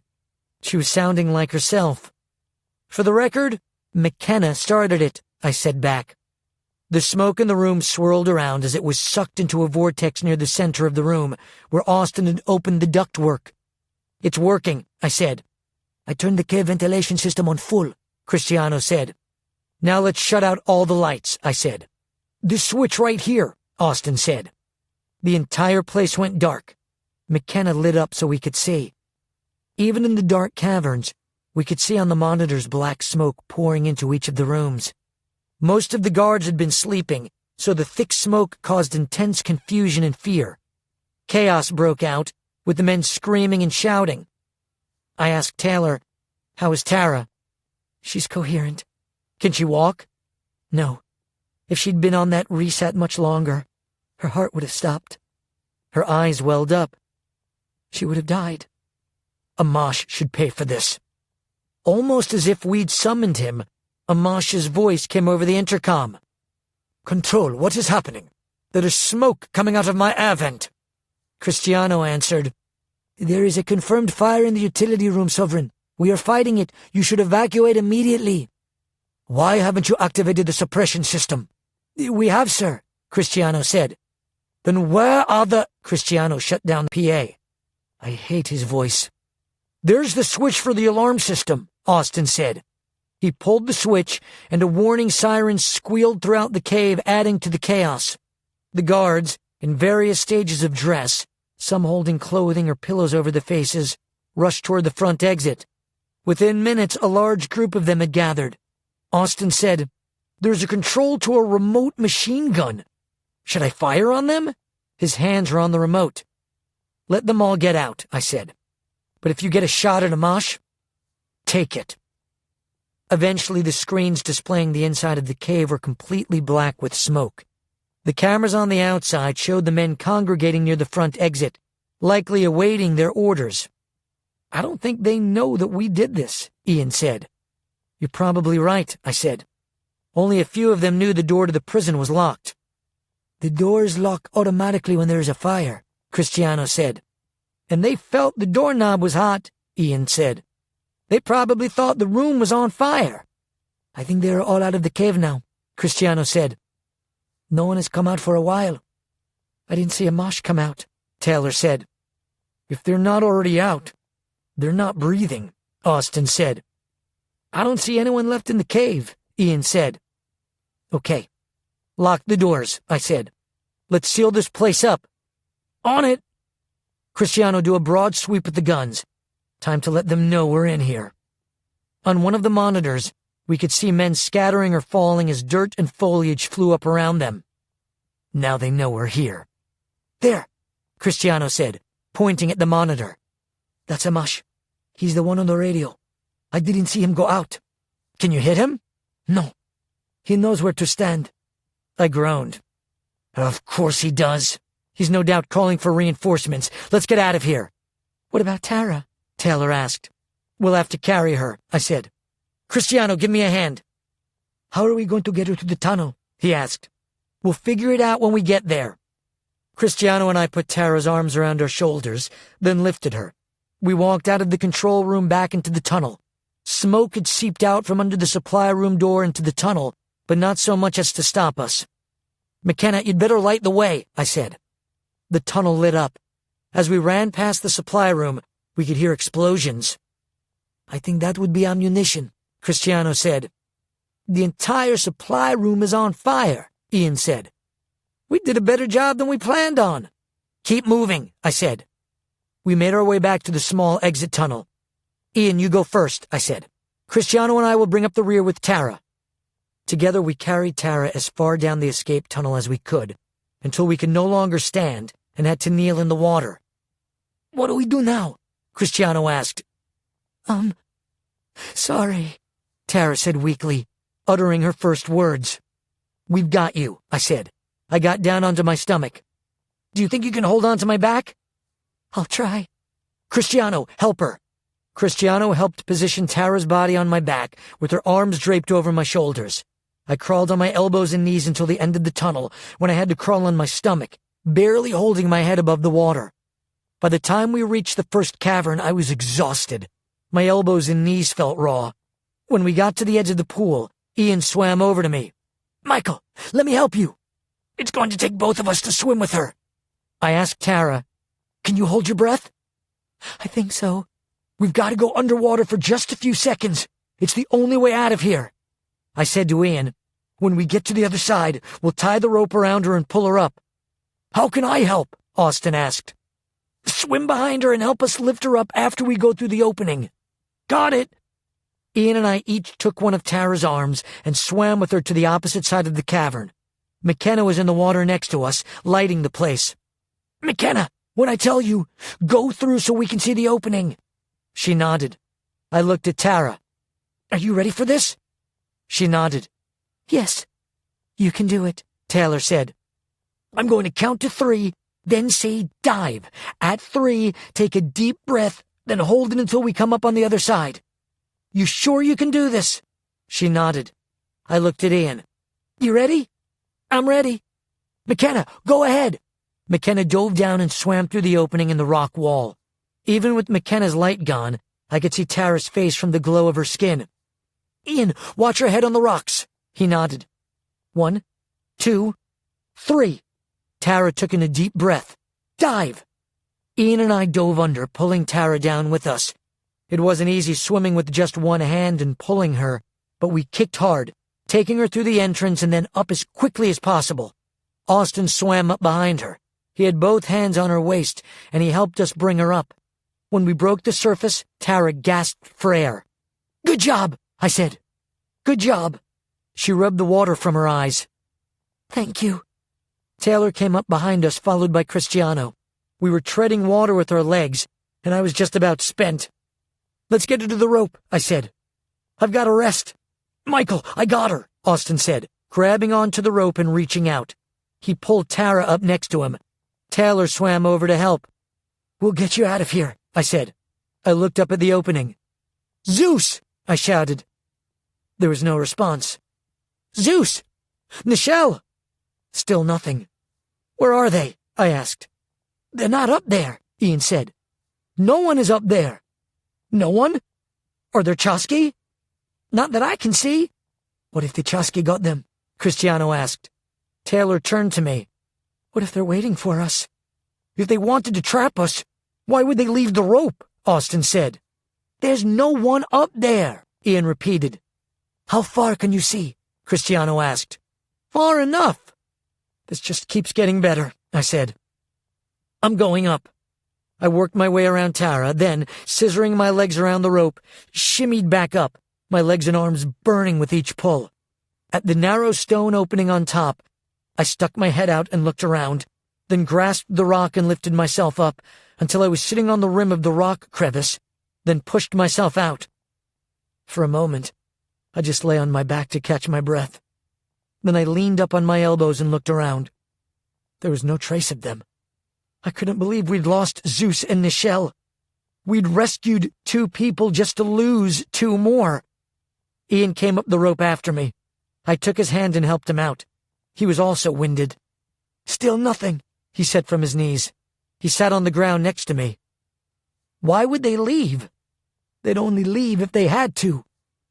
"That's not comforting." I turned back to see Cristiano climbing up through the hole. "They have tied the rope around the weak girl," he said, "so we can pull her up."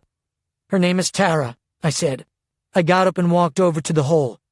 Looking down into the cavern, I shouted, "Is she ready?" "I tied a bowline around her," Austin shouted.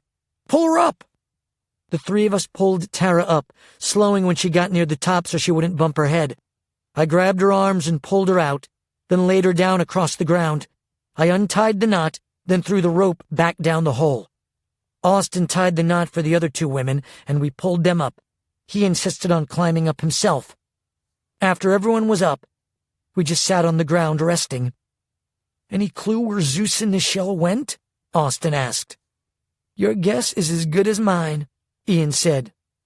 "I never guess," Austin said. Chapter 25. 2 Found, 2 Missing. I didn't know what time it was, though I'm sure it was well after midnight. Under the ceiling of branches and leaves, the jungle was nearly pitch black, except where the moon's light occasionally pierced the canopy. Almost as thick as the jungle darkness were the sounds. A nocturnal symphony of Amazonian life had emerged with the nightfall. Tree crickets and howler monkeys and the bad-tempered grunt of caimans. Occasionally, a single voice would break through the cacophony with a shrill mating call or the tortured last scream of death. We didn't dare use flashlights, or even McKenna, in the dark.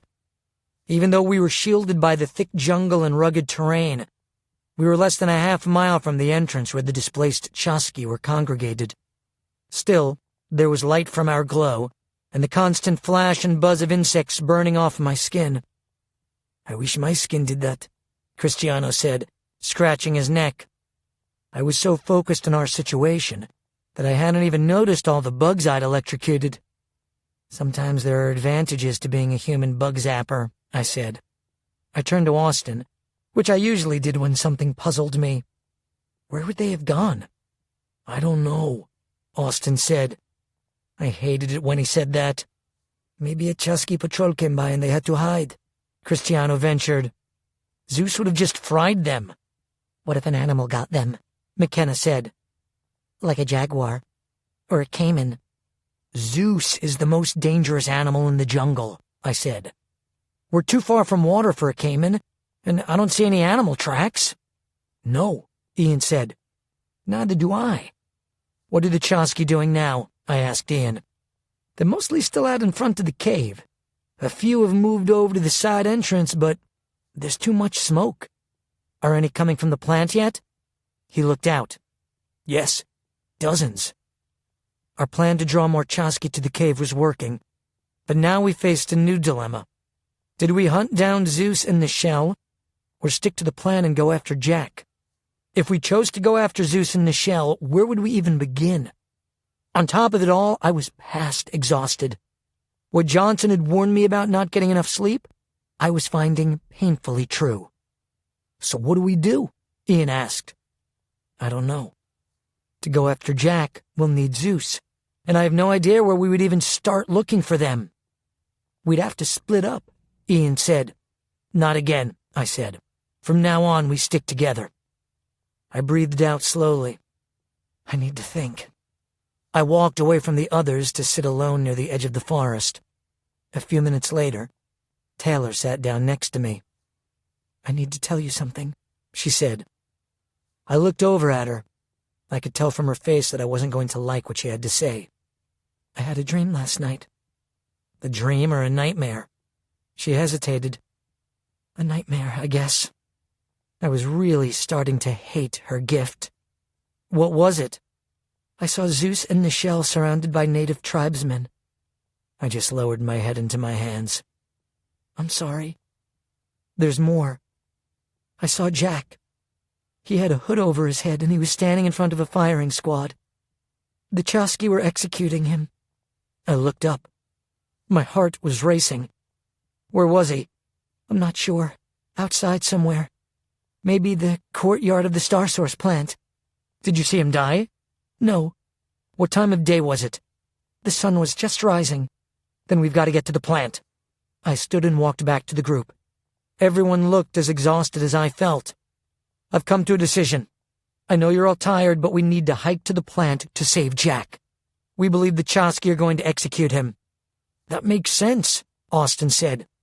Amash is trying to make us pay for attacking his cave. Everyone stood. Which way is the plant? I asked Austin. He pointed. It's that way, northeast.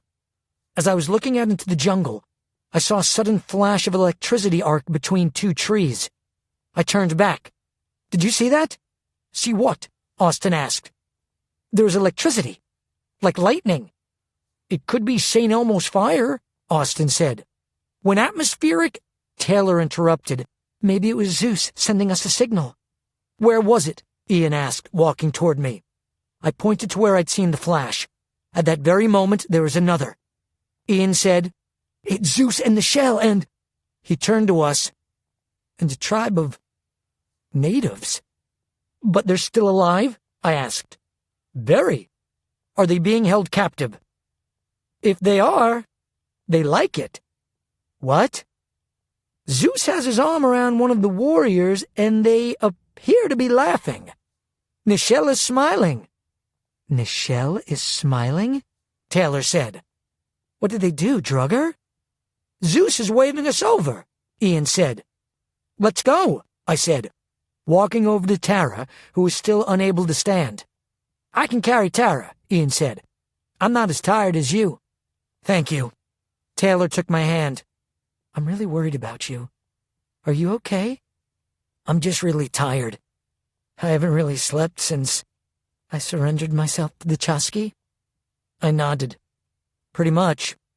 You barely slept the night before, she said. I could see her eyes well up. You really do love me.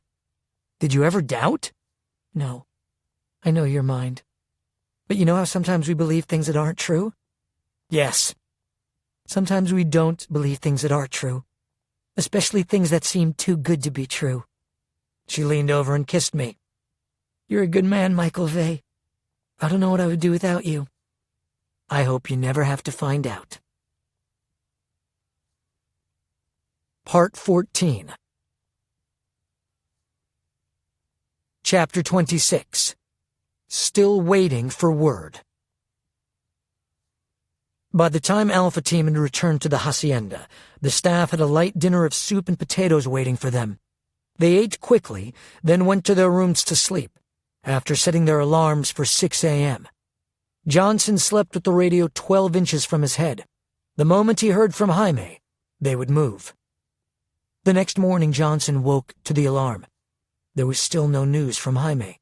He checked to make sure everyone else was up. Jaime didn't call? Jax asked. Nada. He should have called even without seeing them. That was the plan, Johnson said. Let's be ready to move in 30. Breakfast is ready. Within 5 minutes, the group was gathered around the table for breakfast. I think it's still night, Cassie said. In the field, we'd be eating lunch about now, Jax said. You're just showing off, Cassie said. Jaime still didn't call? Tessa asked. No, Jax said. I wonder how Michael and the others are doing. I hope Jaime is okay, Cybor said. It's not like him not to communicate. He's with Lars, Jacinta said. He'll be fine. Lars will take good care of them. What if the bat containers passed when he was sleeping? Tessa asked. That's why we're headed out now, Johnson said. Redundancy. They finished eating, then drove back to the kill zone. After they were all settled in, Jacinta drove the van back to Puente Inambari. She found a place to park near the bridge, where she could keep a lookout. It was not yet 10 a.m. when she called into Johnson. I'm in position. Nothing can get by me. Very well. Still no word from Jaime? Not a word. I just called him, but he didn't answer. That is not like Jaime. No.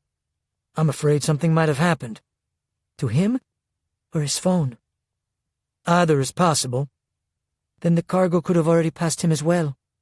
That's possible. That's the thing about war. It's always a response to what you didn't plan for. Part 15. Chapter 27.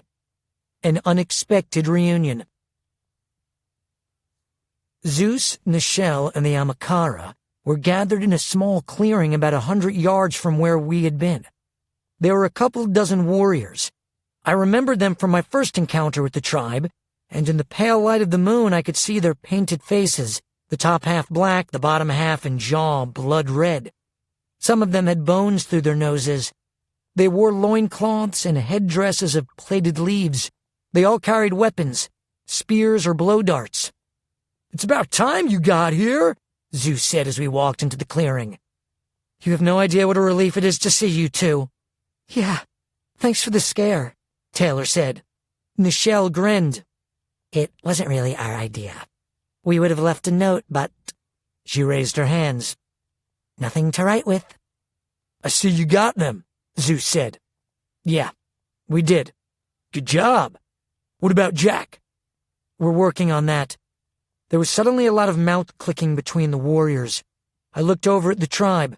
It seemed like it had been a lifetime since I'd last seen them. I didn't remember any of them individually, not that I would have anyway.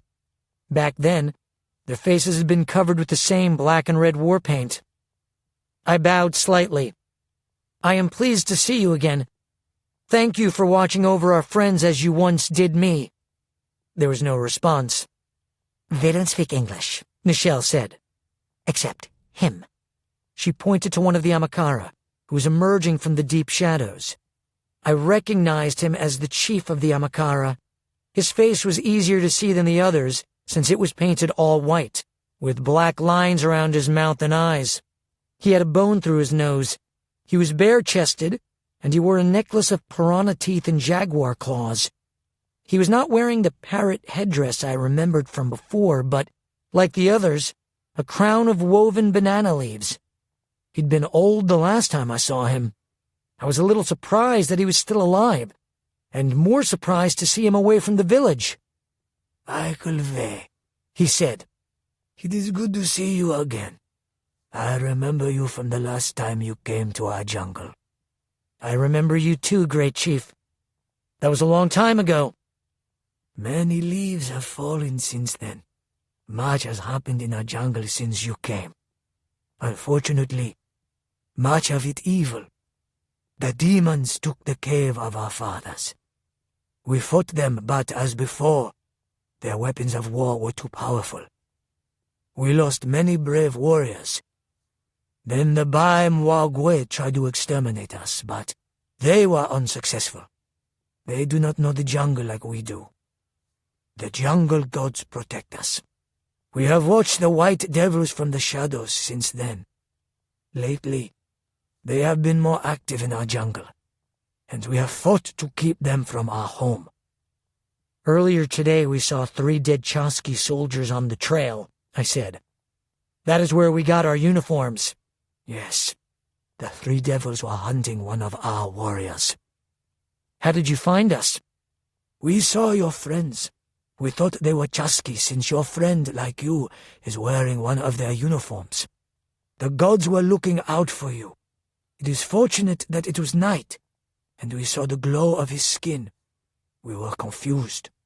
We did not know if our friends, the Guangliong Ren, the Glow people, had joined our enemy.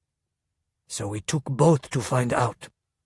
We were very pleased to learn that we are still friends, and you had gone into the demon cave to save your friends. One of the warriors said something to the chief. The chief pointed at Cristiano, then said to me, This one is recognized. He is a Chasqui soldier. Is he your prisoner? No, he is a friend. He helped us against them. The Chasqui killed his brother. The chief walked over and put his thumb between Cristiano's eyes, then closed his own eyes. He held it there for nearly a minute, then he stepped back. I don't know what he was doing, but he seemed satisfied that Cristiano was one of us. Were you successful in freeing your friends? Yes, I said, gesturing toward the women. These are the 2 we rescued, Taylor and Tara. My introduction of them was followed by a lot of mouth clicking. The entire tribe looked astonished. The chief looked surprised as well. How are they the same woman? Do the Glow people make themselves into 2 people? No, they are twins. I do not know that word. Twins. It is when a mother has 2 babies at the same time. 2 babies? Like the otter? Yes. It is rare with humans, but it happens. Another warrior said something to him in their tongue. The chief nodded. Yes, I had nearly forgotten. Many generations ago, an Amakara woman had 2 babies born to her. It was a sign from the gods. He stepped closer to Taylor. She is beautiful like Hongfa, the one you call Tessa. Thank you, Taylor said. Tessa still breathes. Yes, she's in Peru too. She is helping to battle the Chasqui somewhere else. He nodded slowly. Yes, she is a warrior too. The chief looked down at Tara, who was sitting on the ground where I had set her down. This one cannot walk. Not now, I said. The Chasqui hurt her. His eyes narrowed. Baimwokwe. They are evil. He knelt down next to Tara and put his hands on her legs. She looked up at us, unsure of what the chief was doing. It's okay, Taylor said. He is a healer. After a moment, the chief took his hands off her. Her bones are not broken. No, it's mostly her muscles. The Chasqui have a machine that hurts the Glow people. The chief shook his head again. We have medicine from roots that can fix her. I remembered the mud and herb compress they had put on my broken ankle that had healed it in just one day. Yes, you have powerful medicines. The jungle gods are healers, the chief said. He stood. But perhaps it is not your wish to stay in the jungle. Your friend Zeus. I figured he meant Zeus. but it's not polite to correct a chief. Said that you will be leaving to go back to your home. That was our plan. But the Chosky have another one of our friends at the Star Source plant. We are going there to free him. The chief frowned. The plant is not safe. Do you not remember? There are many, many soldiers at the plant. I know, but we have to try. We do not leave our friends behind. He nodded. It is our way too. How can we help you? This is not your battle. We are friends, so it is our battle. You are most noble and good, I said. If you would help, could you guide us through the jungle to the Star Source plant? Yes, we will. The demons have made a trail that is clear, but it is not always safe. That is where they patrol. Yes, we can't use it right now. We have lured the Chosky from the big plant to the cave so we could free our friend. You are very clever to confuse your enemy, and you speak the truth. Our warriors have been watching many soldiers come from the grey building to the cave tonight. That is why we are out at this hour of the moon. We thought the demons might be planning to attack our people again. No, it's us they want. We can help you. We have our own trails. I will send 2 warriors, Lee and Kwai, to guide you. He looked over at Tara. This one will not be able to travel. We can take her and give her medicine. We will keep her safe. I looked at Tara. You can trust them. Will you be okay if we leave you? She nodded. I just slow you down. Do you need someone to stay with you? Taylor asked. She shook her head. Saving Jack will take all of you. I turned to the chief. Thank you. We will accept your help. We are the same spirit, he said. Our hearts beat together. If it is the God's will, we will be victorious together. I looked at the other tribesmen and put my hand over my heart. They did the same back, followed by more mouth clicking. You should get rest before you go to war, the chief said. You are very tired. I can feel your weariness in my own bones. We are all very tired, but we are worried for our friend. We believe they will kill him when the sun rises. We need to go now. He looked at me for a moment, then said, You will not make it as you are. You are more tired than you know. We must try. If you believe you must go now, I have something to help you. It is a special water. He held up his hand and shouted words to the tribe. One of the warriors brought over a bulging water skin and gave it to the chief. The chief offered it to me. We call this li shui. It comes from the warana plant. Anciently, it was called the eyes of the gods. It will awaken you. It's guarana, Austin said. It's twice as potent as caffeine. He smiled. He's giving us the Amakara version of an energy drink. I took the skin. Thank you. I was already thirsty, so I took a long drink. I could feel the effect of the drink almost immediately. That's really good, I said. It tastes like lemonade. Yeah, Zeus said. Michelle and I already had some. The stuff rocks. I'm going to market it when we get back home, Nichelle said. Power lemonade. I like that. I'll have some, Ian said. There are lemons in the Amazon rainforest? I asked Austin. Lemons, limes, oranges, pineapples, and thousands of fruits you've never heard of. We should all have some of this, I said. Do not give it to the girl, the chief said, pointing at Tara. It will fight the medicine we have for her. She needs to sleep. Thank you, Tara said. We passed the skin around. By the time it had gone through us, we'd pretty much emptied it. I immediately felt energized. That stuff is amazing, Zeus said. I feel totally awake. I hope it lasts, I said. I turned to the chief. Thank you. You are most welcome, Michael Vey. The chief ordered several of the warriors forward, and they lifted Tara. This is not so bad, Tara said. These guys are handsome. Get better, Taylor said to her sister. Kwai, Lee, the chief said. Two of the warriors walked forward from the others. The chief spoke in the Amakara language, then said to me, I told them to go quickly. All right, I said. Where shall we meet you after? We will meet here. We will be watching for you. Drop a pin, I said to Austin. I said to the chief, take good care of Tara. She will be protected with our lives, he said. Now, go with the gods. We will burn oils to petition the gods' help for you. We are very grateful, I said.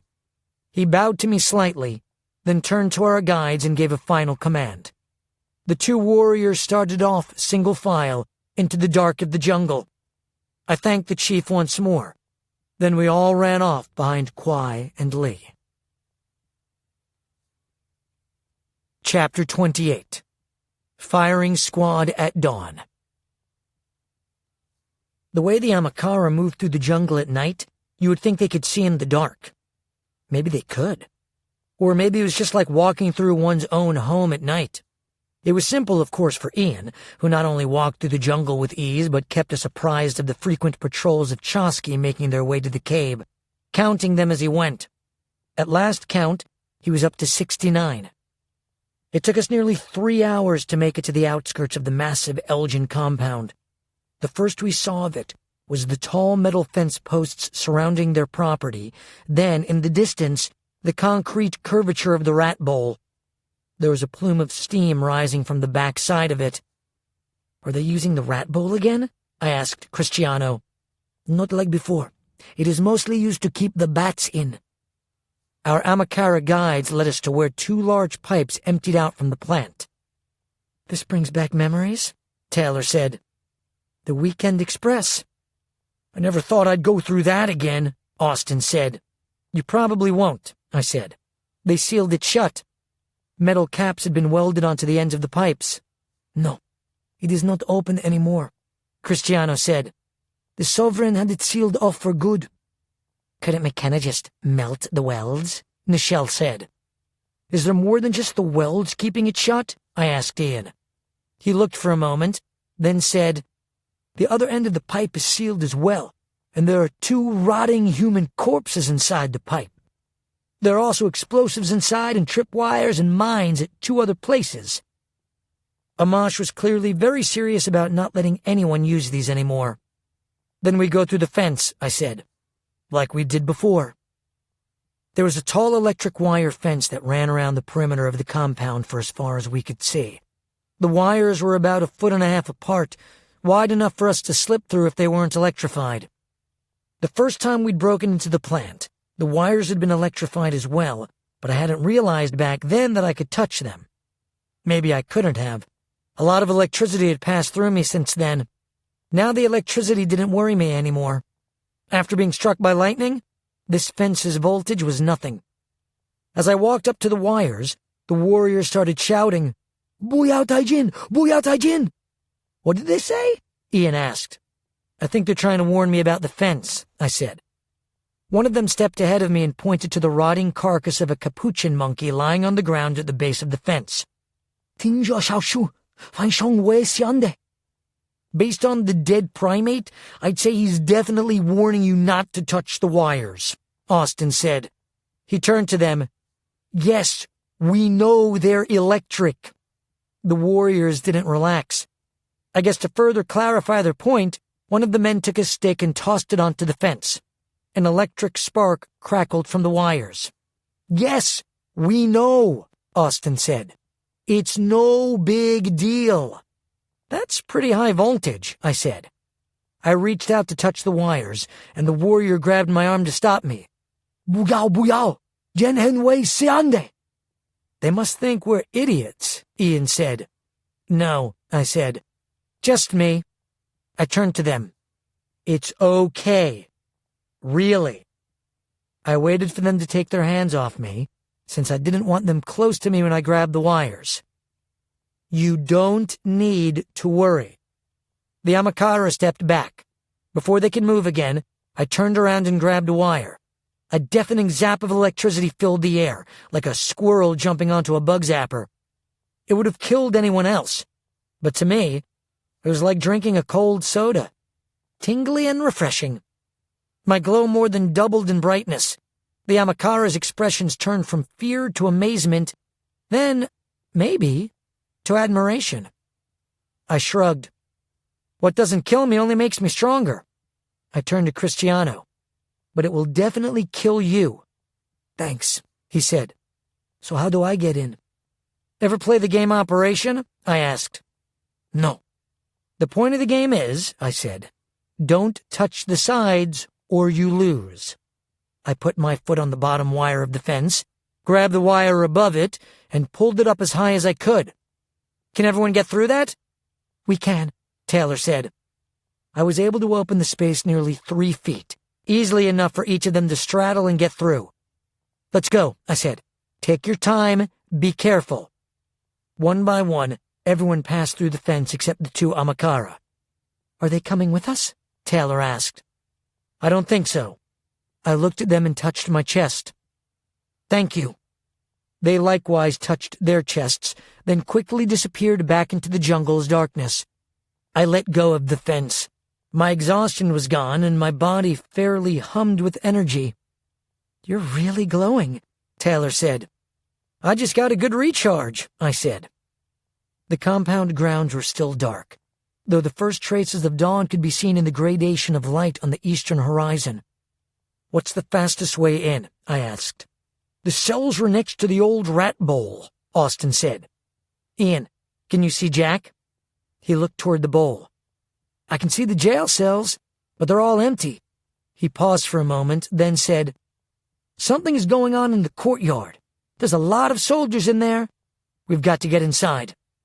We crept behind foliage for about 20 yards to the end of the outer tree line. There was a magnificent 2-story antebellum architecture-styled mansion that looked more like it belonged in the American South than in South America. It was all white, with a gabled roof with a cupola, and huge Greek Revival columns that framed the wide porch that encircled the house. The mansion was located toward the north end of the bowl and had its own roadway from the plant. There was a chain-link fence with a razor-wire top around the property, which, despite its unwelcoming facade, was beautifully manicured. They've made some additions, Taylor said. Anyone want to bet that's the Sovereign's place? Austin said. It is his mansion, Cristiano said, when he is not in the cave. There were 3 other new buildings to the side of the residence, one still under construction. The 2 finished buildings were luxurious and of Western design, though not as luxurious as the main mansion. All 3 of the buildings looked out of place against the stark, industrial contrast of the concrete and steel architecture of the former Elgin Starsource plant.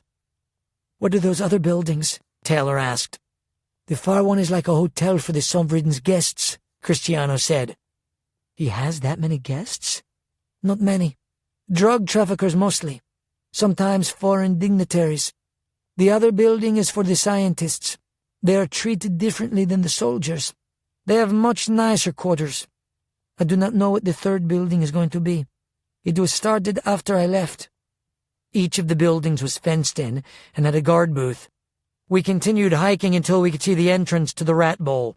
There was still a pen with cattle, but it was nothing like the last time we had been here. I could see no ranch hands, just a sentry post with guards. There were cameras everywhere. We could disguise ourselves as scientists, Ian said. There are only 2 guards at their building. We could take uniforms and IDs. We don't have time for that, I said, looking at the horizon. It's almost dawn. With all the cameras, we couldn't get anywhere near the building without being seen. We need some kind of distraction, Austin said. We still have C4, Ian said. We could blow something up on the other side of the compound. Then the whole compound would go on alert and lockdown, I said. I was thinking something a little more nuanced. I have an idea, Taylor said. I turned to her. Let's hear it. Since you're in Chosky uniforms, they'll think you're with them. I'm not in uniform, Ian said. They will still require ID, Cristiano added. The Chosky have very strict routines and rules. They will want to know why you are there. But once we're that close, we could shock them, Austin said. Let me finish, Taylor said. We don't just walk up to them. You take Nichelle, McKenna, Ian, and me to them as prisoners. Each of you will have one of us, and we'll be struggling like we're trying to get away. That way, they'll assume you were sent out to capture us, and their first concern will be the captive American girls, not the guards bringing them. Cristiano, you tell them that you caught us trying to get in and that we said we had an American friend being kept inside. They will think we mean Jack. After you give me to them, you can ask about Jack and where he's been moved. Even if they don't tell you where he is, I'll read their minds. Nichelle, if you'll enhance me, that will help. Of course. Then, after we've got everything we need to know, I'll do a heavy reboot on them, and Michael and Zeus will take them out. We'll go rescue Jack. That's pretty brilliant, Austin said. Let's do it, I said. Let's pair up. Make it real, ladies. I took Taylor by the arm, Austin took McKenna, and Cristiano took Ian, and Zeus took Nichelle. Nichelle immediately started acting like she was trying to get away and shouting at Zeus. Let go of me! You can't treat me like this! I'll sue! I'll call the embassy! Taking her cue, Taylor, Ian, and McKenna also started carrying on. The commotion immediately caught the guards' attention. 2 of them came out of the booth. ¿Qué pasa? One shouted. We waited until we were closer. We caught them, I said. We caught the intruders, Cristiano said in Spanish. The guard with the most stars on his uniform walked up to us. I'm Sergeant Bentley, he said, stressing his rank over his name. What do you have here? We caught the intruders, I said. These Americans were outside the fence trying to sneak in. They say we're holding their friend. An American. We have no American women in here. Not a woman, Austin said. A man. He nodded. Oh, yes. The traitor. A slight grin crossed his face. Tell them to wait an hour. We'll give him back. His words sent a chill through me. He smiled darkly. They can save us the trouble of burying him. Taylor pushed me away and ran toward the man. He grabbed her. Where do you think you're going, Bonita? Get your hands off me, she shouted. Why isn't she handcuffed? I can handle her, I said. If you could handle her, I wouldn't be holding her. Where's Jack? Taylor shouted. What have you done with him? Taylor turned to me, her eyes wide with terror. What did you do to Jack? She asked again. Between her dream and her reaction, I could guess what she had read in his mind. You don't need to worry about that, he said. It's me you should worry about. I haven't seen a woman for a while. It was all I could do not to fry him. I kept my cool. Did they do it yet? I asked calmly. The execution is at sunrise, first light. Cristiano said. That is the tradition for traitors. Shot at dawn, Austin said. How long do we have until sunrise? I asked. I was afraid of his answer as the jungle was already in twilight. Ian glanced down at his watch. About 15 minutes. You were right. Amash must have ordered Jack's execution after we attacked, he said, as if we weren't standing next to the enemy. The sergeant looked at Ian with a confused expression, then shouted to his men. Take these prisoners. He looked at Taylor. Lock this one in the first brig. As the other guards started forward, I said, Taylor, now! Nichelle stepped forward with her hand out as Taylor rebooted them. One of them fell over. The sergeant blinked several times, then looked blankly at Taylor, then me. Where is this execution? She asked. He didn't answer. I turned to Taylor. Can you see? I just saw the same yard as in my dream. Where is it? I shouted. The sergeant looked at me coolly. If you were a Chusky, you would know that. I burst out with a powerful shock wave, but pulled back just enough to not leave him unconscious. He yelled out with pain as he hit the ground. The other guards were at first startled. Then they reached for their weapons. Zeus sent a lightning bolt that daisy-chained through the men, blistering their hands and knocking them off their feet. It was as intense a lightning blast as I'd ever seen from him. Take their weapons, I said. Lock them up inside the booth with their own handcuffs. On it, Austin said. While he, Cristiano, and Ian took care of the other guards, I knelt down next to the sergeant. Who are you? he asked. We're the ones who brought down the Elgin, I said. And the Chasqui. Now, where is our friend? He tried to look tough. What friend? He's playing with you, Taylor said. We don't have time to play. I tapped his forehead with my forefinger. I don't have time for this. The man looked afraid, but he still didn't speak. I looked over to the horizon in the first streaks of dawn. We were running out of time. Jack was running out of time. Do you really want to die for the Chasqui? His eyes hardened. You can't make me talk. I turned back. McKenna, give me a hand. Your hand. She walked over and knelt on the other side of the man. What do you need? This man says we can't make him tell us where Jack is. I think you can. Gladly. She grabbed his fat cheek and pulled upward several inches. McKenna took a deep breath. Then, as she exhaled, the sound of sizzling skin was accompanied by the smell of burning flesh. The man's fat cheek sounded like bacon on a hot grill. The sergeant screamed out in agony, but McKenna didn't flinch. He still didn't talk. I leaned over him, close enough that he could feel my breath. Have you ever seen an eyeball pop from heat? They do that, you know. I can't imagine how much that would hurt. You'll have to let us know. I hope that after you're blind, the Chasqui take good care of you. But I doubt it. I heard that they usually feed the helpless to the rats, but you probably already know that. I turned back to McKenna. Go ahead and do his eyes, slowly though, one at a time. Before McKenna could move her hand, he said, I'll tell you where he is, please, no. I nodded to McKenna, and she released his cheek. The man groaned out in pain. One side of his face was bright red, his cheek charred and blistered. I leaned into his burned face. Let me be clear, Sergeant. You're taking us to our friend. This one can read your mind. If you lie to us, we'll know, and we will burn you to a crisp. If you think you can lead us into a trap, we'll know as soon as you think about it, and we will burn you to a crisp. Do you understand? Yes, I understand. One more thing. If we're too late and my friend dies, so will you. Is that clear enough? Yes, he said frantically. The execution is about to happen in the courtyard. We must hurry. I let him up. Take us. The sergeant practically jumped to his feet, holding his hand over his burned cheek. You're going with me, Taylor said, taking his arm. Come, he said. We need to hurry.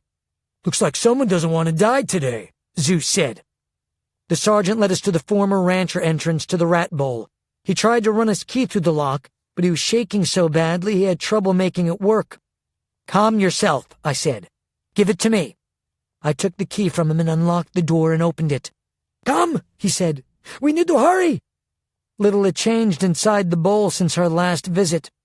This was where I'd been held as I'd awaited being dropped into the rat bowl. It was one of 100 memories I'd love to be rid of. We jogged through the concrete feeding area, past the cells where we had rescued Tanner years before.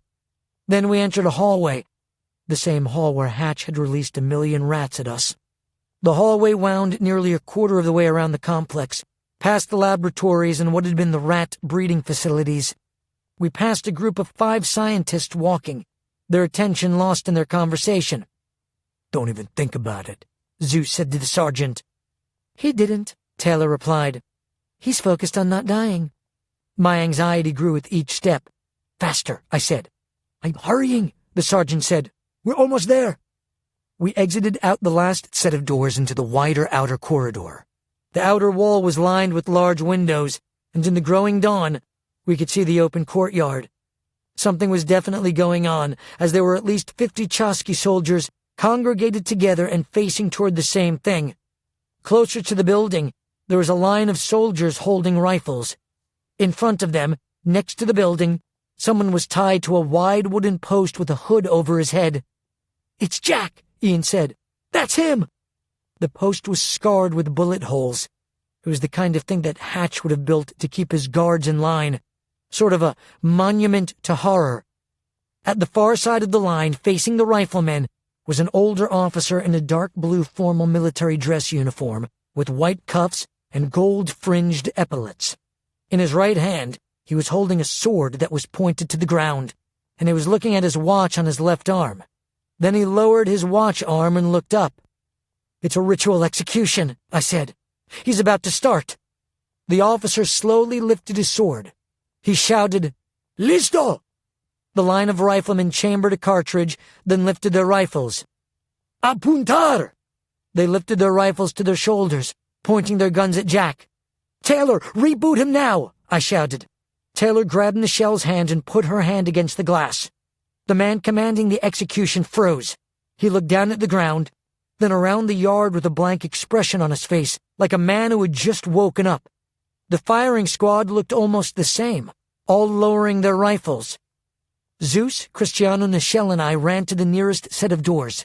I kicked them open, then ran directly in front of Jack, pulsing to repel any possible bullets, though none came. Zeus fired a lightning bolt at the commander. The commander was still holding his sword, which was an excellent conductor for Zeus's lightning, and the man was knocked off his feet.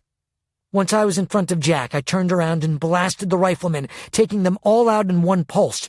One of the rifles went off, and Jack's body jerked in anticipation. He still had his hood on and had no idea what was going on. Apparently, neither did the Chosky soldiers in the audience, who looked as confused as the men Taylor had rebooted. They seemed unsure if this was part of an exercise or the show they'd come to watch. I pulled Jack's hood off. After his eyes adjusted to the sun, he looked at me with disbelief. "Michael?" He had been beaten so badly I almost didn't recognize him. His face was cut and bruised, he had 2 black eyes, and dried blood covered most of his hair. "Not your day to die, my friend." I went behind the pole, melted the vinyl rope he was tied with, and pulled it off him. "Nor mine. Let's get out of here." "Where are we going?" he asked. I looked back at all the soldiers, who were starting to move toward us. "Not totally sure," I said. "I didn't think we'd make it this far." For one of the few times since I'd known him, Jack's eyes welled up. "And you came anyway." Chapter 29. Back to the Jungle. I shouted to Zeus and the others, "Back the way we came!" Jack, Zeus, and I ran to the building. "Hurry!" Nichelle shouted. She was holding the door for us. Cristiano stood there pointing the pistol we'd taken from the sergeant, but not firing. There were too many soldiers, and none of them were chasing us yet anyway. "Hello, Jack," Nichelle said as he passed. "It's good to see you in one piece." "It's good to be in one piece." Zeus and Cristiano came in after us. Then Nichelle shut and locked the door. Inside the corridor, the sergeant was lying on the ground with McKenna and Taylor standing above him. Taylor came over and hugged Jack. "You saved my life," Jack said. "Twice." "Then we're even," she said. "Did you save your friend?" the sergeant asked eagerly. "This is him, right?" I looked down at him. "Yes. You don't have to die today, unless you follow us. The next time I see you, no mercy." I checked my pocket to make sure I still had the key I'd taken from him, then looked up. "We've got to go. Taylor, can you give the whole group a big reset?" "I'll try. Nichelle, come boost me." Nichelle came to her side. Taylor closed her eyes and reached out. "There."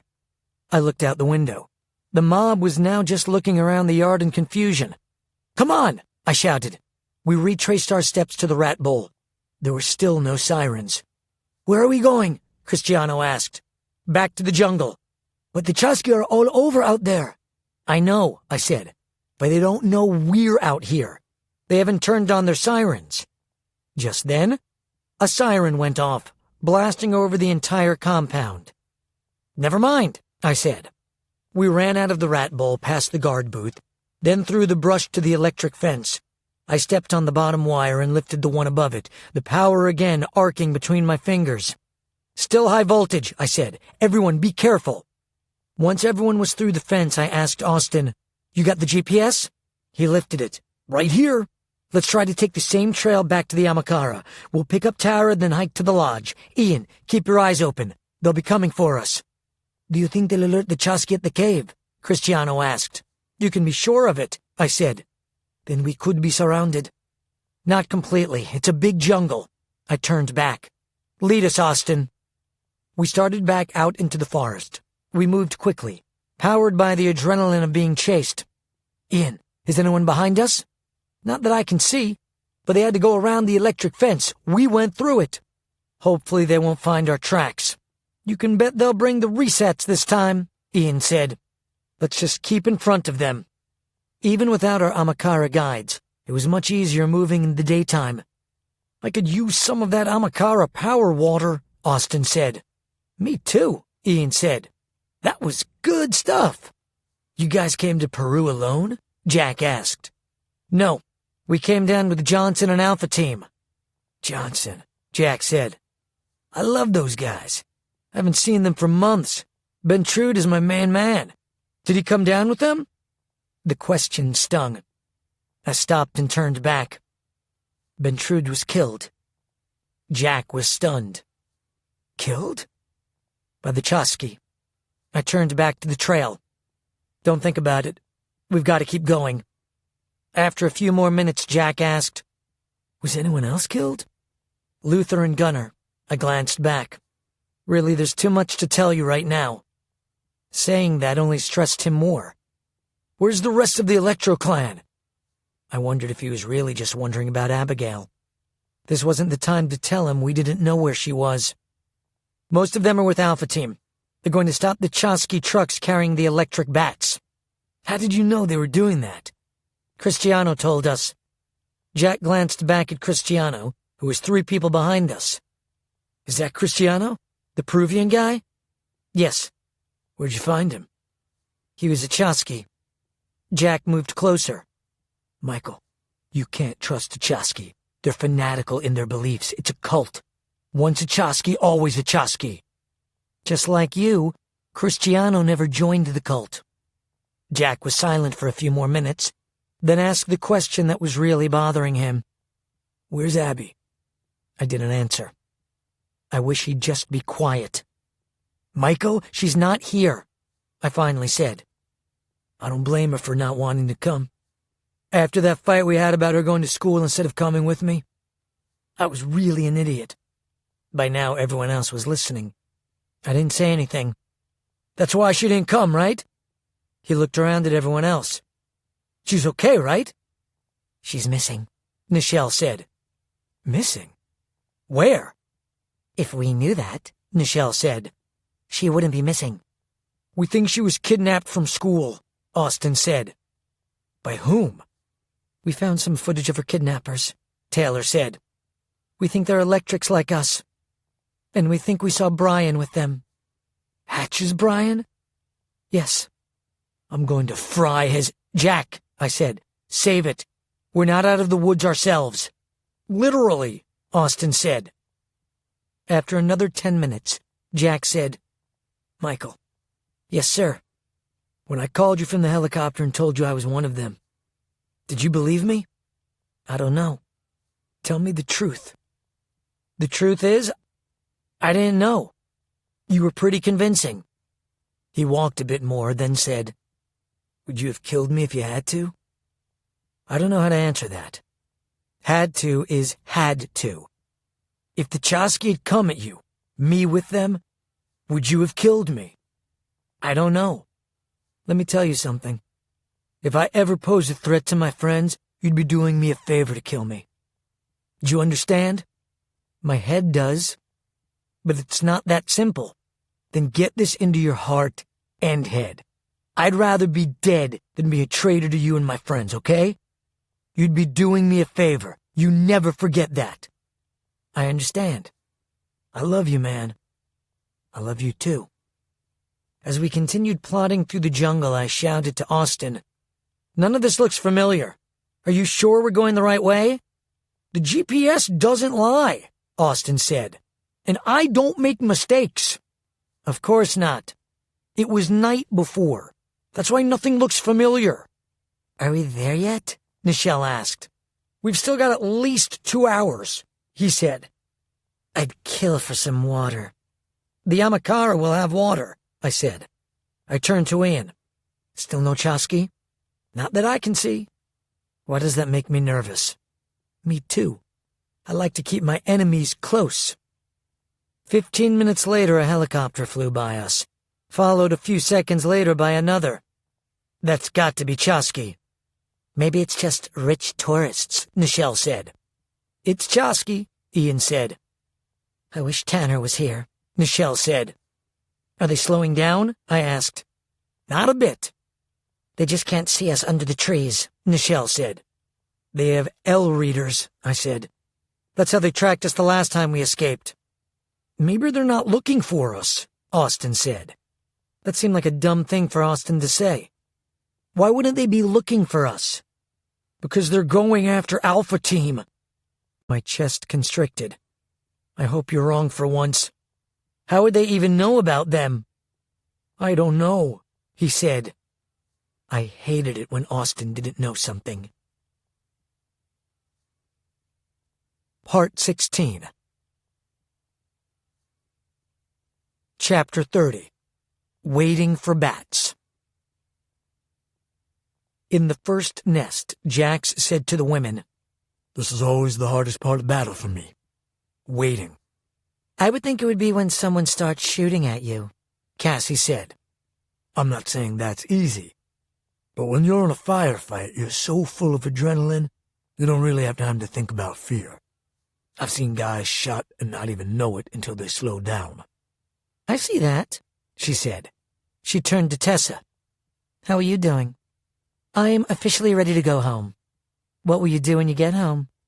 Tessa smiled. First, I'm going to kiss Brummel. Brummel? Is that your boyfriend? He's my cavapoo.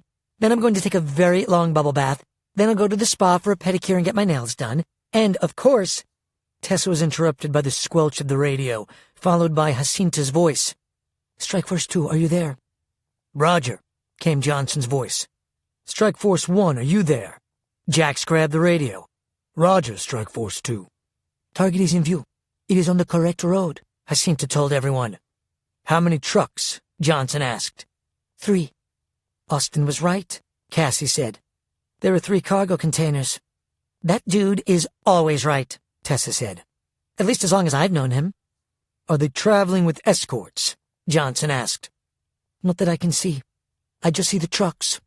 That's good, Johnson said. I am pulling out to follow them, Jacinta said. I will keep you updated. Thank you, Johnson said. Over. Over, Jack said. He turned to the 2 women. So it begins. Tessa lay back in the nest. You're right, it's the waiting. I've got butterflies. That's a good thing, Jack said. Butterflies keep you alert. But this mission is different from most. How's that? Tessa asked. No one will be shooting back. It's just like shooting fish in a fishbowl. Isn't it supposed to be fish in a barrel? Tessa said. A fishbowl is easier, smaller, like this road. You mean the kill zone? Cassie said sarcastically. Jax grinned. You really shouldn't be so flippant with your commanding officer. You could get written up for insubordination. What does that mean? What does insubordination mean? I know what insubordination means. What does getting written up mean? It means whatever they want it to mean. Then it could mean that I'm put in private confinement with someone like, say, you? I'm sure that could be arranged. Tessa rolled her eyes. Really, guys? Do you think about anything else? She's right, Cassie said. Save it for later. Besides, no one's writing me up. I'm a civilian contractor. She looked back out over the road. How far out are they? They just passed the fork, so about 2 hours. 2 hours? So, Cassie said, turning to Tessa. After you kiss your dog, have a bath and the manicure. Then what? Part 17. Chapter 31. Walking into a trap. Look over there, Ian said. There's a jaguar. Where? McKenna asked. In that tree over there. It's hanging on the second to lowest branch. I see it, she said. It's beautiful. The cat was just lounging in the tree, watching us, its green eyes reflecting the ambient light. It looked more bored than threatening. Should I drop it? Zeus asked. It's not bothering us, McKenna said. Besides, they're a protected species. I wish we were. Taylor said. We were what? McKenna asked. A protected species. I glanced over at her. I'll protect you. She smiled. I'll protect you back. Do you know what the most dangerous animals in the Amazon are? Austin asked. Man, I said. Besides us. No, but I'm guessing you're going to tell us, Zeus said. There are the obvious predators, the caimans, anacondas, piranha, and jaguars, but the more interesting ones you might not have heard of. Can't wait to hear, Nichelle said. The Brazilian wandering spider is the world's most venomous arachnid, which is why part of its scientific name, Phonutria, means murderous. Its bite can lead to paralysis and death. Then there's the bullet ant, which isn't as much deadly as it just makes you want to die. Its sting is 30 times more painful than your average bee sting, and the pain can last for 24 hours. And the thing is, it will sting you over and over until you get the message. They call it the bullet ant because soldiers who have experienced being shot by a bullet and being stung say its sting is at least as painful as the bullet. I wish someone would shoot me through the ears with a bullet right now, Nichelle said. The entomologist Justino Schmidt created a stinging pain index, and the bullet ant was ranked at the top. He described the pain as pure, intense, and brilliant, like walking over flaming charcoal with a 3-inch nail in your heel. That certainly is descriptive, Ian said. But ounce for ounce, the most dangerous animal is one you'd never suspect. It's the tiny poison dart frog. It's barely the size of a human thumb, but it carries enough toxin to kill 10 adult men. Then I'm glad I'm not an adult man, Nichelle said. That's not what I know, Nichelle said. I know. I was really feeling my fatigue. If it hadn't been for the Amakara's power water, I likely would have already collapsed. We were about a half mile from where we had left Tara and the tribe, when Ian suddenly stopped. He had a frightened look on his face. He walked around in a circle saying, It can't be. What is it? I asked. The Chasqui are everywhere. They're armed to kill, and they have portable resats. Where do we go? I asked. He shook his head. We're surrounded. They've completely encircled us. It's like they know exactly where we are. How far out are they? About a quarter mile. They must have known where we were going. Or they've been tracking us, I said. Like they did before. How? Taylor asked. We got rid of our discs. I thought a moment, then said, Jack, check your clothing. Jack reached into his pockets, then patted himself down. Nothing. Show me your arm, Ian said. Jack pulled up his sleeve and put out his arm. Both arms. He held them both out. Right there, Ian said, pointing to Jack's left arm. That lump is an RFID. It's like Hatch used on his glows, but smaller. Amash was guaranteeing you couldn't escape. Jack looked panicked. I just thought it was a hematoma, you know? Just another lump after they beat me. That's why they weren't chasing us, I said. They were letting us run into their trap. These guys are smarter than the Elgin, Austin said. That's not encouraging, I said. Cut it out of me, Jack said. Ian said, It's too late for that. No, it's not, Jack said. This ain't over. Jack's right, I said. If we somehow escape, they'll still just track us with it. Cut it out, Jack said again. I took the Chasqui knife from my belt. I'll do it. It's subcutaneous, Austin said. It's just under the skin. You don't need to go deep. I set the point of the blade against his arm, hesitated, then pulled it back. I'm too shaky for this. I can do it, Nichelle said. I have a lot of experience doing this. I wasn't sure what she meant by that, but I handed her my knife. We'll need to sterilize the blade, she said. Anyone have something? I have heat, McKenna said. That will work. McKenna grabbed the end of the blade and heated it up. That will do. Let the blade cool. I got a little water left, Cristiano said. You've been holding out, Nichelle said. Yes. He poured some over the blade. All right, Nichelle said, waving the blade in the air to cool it off. She looked up into Jack's face. I wish Abby were here. Me too, Jack said. Nichelle took a deep breath. Ready? Just do it. She inserted the blade about 1/8 of an inch into his arm and made a straight 1/4-inch incision. Jack clenched his jaw as blood streamed down his arm. "You can push it out," Austin said. "Squeeze it, like a zit." Jack pinched the skin on his forearm, and a dime-sized metal disc popped out. It was covered in blood. "That's the traitor." He was about to throw it when I stopped him. "Wait. Let's do what we did back at the zoo." "What's that?" Jack asked. "You mean put them on the monkeys again?" Ian said. "Because that didn't work so well last time." "That's because the monkeys wouldn't leave the zoo," I said.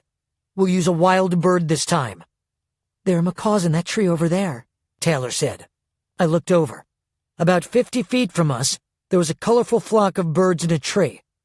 "Taylor, can you reboot them?" "I'll try. They're pretty far away." "I can help," Nichelle said. "You'll have to catch the bird before it hits the ground," McKenna said, "so it doesn't break a wing or something." They walked closer to the tree. "Here we go," Taylor said. Her rebooting worked better than she'd thought it would, as all of the birds and a sloth fell from the tree. Austin and Nichelle did their best to catch the birds but only caught 4 of them. McKenna caught the sloth. The 2 birds that hit the ground got up onto their feet, then flew back up into the tree. "I wish I could keep you," McKenna said, setting the sloth on the ground. "We only need 1 bird," Nichelle said, letting one of the birds go. It flew back up into the tree. Austin still hung on to his 2 birds. "Wait," Taylor said. "If Jack has a tracking device, maybe Tara and I do too." "Do you remember them giving you a shot?" I asked. "No, but neither does Jack. They had the reset so high I was unconscious much of the time." "Let me see your arm," I said. Taylor held out her arms. I ran my fingers up them. There was nothing. "They're not necessarily in her arms," Ian said. He looked her over. "Do you feel anything foreign on your body?" "There's something on my hip." She pulled her pants down on one side, exposing a small lump. "There it is," Ian said. "You have one." Taylor winced. "I thought it was a bug bite." "Hurry, cut it out." "Nichelle?" I said. Nichelle came over, wiping Jack's blood off the blade on the inside of her shirt. "McKenna?" Nichelle held on to the knife as McKenna heated the blade again. Then Nichelle crouched down next to Taylor. "I'm sorry." Taylor gritted her teeth. I took her hand. "This is going to hurt," Nichelle said. She poked the blade into Taylor's hip. Taylor squeezed my hand so tight I thought she might break my fingers. "Done." "Will you take it out?" Taylor asked. Nichelle pinched the skin around her hip. The disc, along with blood and tissue, came out. "Got it." Nichelle held the disc up in the palm of her hand. McKenna came over and hugged Taylor. "I'm sorry." "I'm okay," she said. The blood kept streaming down her hip, soaking up in her underwear. "We don't have any gauze, do we?" I asked. "Or a clean cloth?" Cristiano looked inside the pack. "Nothing." "Do you want McKenna to cauterize it?" Austin asked. "You can do it," Taylor said to me. I put a single finger over the incision and slowly brought up my electricity. I could smell the blood burning. I took my finger away. The wound was yellow with red edges. The bleeding had stopped. "What about you, Jack?" His arm was covered with blood. "Go ahead." I put 2 fingers over his wound and pulsed. This time I could hear the blood sizzling.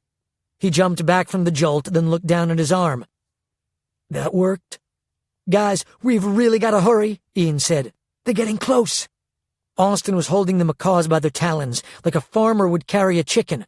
He handed one to me, then one to Taylor. "Don't let them bite you," he said. "They can crack open nuts with that beak." "I'm rebooting them again," Taylor said. "How are we going to attach the discs?" Cristiano asked. "We do not have any tape or glue." "Tree sap," Austin said. "Give me your knife." He looked around for a moment, then said, "Perfect." He walked over to a tall mushroom-shaped tree. The Sangre de Drago tree. Its latex sap is legendary. The natives use it as a liquid bandage. He stuck his knife into its trunk and cut off a swath of bark.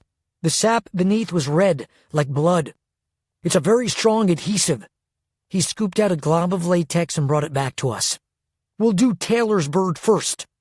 Austin scooped a quarter-sized gob of the sap and put it onto the scarlet feathers between the wings and the middle of the bird's back. Jack handed Austin the RFID, and Austin pressed the disc into the goop. "Now let it go," Austin said to Taylor. Taylor tossed the bird up into the air.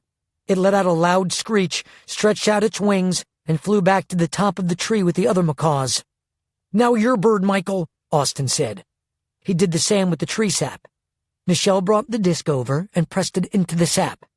"Fly away, little decoy," she said, throwing the bird up into the air. The bird likewise flew up to the flock.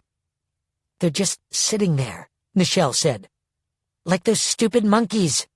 I threw a lightning ball up near the branch. The flock flew off. "People, we've really got to go," Ian said. "We need a place to hide," I said. "If they're chasing the discs, they'll walk right past us."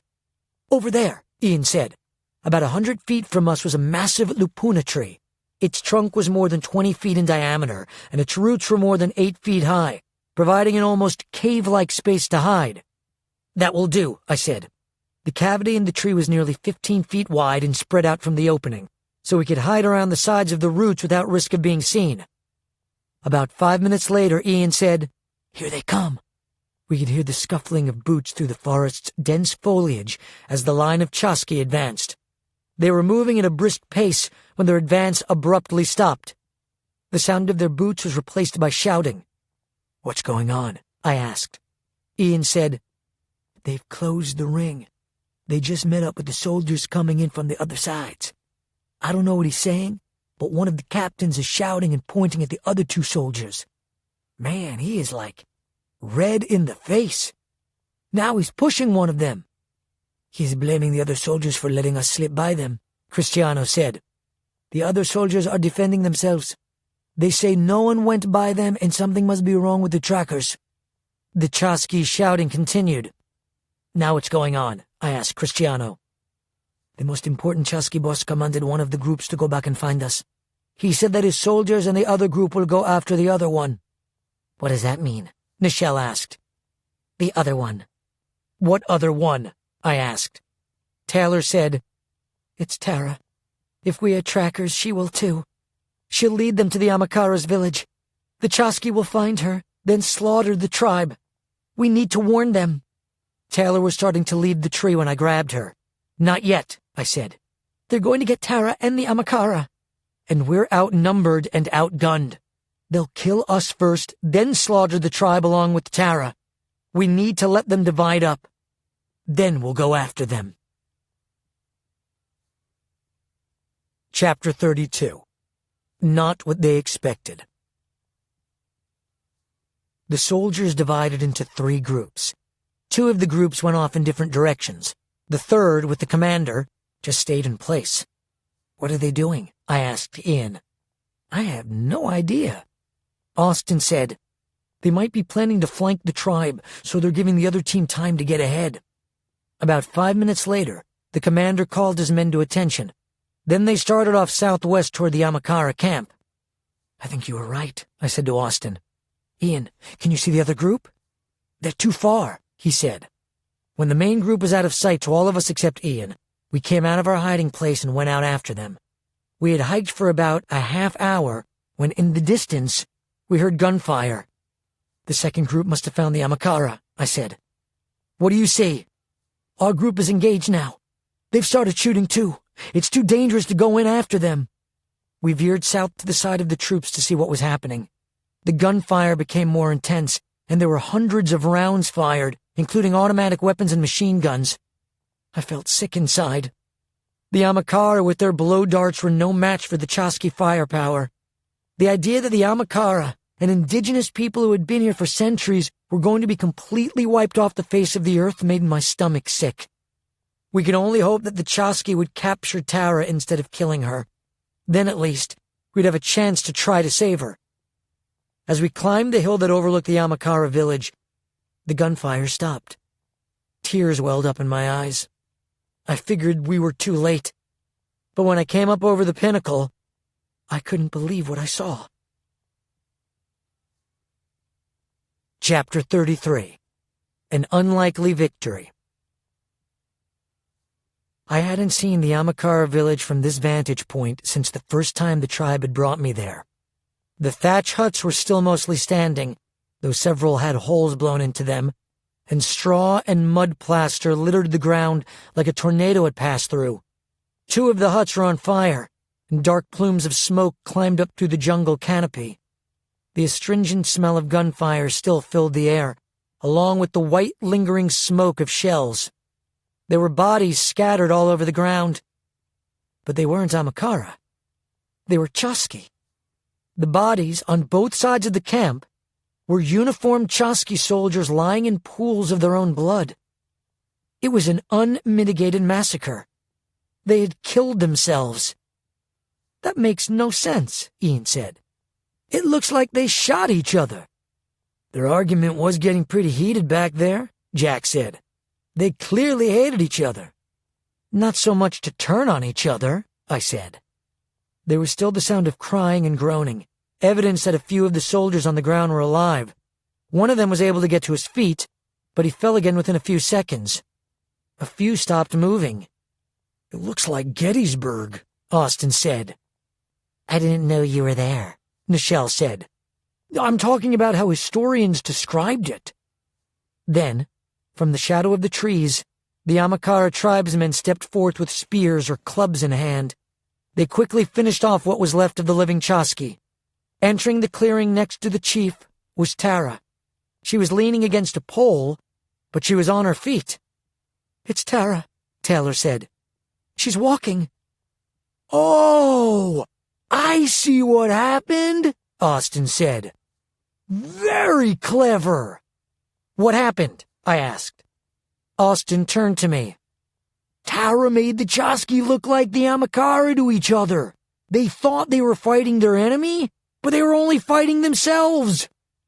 Brilliant, I said. I'm going down. Just don't spook them, Austin said. They still have those blow darts. We all walked out of the jungle into the clearing. The chief saw us first. Michael Vey! Tara, Taylor shouted. She ran to her and the sisters embraced. The chief said, Did you witness this amazing miracle? Just now, I said. It was Tara? Yes, her special power. She made them look to each other as they truly are. The enemy. He looked at Jack. You have someone new with you. You saved your friend? Yes. We saved him. I am very happy for you. This is a day for us to always remember, to share stories for our children's children's children.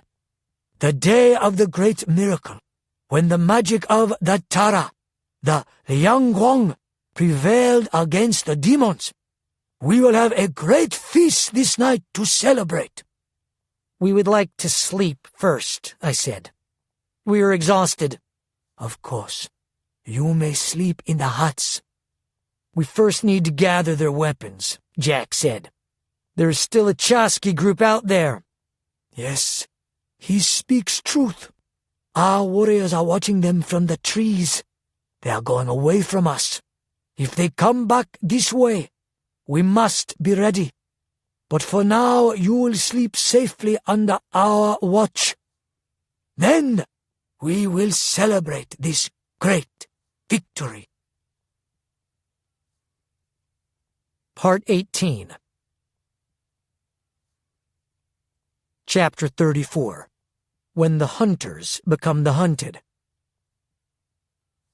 Targets are 6 kilometers from the kill zone, Jacinta said. We're ready, Johnson said. Strike Force 1? We're ready, Jax repeated. He put down his radio. That's about 3.5 miles. We're 5 minutes from assault. Ready, ladies? Yes, they said in unison. The mood had changed to extreme gravity, as the reality of what was about to happen became more real. In 5 minutes, someone's life is going to end. And they don't even know it, Cassie said. That happens every day, Jack said. It's not a big deal. It is to them, Cassie said. And to me. I'm about to end someone's life. Technically 1 million of them, Jack said, if you want to count the bats. He looked over at her. Does that bother you? I would hope so. It doesn't bother you? Not when I keep my mission in context. These lives are driving along as innocently as if they're delivering bath rugs instead of a painful, terrifying death to tens of thousands of innocent people, destroying thousands of homes and lives and dreams. They have it coming. I know, Cassie said. But it still bothers me. She took a deep breath. Suddenly they heard the sound of approaching helicopters. What's that? Jax lifted his binoculars. I've seen those. They're Blackhawks. He lowered the binoculars and looked back at the women. They're Chosky. They must be following the trucks, Cassie said. Jax lifted the binoculars again.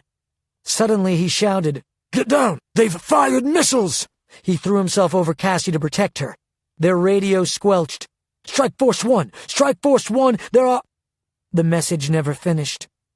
2 of the helicopter's missiles were direct hits on the nest. Chapter 35. The mission must go on. Strike Force 1! Strike Force 1! Johnson shouted. Come in, Strike Force 1! The Chusky knew we were here, Cybor said. The radio buzzed, then Jacinta's voice came over. Strike Force 2, target is in the kill zone. Johnson's discipline kicked in. It's on us, team. Quentin, stop the first truck on my command. RPGs on target, fire on my command. Cybor, prepare for detonation on my word. Got it. The first truck careened around the corner into view. Hold. Hold, Johnson said. The second truck came around the corner. Quentin, stop truck 1.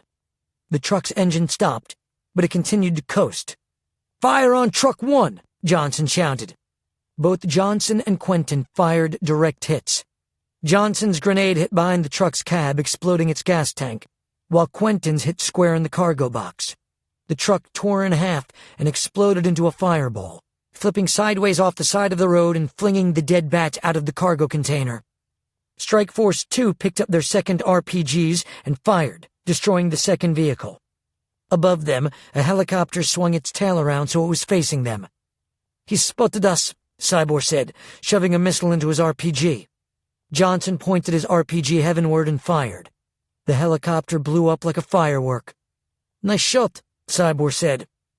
As Johnson was reloading his RPG, the third truck came speeding around the corner, but was slowed by the scattered and burning wreckage of the second truck. Detonate, Johnson shouted to Cybor. Roger, Cybor said as he flipped 2 switches. The truck exploded along with the side of the mountain, burying the road in a landslide of rock, earth, and trees. Above them, the second helicopter veered off, then headed back in the direction it had come from. Johnson picked up his radio again. Strike Force 1, please respond. There was nothing. Then Jacinta's trembling voice came over the radio. They are gone, David. The nest was hit. I think they are gone. Chapter 36. The Ultimate Sacrifice. The highway was still burning with diesel fuel as Johnson, Cybor, and Quentin ran down the mountain and back up the road toward the Strike Force 1 nest. They could see their van parked below, and Jacinta climbing the mountain as well. There was no movement from the nest, and the trees around it were on fire. Johnson was the first to reach the nest. His heart stopped at what he saw. Tessa had been thrown by the blast to the side of the nest. She was on her back, her eyes open. She was dead. Jax's lifeless body was draped over Cassie's. His back was ripped open, and what could be seen of Cassie was spattered in blood. When Quentin reached the nest, he screamed out, "Tessa!" He jumped into the nest and to her side. "Tessa! Tessa!" he said, shaking her. There was nothing. Tears ran down his cheeks. He turned back to Cassie as Johnson pulled Jax's body off her. Her eyes were closed and she was lying in blood. Johnson knelt and pressed his fingers onto her neck over her carotid artery. "She's still alive." He looked up. "We've got to get her to a hospital." "The only hospital is in Puerto," Jacinta said. "We've got to make it there." He felt around her body for shrapnel, then lifted her in his arms. "Cybor, bring down our friends. I'll need Quentin and Jacinta to help me." "Yes, sir." Johnson carried Cassie down the side of the hill. Jacinta opened the back van doors, climbed in, then rolled out a blanket on the floor. "Lay her here." Johnson laid her down. As Jacinta pulled her in, Quentin climbed into the back and pulled the door shut. Jacinta grabbed the van's first aid kit. Johnson hit the gas and pulled a U-turn in the road, throwing both Quentin and Jacinta off balance. "We need to stop the bleeding," Jacinta said. "Her pant legs are soaked with blood. Raise her feet." Quentin found a backpack and put it under Cassie's ankles. "We need to take her clothes off," Jacinta said. Quentin undid Cassie's shoes, then pulled down her pants, smearing blood down her legs as he did. Jacinta immediately pressed her hand against Cassie's thigh. "She's bleeding too much. She'll need a tourniquet." Quentin looked around for a rope, then said, "We'll use her pant legs." He pulled out his knife, cut the left leg off, and handed it to Jacinta, who wrapped it around Cassie's thigh, then twisted it. The bleeding above Cassie's knee stopped. "Hold that," she said to Quentin. Quentin grabbed the knot she'd made. "The Puerto hospital is almost 3 hours away," Jacinta said. "We must keep her alive until then." Looking at all the cuts and burns on Cassie's body, Quentin was glad that she was unconscious. He was also glad her eyes were closed. He could not get Tessa's cold, frozen stare out of his mind. He took Cassie's hand. "Don't leave us, Cass. Please, stay with us." He looked up at Jacinta, who was looking at him.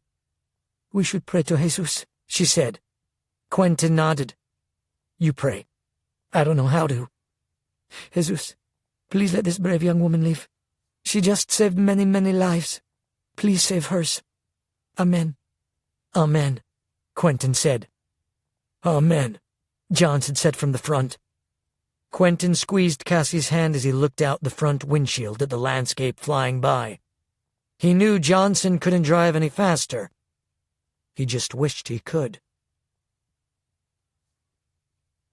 Chapter 37. Racing for Her Life. Johnson looked over at the satellite phone next to him on the passenger seat. For more than 24 hours he had been waiting for a call from Jaime, a call that had never come. But now it was irrelevant. The moment of conflict had passed, and apart from his first call outside the lodge, Jaime hadn't contacted them at all. For the first time, he doubted Jaime was even alive, or Michael and the rest.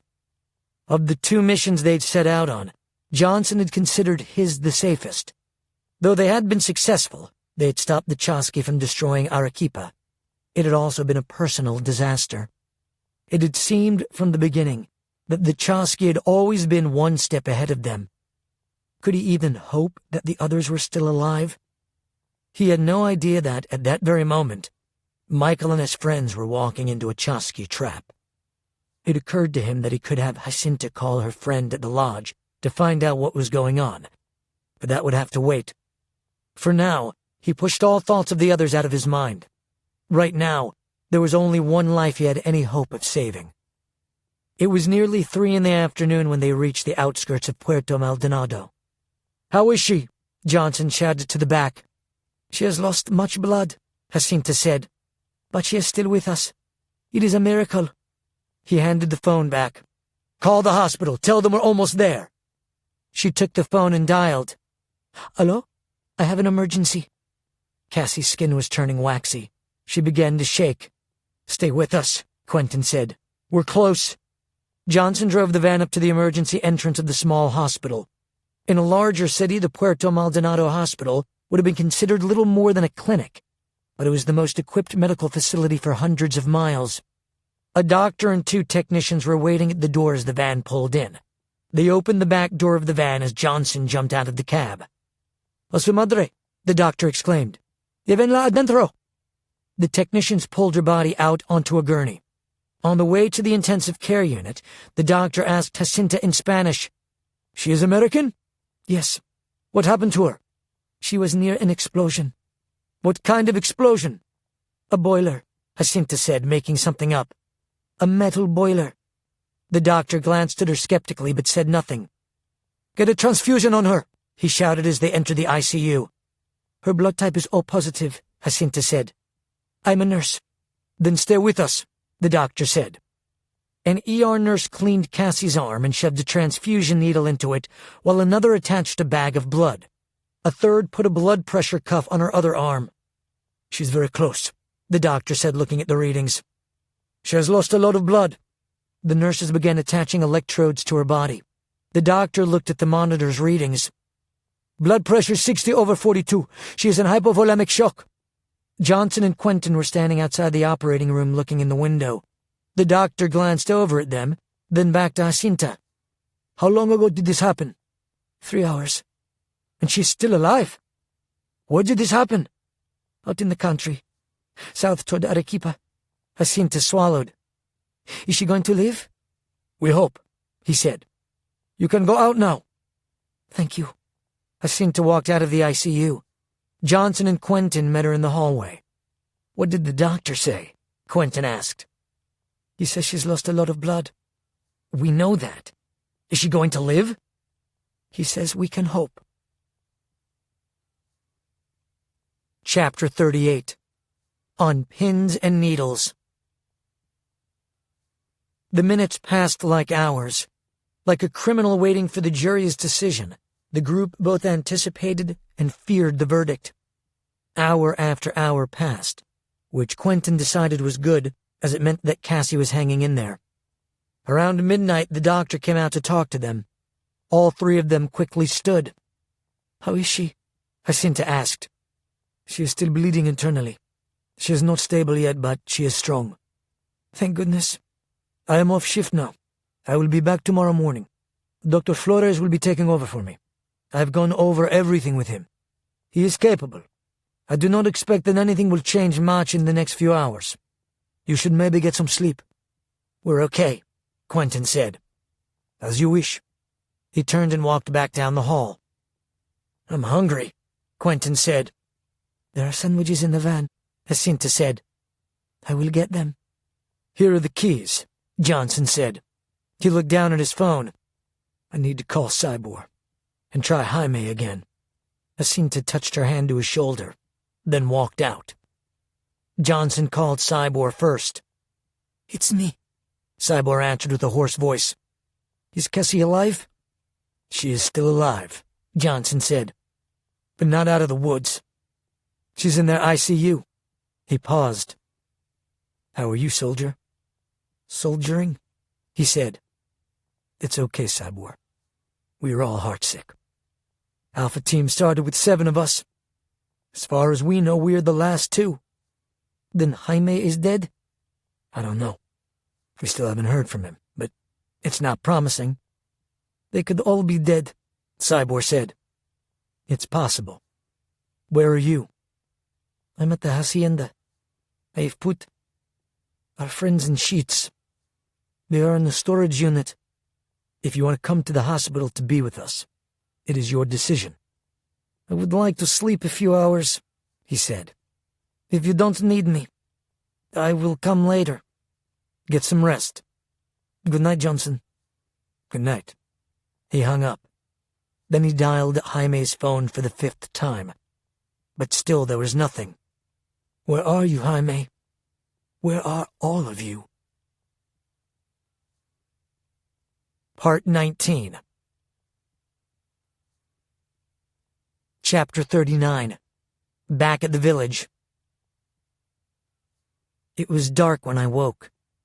Taylor was lying next to me on the mat. She was already awake, looking into my eyes. "How long have you been up?" I asked. "A little while." "What are you doing?"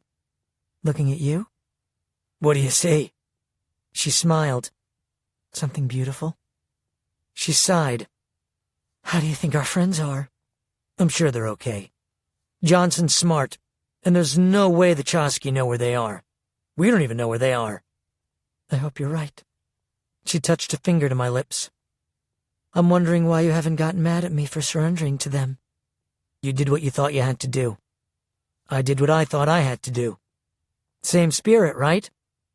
Taylor grabbed my head and pulled me into her. "I love you."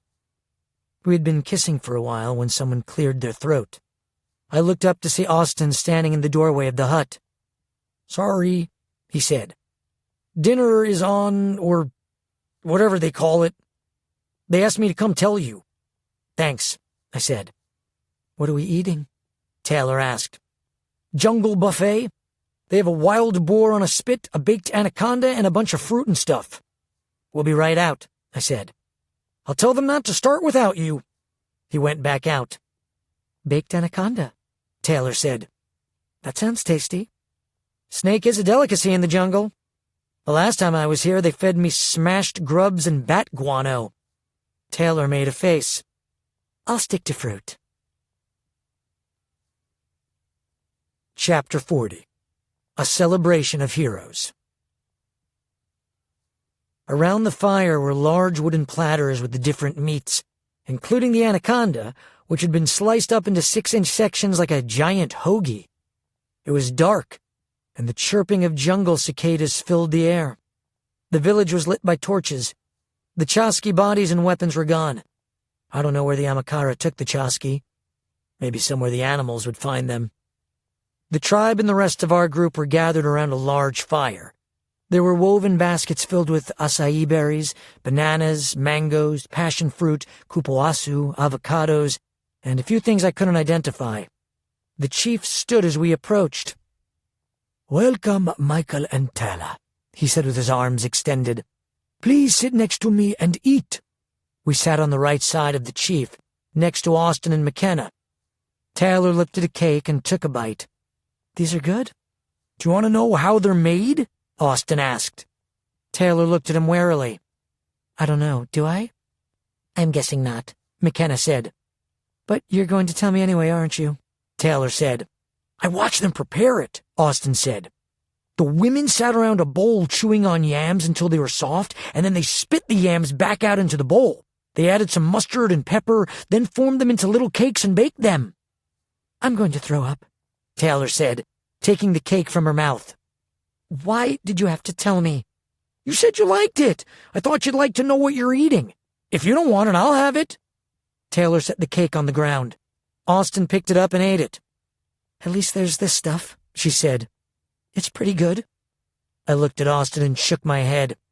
Taylor looked at me. "It's not something weird, is it?" I didn't have the heart to tell her it was the same dish I'd mentioned earlier. Live grubs ground in with taro root. "Weird is a matter of perspective," I said. "I'm sure eating Jell-O pudding would be weird to them." "This is kind of like Jell-O," she said. "Go with that." When the chief had finished eating, he raised his arms and said, "Nigeb sumar leor et tel." Several of the Amakara stood and left the circle. A moment later they came back carrying drums, which they set down on the ground, then sat behind, wrapping their legs around them. "Oh, there's a program," Taylor said. "I like dinner theater." I grinned. The Amakara began pounding their drums in a rhythmic beat. The chief said, "This is a dance of victory. We dance it in honor of the twines." "I think he means twins," Austin said. Taylor put her finger to her lips. "Shh." The dance went on for about 20 minutes. When it was over, the chief made a loud clicking noise, which the tribe members copied. Then he turned to me and asked, "Now that you have rescued your friends, what will you do?" "We're going back to the lodge to get our other friend. Then we'll meet up with the rest of our friends." "What is this lodge you speak of?" "It's one of those Amazon eco-lodges on the river. It's just a few miles from here." His brow furrowed. "The lodge of the Makisapa?" "That's the one." "No, Michael. You must not go to that place." His response surprised me. "Why?" "It is the demon's place. The demon Chasqui go there all the time. We see them." "No, it belongs to our friend's friend. She says we can trust him." "The man with the silver hair. He is tall and comes from the land of the Yellow Cross." "That's him. The Swede." "No, you cannot trust him. He has made an alliance with the Chasqui. He helps them to watch the river and warn them of anyone coming into the jungle." I glanced over at Taylor, then back. "One of our friends is with them. He might be in danger. We need to go."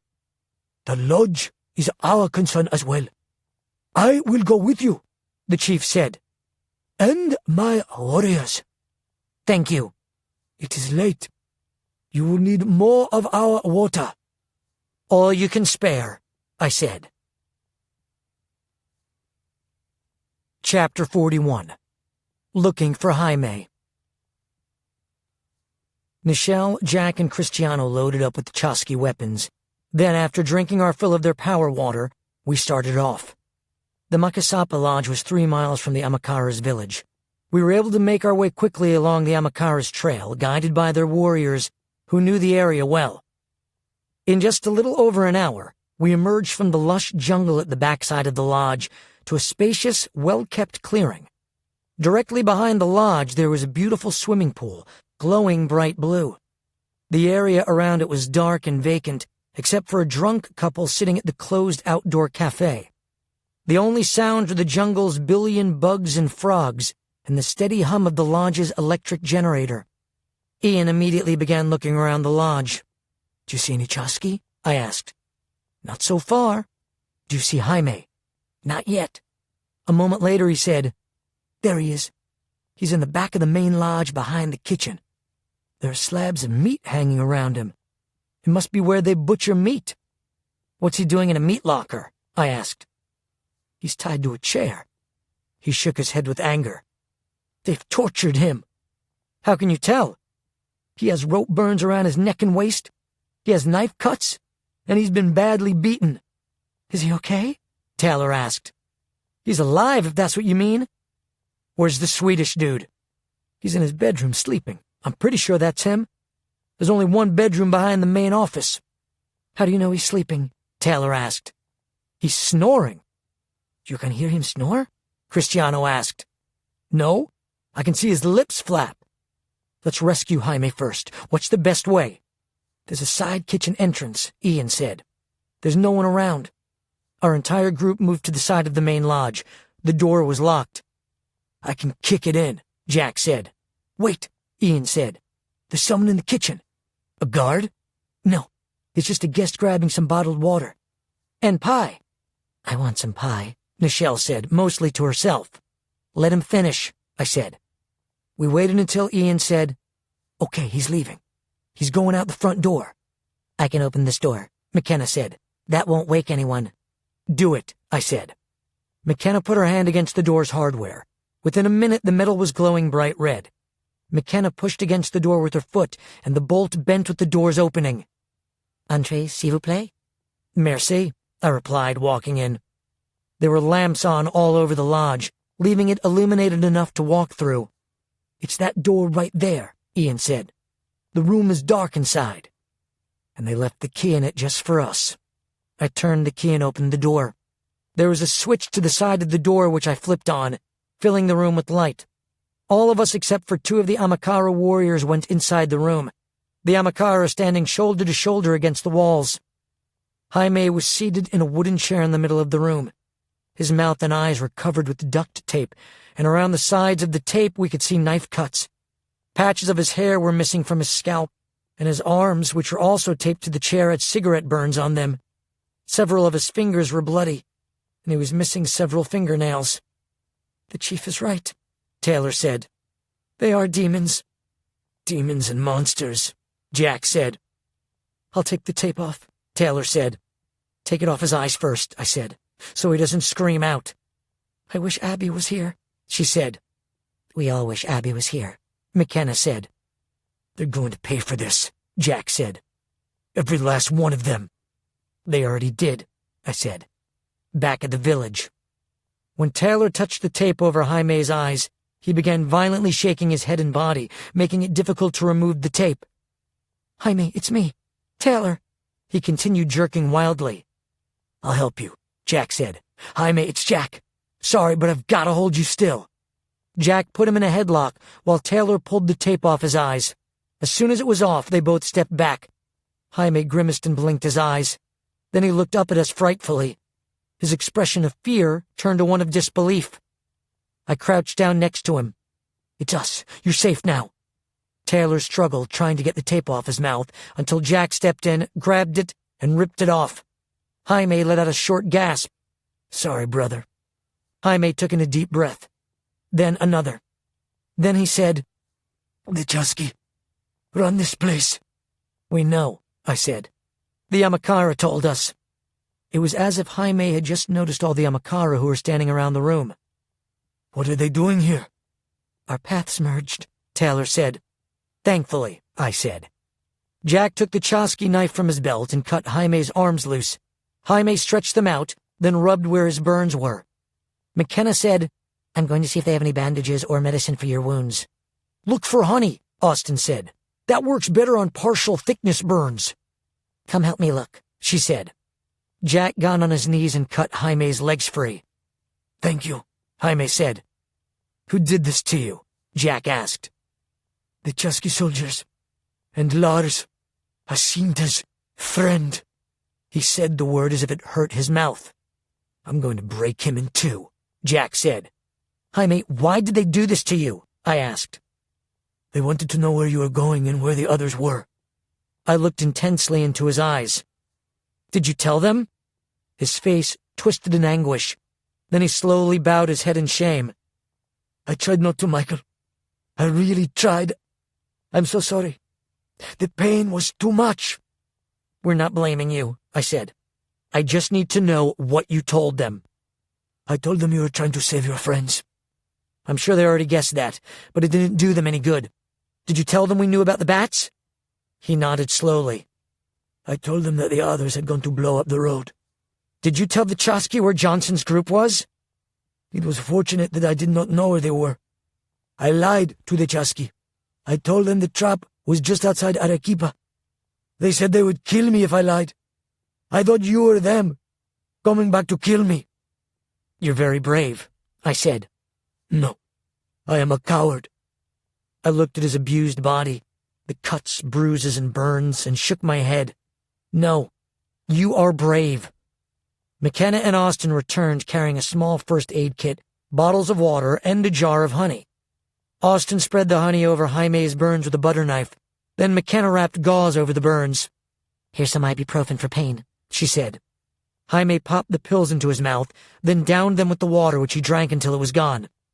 "Thank you so much," he said. He turned to me. "Jacinta's friend is not who she thinks he is." "We know. We're about to pay him a visit. Would you like to join us?" "Yes," he said, standing. His legs were wobbly and he had to grab the chair's arms to steady himself. "My legs are still weak, but I would like to join you." "We'll wait until you get your balance back." "It's back enough," he said, standing up tall. Jack took Jaime's arm to help steady him. "I'm here for you, brother. After what you've been through, I'm surprised you can stand at all." Jaime looked at the bruises and cuts on Jack's face. "You've been beaten too. I took some licks, but not any more than my father used to give me. I am sorry for that," Jaime said. "Ian, which way to the Swede?" I asked. "We go through the kitchen, then left down the hall, all the way to the end." On the way through the kitchen, I stopped and opened the freezer at the top of the refrigerator. There was, as I'd hoped, an ice pack. "Here," I said, handing it to Jaime. "This will help." "Gracias." He pressed it to his shoulder. I shut the freezer, then opened the refrigerator and took something out, then turned to Nichelle. "Here's your pie." She grinned. "You kill me." "I know." As we walked down the hallway, I asked Ian, "Are you sure it's him?" "I am now," Ian said. "It's the same man we saw at the dock. He even has a Swedish flag above his headboard." I tried his door. It was locked. "I can melt it," McKenna said. "I've got a better idea," Jack said. He walked up and fiercely kicked the door open, splintering the wood on the door frame and smashing the door into the opposite wall. Lars lived in a studio apartment, and from the light of the hallway, I could see him spring up in his bed. "Vad fan?" "Hey, amigo," I said. "We heard about your hospitality, so we decided to come back after all." Lars looked over at Jaime, who was fiercely glaring at him. "I can't explain," Lars said. "How could you possibly explain what you've done to him? Get out of bed." He started pulling the sheets down, then suddenly lunged over to the closest nightstand. I pulsed, slamming him against the bed's headboard. He dropped back to the mattress. "He's got a gun in there," Ian said. I figured. I walked over to the nightstand and opened the drawer. There was a 9mm Glock handgun. There was also Jaime's satellite phone. I picked them both up, then handed the gun to Cristiano, who was closest to me.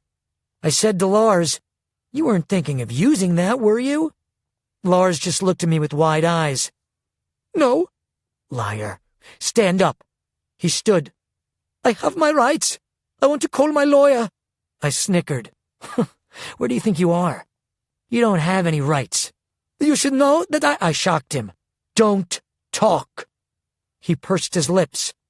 "The only thing I want to hear from your lying little mouth are honest answers to my questions." I turned back. "Jaime, Taylor, come here."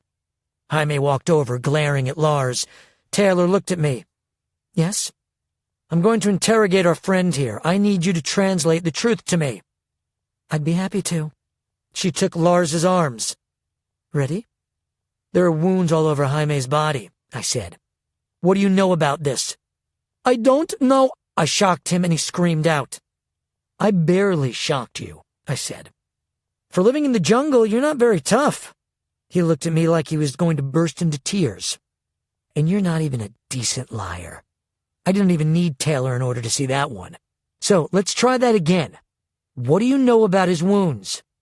"The Chasqui wanted to know what he was doing here, what you were doing in the jungle. So they tortured him." I looked at Taylor. She nodded. "That was better. Which of these injuries did you do?" "I didn't do any of them."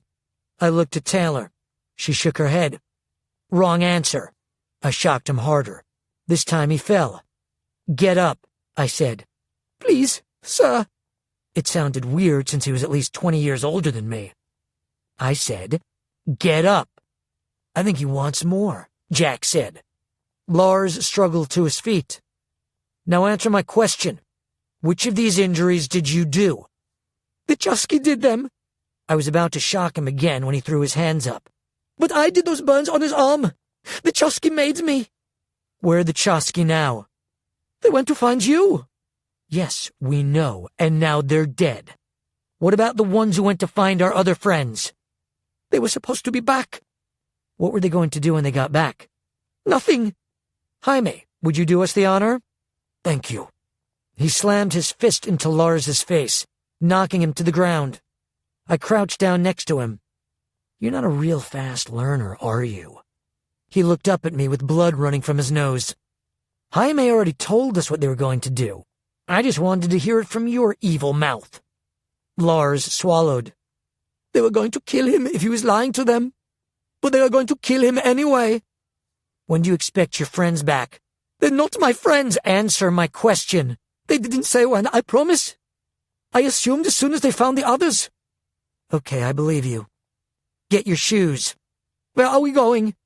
"Outside." "How come?" "I want to show you something." Lars shuffled his way out of his room wearing nothing but his shoes, white briefs, and an ABBA t-shirt. That's when he saw the line of Amakara warriors standing in the hallway. What are they doing here?" "Same thing we are. They're the ones who told us that you were with the Chasqui." "How did they know that?"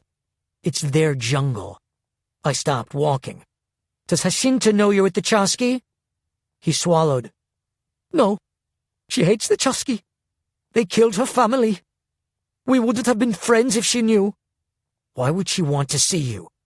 "We drank good wine together. She said I was the only civilization she had in the jungle." I shook my head. You really did have her fooled. I let him out the front door of the main lodge. "Where do you keep the key to your boat?" He swallowed. "It's inside my office, in the right top drawer of my desk on a keyring. The keyring has the Swedish coat of arms." Austin said, "That will have 2 lions and a whole bunch of crowns." "Jack, go grab them." "On it." "The door's locked," Lars said. "That won't be a problem," Jack shouted as he ran back to the lodge. Lars looked at me expectantly as we waited for Jack to return. A few minutes later, Jack came back with an entire ring of keys. "One of these should do it." "I'll need those other keys," Lars said. "No, you won't," I said. "Cristiano, let me see Lars's gun." Lars began shaking even harder. "Don't shoot me, please. I beg you." I examined the gun. "I'm not going to shoot you," I said. "What do you think I am, a Chasqui?" "Then what are you going to do with me?" "What are we going to do with you?" "Nothing." He breathed out in relief. Thank you. He fell to his knees. Thank you so much. Stand up. Whatever you say, sir. There's no reason to thank me. We're not going to do anything to you because the Amakara felt it was their place to punish you. They said you had betrayed the jungle's code, and they have a special punishment for that. Lars looked at me with wide eyes. What punishment? Have you ever heard of the Tangarana tree? You must, you live here. He didn't say anything. Maybe you know it from one of its other names. The Devil Tree, the Novice Tree, and the Justice Tree. Still no response. Really? Nothing? I mean, I don't even live in Peru and I know what it is. All right, then I'll tell you about it. The tree doesn't look much different from other trees. Kind of a dappled gray with a smooth bark. Nothing spectacular. But you can always find it because it's the one tree nothing else grows around. It looks like a pole just sticking straight up in the jungle. They call it the Devil Tree because it's the home to a very special ant called the Tangarana ant. The tree and the ant have a rare symbiotic relationship. The tree provides a place for the ants to live and sap for them to eat. The ants, in appreciation, protect the tree, and they're good at it. They're an extremely aggressive and venomous fire ant. If an insect climbs onto the tree to eat a leaf, the ants immediately attack and kill it. If another plant or tree tries to grow anywhere near their tree, the ants kill it. They're small, but their venom is so potent and painful that just one bite on a human finger would cause the entire hand to swell up and make red streaks up the arm. That's why people call it the Novice Tree, because only a jungle novice would make the mistake of coming close to it. It's not a mistake they'd make again. The reason they call it the Justice Tree is because people who commit crimes against the jungle are punished by being tied to the tree. Could you imagine having 10,000 of these aggressive, angry ants crawling all over you? 10,000 venomous ants biting and biting until the wrongdoer dies of pain or shock? Lars looked over at the tribe, then said, Shoot me, please. Like I said, this gun isn't for you. I pointed the gun toward the river and fired it until it had no more bullets. What are you doing? Lars asked. Waking your guests before I set fire to their rooms. I handed the gun back to Cristiano, then said, McKenna, burn the place down. McKenna walked over to the main lodge building. Like this? She lit up her hand, then touched it to the thatch that overran the building's roof. The thatch immediately caught fire. All around us, the lodge's guests began running out of their rooms. I nodded to the chief, and 4 of the Amakara warriors walked up to Lars's sides. 2 of them took his arms. Please, don't let them take me. I'm Swedish. We're peaceful people. We're civilized. Do you think Jaime would call you that? I told you, the Chosky made me do it. Just because your hands didn't do all the dirty work doesn't mean they're clean. I said to the chief, he's yours. Chapter 42. Going back to Puerto. While the Amakara warriors dragged Lars off into the jungle, the chief and 2 of his warriors stayed back with the rest of us. Zeus had joined up with the McKenna, and now every bungalow was on fire. The roof of the main lodge had already collapsed. That is a great fire, the chief said. The gods will warm themselves. Indeed they will. I turned to him. Thank you for everything. Thank you, Michael Vey.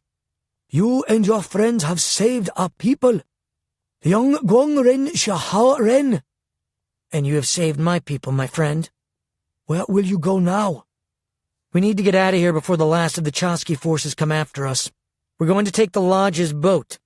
The Chosky don't know we've taken down their camp, so I think that taking the river will be the best way back. That is a good idea. He leaned forward and embraced me. Then he stepped back, crossed his hands before his chest, and bowed slightly, all while speaking softly in his language.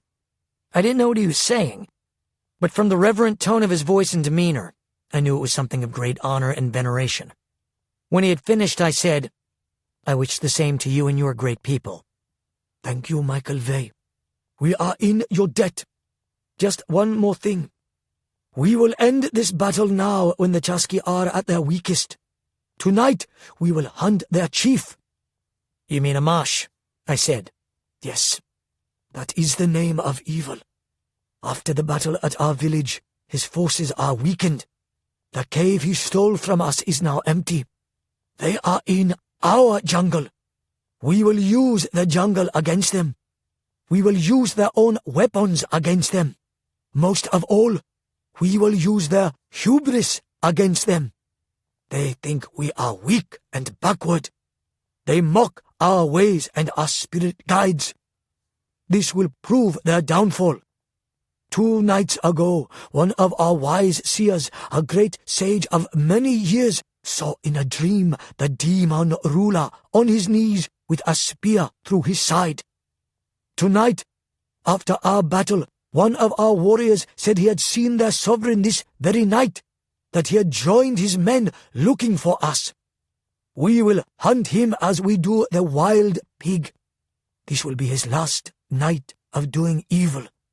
He will go to the land beyond the clouds to be judged by the gods." "Be careful," I said. "He is very dangerous. I wish you the gods' favor." "Thank you, Michael Vey." The chief turned and clicked his tongue several times, and the rest of his warriors came to his side. They all turned to me, touched their chests, then disappeared back into the jungle.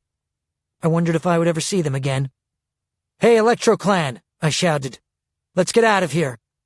We walked over to the boat. Zeus hopped in first and fired it up while the rest of us climbed in. While we were still at the dock, one of the Makisapa guests came waddling toward us, huffing loudly. "What about us?" she shouted. "I demand to be taken back to the city this instant." "You demand?" Zeus said. "Michael, this woman demands that we take her back." "This is a private charter," I said. "I suggest you take it up with your host." "Don't think I won't, young man. Where's Lars?" "Probably sitting next to a tree somewhere," I said. "Take us out, Zeus. Let's get out of this stinking place." Part 20. Chapter 43. Pondering a Deal with the Devil. "I got hold of Cybor," Johnson said. "He's back at the hacienda." "What about the others?" Quentin asked. "Still nothing." "We might have to go into the jungle after them." "With what army?" Johnson answered angrily. "That would be suicide. We couldn't defeat them with all of us on our own turf, and you want to walk into their fortress with what's left of us? We've lost enough friends already. We don't leave our people behind. We don't purposely lead them to their deaths either. This time, we wait until we have the advantage. And I don't know where we'll find it. The Chasqui are powerful and diabolical on a level the Elgin didn't come close to." "The Chasqui are Elgin," Quentin said. "They're just a mutant strain of the virus. They're a sickness." "I will never understand why it is that people are always plotting to rule the world," Jacinta said. "It's always been that way," Johnson said. "From Genghis Khan to Hitler. If they can't do it with swords, they'll do it with gold." "So it is," Quentin said. He breathed out slowly. "I can't believe that less than 2 weeks ago we were having an Electro Clan reunion in Boise. Now we're almost all gone." "We don't know that yet," Johnson said. "I won't accept that until I have to. But I won't back another defeat. Next time I will not come undermanned and outgunned." Quentin's expression suddenly changed. "I know who can help us. He has the weapons, the soldiers, and the motive." Johnson's brow furrowed. "Who?" "Torsten." "Your friend who's running a drug cartel?" "That's exactly who I mean." "Not on my watch. You'll just trade one tyrant for another. Torsten isn't in it for power." "Everyone's in it for power. Why else would he help us?" "He's a drug dealer. The Chasqui have been cutting off his supply lines and targeting his customers. If Torsten takes out the Chasqui, he takes out his competition." "And another drug smuggler wins," Johnson said. "I wish it were that simple," Quentin said. "You know, When the Mexican Marines captured El Chapo and broke up the Sinaloa cartel, drug trafficking and violence didn't decrease. It nearly doubled. All the smaller cartels saw an opportunity and stepped up the violence to take over the Sinaloa's place. He shook his head. Like it or not, the drug smugglers are already winning. He looked down for a moment, then said, "If we help Torsten defeat his enemy, nothing changes, except the Chasqui stop trying to take over the world. In that way, the world wins." "Making a deal with the devil will never work," Johnson said. "It never has." "But it has worked," Quentin said. "During World War II, the U.S. government asked the Mafia to help guard the country's coast. Defeating Hitler and the Nazis was as much in the Mafia's interest as it was in America's. War and politics make for strange allies, but an ally is an ally. Besides, there's another motive, possibly an even more powerful one." "What's that?" "Torsten always harbored a secret love for Tessa. She was here in the jungle with him, alone. When she escaped from the Elgin, he was heartbroken. He never had another love after that. He carried that for years, and trust me, no one carries a grudge like Torsten. He would come after the Chasqui for that reason alone." Johnson sat down to think, as Jacinta walked in carrying sandwiches and drinks. "I'm sorry that took so long," she said. "I thought you would like drinks. Jugo de piña fresco." "Where did you find fresh pineapple juice at 2 a.m? "Where there is a will, there is a way," she said. She looked at them, and the sadness of her words sank in. "Sometimes." She set the food and drinks on the small table in front of the couch they were sitting on. "Has there been any word on Cassie?" "No," Johnson said. "Any word from anyone else?" "I spoke to Sabor." "How is he?" "About as bad as you would expect." She nodded slowly. "And the others?" "Still nothing." She breathed out slowly. "Please, eat." Johnson picked up a sandwich. "I just wish someone would call." Part 21. Chapter 44. Calling Home. The ride back to Puerto was thankfully uneventful. I wanted to call Johnson to update him, but the satellite phone was dead. We didn't know where Johnson's team was or what they were up to. We didn't even know if the Chasqui had sent the bats upriver or not. We passed only 2 boats on our way back to Puerto Maldonado. One was an old fisherman, the other was Chasqui. Ian saw the Chasqui boat long before they saw us, so we just stayed down. Most of us were already on the floor of the boat sleeping, and Zeus and Nichelle waved innocently to them as they passed. The Chasqui soldiers ignored them, flying by us at full speed. We arrived back in Puerto at sunrise, almost the same hour of day that we had left on our mission. We docked the boat at Jaime's friend's dock and handed him the keys. Jaime told him that there were a bunch of rich guests stranded at the lodge without food and lodging, and Cale could charge them whatever he wanted to bring them back. He was grateful for the tip. We thought of taking Jaime to the local hospital, but since the Chasqui were so connected with the town, we decided it would be best if we just headed back to the safe house to rest and regroup. Jaime hailed us some cabs, then called the house to alert them to our return so they could prepare for us. The hacienda was a welcome sight. As before, we were met at the gate by security. Jaime got out of the taxi behind us and talked to the guard, who then lifted the gate. As we were pulling forward, the guard said, "Lamento sus pérdidas." I turned to Austin in the back seat. "What did he say?" "He said something about being sorry for our losses." "What is he talking about?" Austin shrugged. "He probably heard about Luther, Gunnar, and Bentrude." The taxis drove us up to the main house, and we piled out, relieved to be back. The first thing we did was get out of our filthy clothes, especially those of us still in the hated Chasqui uniforms. Jack wanted to burn them in effigy, but I figured that they could still come in handy, so we threw them into a pile in the laundry room. I found some black cotton pants and a summer shirt that laced up the front. Not something I'd likely wear around Boise, but anything to get out of that Chasqui garb. Then I found the satellite phone charger and plugged the phone into charge. The staff fed us adobo arequipeño, a breakfast stew with marinated pork chop, cumin, garlic, and cloves, pork tamales, salchicha huachana, a sausage made from meat, pork fat, and achiote seeds, and scrambled eggs with onions and chilies. The hacienda was well equipped with medical supplies, and one of the staff members was a former nurse from a Lima hospital. As the rest of us ate, she saw to Jaime's and Jack's wounds, and gave Jaime pain pills so he could rest. Taylor asked, "Is the satellite phone working?" "It should be charged by now," I said. "Can I use it to call my parents?" "Of course." As I handed her the phone, I noticed there had been numerous calls from Boise and Johnson. I'd better call mine, too. "You go first, then we'll call Johnson." Taylor sat down next to me on the bed and dialed her home. I lay in the bed. I could hear her mother's animated voice when she answered. Taylor didn't tell her that she had been held by the Chosky, only that we'd rescued Tara and Jack. I guess she just didn't want to get into all that yet. About 15 minutes later, she said, "Thank you, Mom. I need to give the phone to Michael. He still hasn't called home." "Yes, I'm sure they are nervous wrecks as well." "Okay, bye. I love you." She hung up the phone. "How's your mother?" I asked.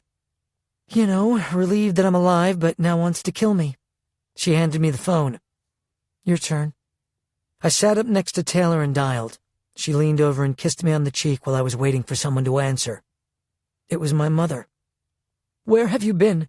We've been worried sick. Why haven't you called?" "We've been in the jungle," I said. "The phone works in the jungle." "We didn't have the phone. It's complicated." "What's going on?" "More than I have time to tell you right now. But we got Taylor, Tara, and Jack out."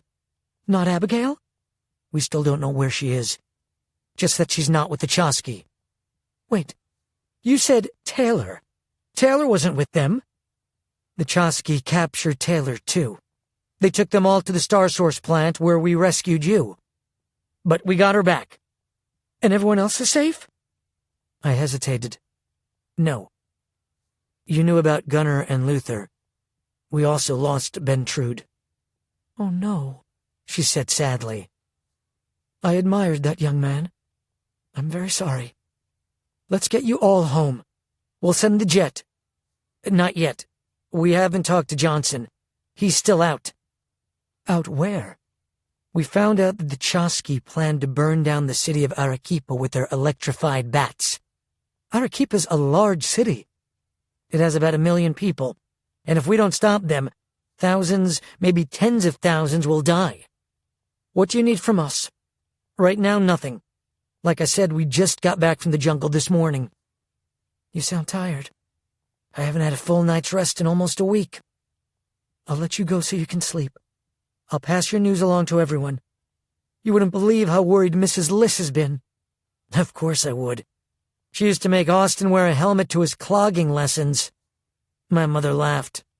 "I forgot about that." "Austin never will," I said. "He has PTSD. And Taylor already called her family." "Good. They've been sick with worry as well." She sighed. "Thank you so much for calling. You have no idea how many prayers I've said for you. For all of you. Come home safe." "We're trying." "Call again when you can." "I will. We will. Bye." I hung up the phone. "How's your mother?" Taylor asked. "Same as yours?" "You want to take a nap?" "I need to call Johnson first." I dialed the number. Johnson answered immediately. His voice was hoarse and as heavy as stone. "Michael, where have you been?" Chapter 45. Sharing Bad News. "We're at the hacienda," I said. "Did you stop them?" "We stopped them." I breathed out in relief. "That is good news." "Some of it." I sensed the gravity in his voice. "What is it?" "The Chosky knew of our plan and sent attack helicopters." He hesitated. "Jax and Tessa were killed. My chest felt like a bag of concrete had fallen onto it. It can't be. There's more. Cassie was with them during the attack. She was hit too. We're in the ICU at the Puerto hospital right now. She's in critical condition. She's lost a lot of blood. The news fell even heavier. We're on our way. Michael, did you save the girls? Yes. Jack, too. Jack came with you? Jack was only trying to save Tara. Is Jaime with you? We have him, too. Why didn't he call us? Jaime was captured by the Chasqui. He was beaten and tortured. That's how they knew about our plans to stop their bats. But Jaime didn't know where we would be. We didn't even know until the day before. They just needed a general idea. The Elgin had L-readers. They're machines that track us electrics. If the Chasqui still had them, the L-readers would have led them right to Cassie and Tessa. What about Jacinta's friend Lars? Why didn't he help? He did help. He helped deliver Jaime to the Chasqui. He's owned by them. He's a traitor. I'm going to kill that Swede with my own hands, Johnson said. We already took care of that, Michael said. At least the Amakara did. Is Jacinta with you? Yes. Just a moment. I could hear him walking. I stepped outside to be alone. He said, You're not saying Jacinta was in on it? No, she wasn't. I'm sure she doesn't know her friend is a traitor. You'll have to tell her. I'll tell her, he said. What about the Chasqui? Are they hunting you? We don't think so. At least what's left of them. After our last battle, most of the Chasqui are dead. How did that happen? It was mostly Tara. I'll tell you about it when we get there. Just keep Cassie alive. I wish it was up to me, he said. I need to tell the others. I'll talk to you soon. Bye. Bye. Part 22. Chapter 46. Jacinta learns the truth. Johnson hung up the phone and walked back into the room. Quentin and Jacinta were looking at him. Was that Michael? Quentin asked. Johnson nodded. He's safe. They're all safe. They rescued Taylor, Tara, Jack, and Jaime. Jaime? Jacinta said. The Chasqui captured him too? It turns out that your friend Lars is a Chasqui sympathizer. He set us up. They tortured Jaime until he told them what we were up to. That's how they found us. Jacinta gasped. Then her eyes welled up. I had no idea. I know. Michael assured me that you didn't. Jacinta started crying. It's all my fault. Their deaths are my fault. Their deaths are on my hands. Johnson put his arms around her. No, you couldn't have known. Their blood is on the Chasqui's hands. Part 23. Chapter 47. On the Razor's Edge. From my side of the conversation, Taylor knew that something bad had happened. Something horrific. What is it? We need to gather everyone. Now. Can't you tell me? I looked at her dolefully. I'd rather only say it once. I'll gather everyone, she said. Taylor ran through the house calling everyone to the meeting. Within a few minutes, everyone had congregated in the dining area. The room was silent in anticipation of what I had to say. As hard as I tried to remain stoic, tears welled up in my eyes. I took a deep breath. This is really hard for me to say. I wiped a tear off my cheek. The Chasqui knew about our plans to attack their cargo of bats. Those helicopters we saw fly over us in the jungle weren't looking for us. They were going to attack our friends. Alpha Team did their job and stopped the trucks. They saved many thousands of lives, but... I stopped, then wiped my eyes. Tessa and Jax were killed in the attack. Cassie was seriously injured. She might not make it. She's in the ICU at the Puerto hospital.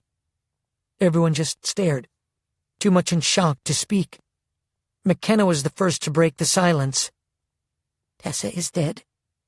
Tessa and Jax, I said. Tara glanced over at Zeus, who looked almost paralyzed with shock. He probably was. Zeus and Tessa had been in love once, a long time ago. Their relationship had ended shortly after Hatch moved Tessa to Peru, which was probably why he had moved her to Peru. But I suspected that a part of Zeus had never completely let go of his feelings for her. Zeus said nothing, but I saw him furtively wipe tears from his face. "This is my fault," Jaime wailed. "I killed them. I killed them all." He buried his face in his hands. "Why didn't they just kill me first?" "You didn't kill anyone," I said. "The Chosky did." "If only I'd kept my mouth shut." "They tortured you," Ian said. "Any of us would have talked." "It's true," Taylor said, putting her hand on his shoulder. Everyone nodded their heads in sympathy. For the next minute, the only sound in the room was sniffling and crying. I had my own reasons for grief. Tessa had a way of climbing into your heart, and Torsten and Zeus weren't the only ones who had felt something for her. I met Tessa when I was captured by the Amakara. The tribe had called her Hung Fa because of her red hair, something they saw as mystical and an omen of good luck. The first time they saw her in the jungle, they thought she was a goddess. I just thought she was pretty. That was a terrifying time for me. I had just barely escaped the Star Source plant and the Elgin Guard, only to be captured by these jungle warriors in red and black war paint. I was pretty sure they were cannibals, and were planning to eat me. Instead, they brought me to their village in Tessa. Seeing another electric, one as brave as Tessa, who spoke English and was also fleeing the Elgin, had been a huge relief. I hadn't realized at the time that she had probably saved my life. Had the Amakara not already befriended an electric, they likely would have assumed I was just another white devil and shot me with their poisonous blow darts. Tessa and I had spent days together in the jungle, and we got close during that time. After we were back with the others, she confided that she had feelings for me, which I probably would have been receptive to had I not already been with Taylor. After that, things changed between us. We were still friends, but for the last several years we hadn't talked much. I felt bad about that, and I was looking forward to seeing her at the reunion in Boise. She always had a place in my heart. I clearly remembered the last thing she said to me just before we left on this mission. She had come out to say goodbye, and she seemed especially anxious. She had put her arms around me, then said, "I just had this feeling." When I asked her what she was feeling, she smiled sadly, then said, "I'll tell you when we're all back." I wondered if she had a premonition that we wouldn't see each other again. Remembering her last words broke my heart. "Be safe, Michael. I don't want a world without you in it."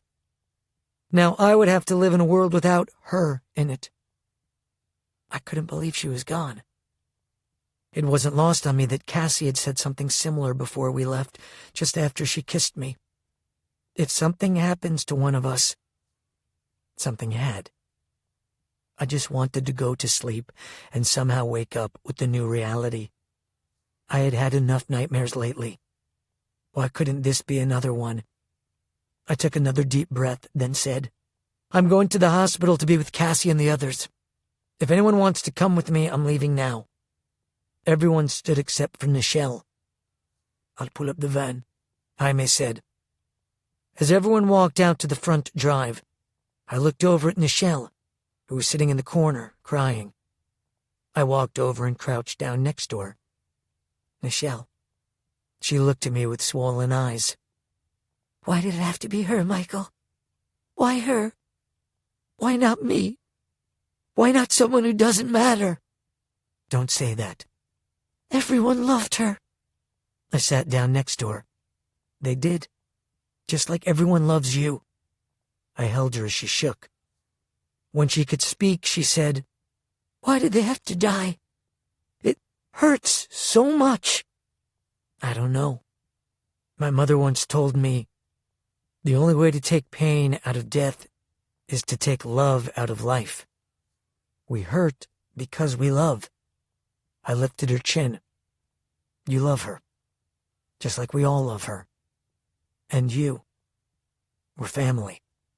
She looked at me gratefully. Now let's go. Cassie and the others need us. Thank you. I kissed her cheek. You're welcome. I stood, then took her hand and helped her up. We walked together out to the van. Jaime had pulled the van up to the front door of the hacienda. Taylor was sitting in the front passenger seat. Jaime got out when he saw me, and got in the back so I could drive. The best word to describe the ride into Puerto Maldonado was solemn, each of us dealing with the loss in our own way, and praying that we wouldn't lose Cassie too. Several times Taylor took my hand to comfort me, then released it almost as if she'd touched a hot stove. I suppose the pain and intensity of my thoughts were too painful for her. I parked the van near the hospital's emergency entrance, and we all went inside. Johnson, Quentin, Cybor, and Jacinta were sitting on vinyl couches inside the entrance. They all looked physically and emotionally drained. They stood as we entered. I can't describe the feelings we had. Such a bizarre mix of emotions. The joy of seeing each other alive, the anguish of loss, and the foreboding that we still might lose another one of us. "It's good to see you all," Johnson said. His eyes were bloodshot and swollen. "How's Cassie?" Taylor asked. "She's not doing well," Jacinta said. "The doctor was just here. She has internal bleeding, but they are having trouble finding where she is bleeding." "Have they scanned her?" Austin asked. "Do they have a CAT scan?" "They have a CAT scan, but it is not working. They only have one. This is a small hospital." Why can't they just bring one in from somewhere else? McKenna asked. "It is not that simple," Jacinta said. "We don't need one," Austin said. "We have Ian. Where's Cassie?" Jacinta pointed. "The ICU is through those doors, but they won't let you just go back there." "I got it," Austin said. "Come on, Ian. Let's do this."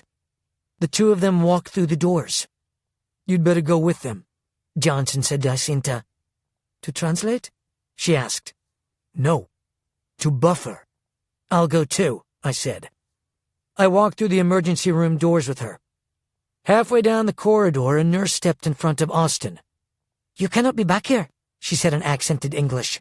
"This is an emergency," Austin said. "I am Dr. Austin Liss of Caltech. This is Dr. Ian Fleming. He is a trauma specialist from the Mayo Clinic. We are here on official hospital business for the American patient, Cassandra." The nurse suddenly looked confused. "Excuse me, doctors. I was not told you were coming." "Let me get you some masks." "Thank you," Austin said. She handed us all surgical masks. We put them on and washed our hands. Then she led us back to the OR. Cassie was lying on the table, as motionless as if she were dead. "Doctor, the specialists from America are here," the nurse announced. He turned toward us. "I do not know of any specialists." "Her parents are very wealthy," Austin said. "They sent the best from the States." He walked closer to the table. "I understand that our patient is bleeding internally, but you're having trouble finding where she's bleeding." "Our imaging equipment is not functioning right now. Our EKG equipment isn't working either. I've never seen such an irregular reading before." This was common with all of us electrics. There was no way to practically explain it to him, so Austin just ignored the electrocardiogram problem. "Dr. Fleming can find where she's bleeding," Austin said. "Please give us some room." The doctor seemed a little apprehensive, but he still stepped back, along with his two nurses and a medical technician. "How much blood have you gone through?" Austin asked. "We have transfused 6 units of blood," the doctor said. "Her hemoglobin has dropped to 6. "That doesn't sound good," Ian said, having no idea what the actual number should be. He stepped up to the table and looked over Cassie's body. Then he pointed to a place just below her rib cage. "The bleeding is right there, but in her back. You'll need to roll her over to see it." The nurses looked over at the doctor. "You heard him," he said. "Roll her over." The nurses and technician rolled Cassie over onto her stomach. In her back was a small puncture wound. "That's it, right there," Ian said. "That's where the shrapnel entered." The nurse anesthetist administered a local anesthetic, and the doctor cut into Cassie's skin about 2 inches above her hip. "Retractors," the doctor said. A nurse handed him the retractor, and he opened the incision. A small but steady stream of blood squirted upward onto his face and mask. "There is a perforation on the transverse colon," the doctor said. "Nurse, clamp." He applied the clamp, and the spurting stopped. Ian kept looking through Cassie's body. "It's the only internal wound," he said. The doctor worked quickly to close the wound. As he worked, he asked, "How did you know she was bleeding here?" "Dr. Fleming is the author of a scientific breakthrough in diagnostic technique and imaging," Austin said. "Have you heard of the MEI machine?" "No." "It's where his expertise came from. You will read his paper very soon." The doctor finished suturing the colon, then closed his incision. Cassie's blood pressure almost immediately started to climb on the digital monitor next to her. One of the nurses put a disinfectant and gauze over the wound. "Dr. Fleming," the doctor said, "you just saved this young woman's life. It was an honor to work with you." "Thank you," Ian replied. "It was my honor to work with you." "How long until she wakes up?" I asked. The doctor looked over at me for the first time. "I have her sedated on 50 milligrams of propofol, with a 15 milligram maintenance. But now we can begin emergence. She should be responsive in less than an hour." "Our work is done here," Austin said. "Please let us know when she's gained consciousness." "We will let you know." The four of us walked back out to the waiting room. Chapter 48. Planning the Future. "How is she?" Johnson asked as we emerged into the waiting room. "Ian found the problem," Austin said. "They've stopped the bleeding. Her blood pressure is rising." "She's going to be okay?" McKenna asked. "We think so," I said. "Thank God something finally went right," Nichelle said. Tara walked over and put her arm around her. "Nichelle, when I was in the cave, I had never felt such pain in all my life. I was sure I was going to die. I almost did. But you freed me, and you freed Taylor and Jack and Jaime, and we saved tens of thousands of lives by taking out those trucks. My heart is beyond broken for Tessa and Jax and Ben Trude and the others. But it's also filled with gratitude. As much as we are hurting, I don't think we should forget how much has gone right, and how many lives have been saved." "Tara's right," Jack said. "You saved me from the firing squad." "Tara is right," Johnson said. I looked over at him. I was glad to hear him say this. He'd been mourning the loss of 3 of his men even before this latest loss. I had hoped he wouldn't blame himself or forget the good that had happened. We accomplished our mission. That's what matters. I had a lot of questions about what he and the others had been through, but there would be time for that later. For now we had to deal with the moment, and the moment was Cassie. "What do we do now?" Nichelle asked. "We should get out of this place," Johnson said. "As soon as Cassie is ready to leave, we go." "Johnson is right," I said. "I'll call for the plane now." I walked out to the van for the satellite phone. I sat inside and called my parents. This time my father answered. "Michael, are you okay?" "I'm alive. Most of us are alive." "How is Cassie?" "They've stopped the bleeding. She should be fine." He exhaled in relief. "Thank goodness. We're ready to come home. All of us. Including Cristiano and Jacinta if they'll come." "Who are they?" "They are friends who have been fighting with us. It's not safe for them here anymore." "We should pull out anyone who's been involved. How many is that?" I had to count. 16. And 2 bodies. "I'll send the jet immediately. It will be there by morning. Will Cassie be ready to travel?" "She should be." "What about Abigail?" "We still don't know where she is." "Keep your phone with you. I'll have the pilots contact you when they're close." "Thank you." "Son, I'm sorry for all the losses. I know how much that hurts. But I'm glad you're safe." "Thanks. Good night." I walked back into the hospital. Everyone turned to look at me. "The jet will be here in the morning to take us home." "All of us?" Johnson asked. "Everyone, including Cristiano and Jacinta." We have room for you too. Peru is my home, Jacinta said. I know. But we've stirred up a hornet's nest and it's not safe for you right now. It would be best if we let things settle. He's right, Johnson said. He turned to Cristiano. What about you? I'm good with going back, he said. I don't have a green card, but I'll figure something out. Neither of you needs to worry about a thing, I said. You'll be taken care of, just as you've taken care of us. Whenever you want to come back to Peru, we'll take care of that too.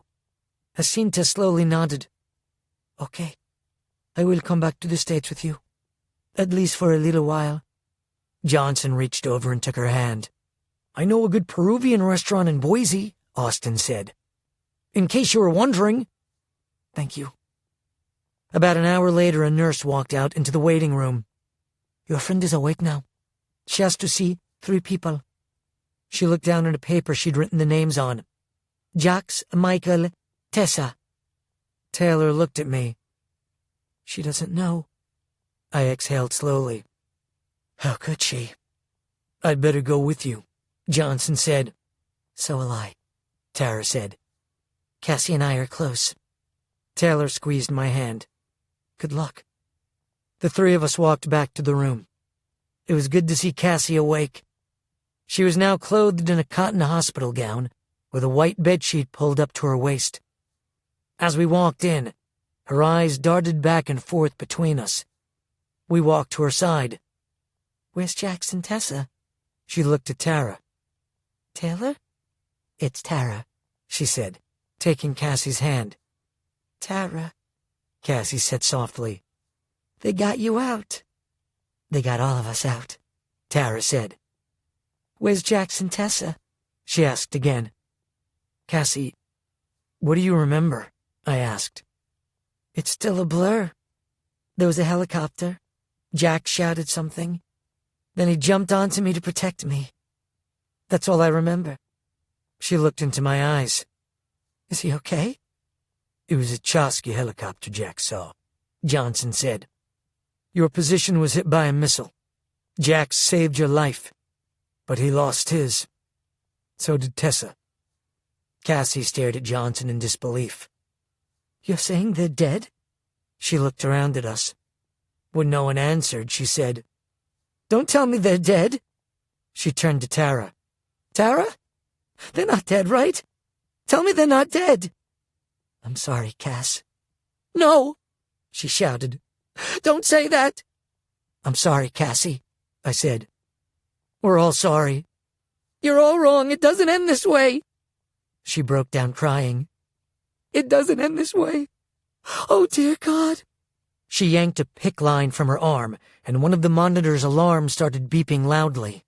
A nurse rushed into the room. What is wrong? Tara said. She just learned that her friends who were with her didn't make it. The nurse asked Cassie, Would you like something to help calm you? I want my friends back, Cassie said, crying. Tara put her arms around her. I nodded to the nurse.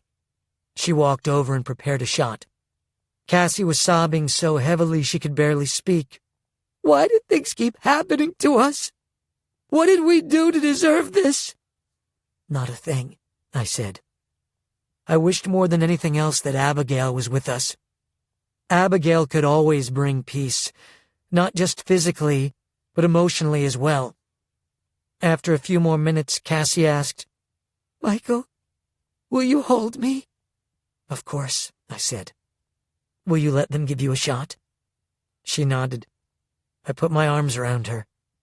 She wept until the shot put her back to sleep. Chapter 49. Splitting up again.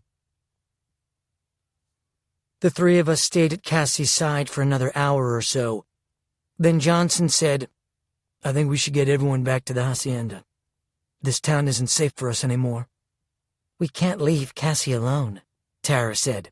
No, he said. Someone needs to stay with her. I'll stay, I said. So will I, Tara said. I want Ian to stay with us, I said, and Cristiano to translate. We'll need someone who can talk to the staff when it's time to check out. Johnson nodded. Let's go out and tell the others, Tara leaned over Cassie and kissed her forehead. Then we all walked back out to the waiting room. The others looked at us with anticipation. "Cassie's doing well," I said. "At least, physically. She's taking the deaths really hard. We think it's best that everyone goes back to the hacienda. Tara and I are going to stay. Ian and Cristiano, I'd like you to stay if you're not too tired." "I'll stay," Ian said. "Whatever you need," Cristiano said. "I'd like to stay," Jack said. "Thanks," I said. Johnson said, "Okay, that's you five. Cybor and I will drive the van and Hummer back. Michael, you keep the car you came here in. You know the way back to the hacienda?" "I know the way," Ian said. "So do I," Cristiano said. "Then we're good," Johnson said. "Let's go." As everyone got up, Taylor sidled up to me. "If it's okay with you, I think I'll go back with them. McKenna isn't doing well. I'd like to stay with her." "Of course," I said. We kissed. "Don't stay too late," she said. "That's up to Cassie." "Michael," Quentin said. He was standing next to Zeus. "Do you need us?" "No, we're good. Get some rest." "Thanks, brother," he said. "I could use some sleep." Zeus gave me one of his man hugs. "Night, man." "Night." "Good night, Michael," Austin said. He had his arm around McKenna. She looked hammered. Her eyes were swollen. "Get some rest, buddy," I said. "Roger that," he said. I grabbed Johnson before he left. "Keep an eye on Jaime," I said. "I'm worried about him. He's blaming himself for Jax's and Tessa's deaths. I'll tell him to get in line." "That's not what I meant." "I know," Johnson said. "Don't worry. I've had this talk before. I'll handle it." "Be safe," I said. "You be safe." "We're in a hospital," I said. What could go wrong? Chapter 50. What about Abigail? Cassie woke briefly around midnight, then fell back to sleep. The nurses came in every half hour to check the monitors and throw around some medical jargon about HCT and hemoglobin levels. I think a few of them just wanted to practice their English. Every time I asked if we could go, they said they wanted to keep Cassie hydrated a bit longer and get her HCT level to 30. I figured they'd tell us when she was there. The hospital was quiet at night. They transferred Cassie to a small private room. Cassie continued sleeping, which I was grateful for, while we just sat quietly around her trying not to fall asleep. "What are you going to do when you get back to the States?" I asked Ian. "Well," he said, yawning, "after I sleep for a week, then get some good Thai food and sushi. I've got a contract for another shipwreck hunt. I've got these producers who want to shoot a pilot for a streaming series about treasure hunters." "I'd watch that," Tara said. "That documentary on the Titanic was cool." "If they can make a documentary about catching crabs," I said, "yours is a shoo-in." "What's a shoo-in?" Cristiano asked. "It means you made it," Tara said. "Don't bother learning it. You'll never use it." "Shoo-in," Cristiano said, looking perplexed. "What is the shoo-in?" No one answered him. "How about you, Tara?" I asked.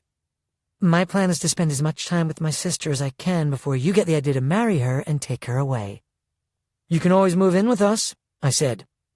"If you think that," she said, "you don't know my sister." "I hope I do." "What else are you going to do?"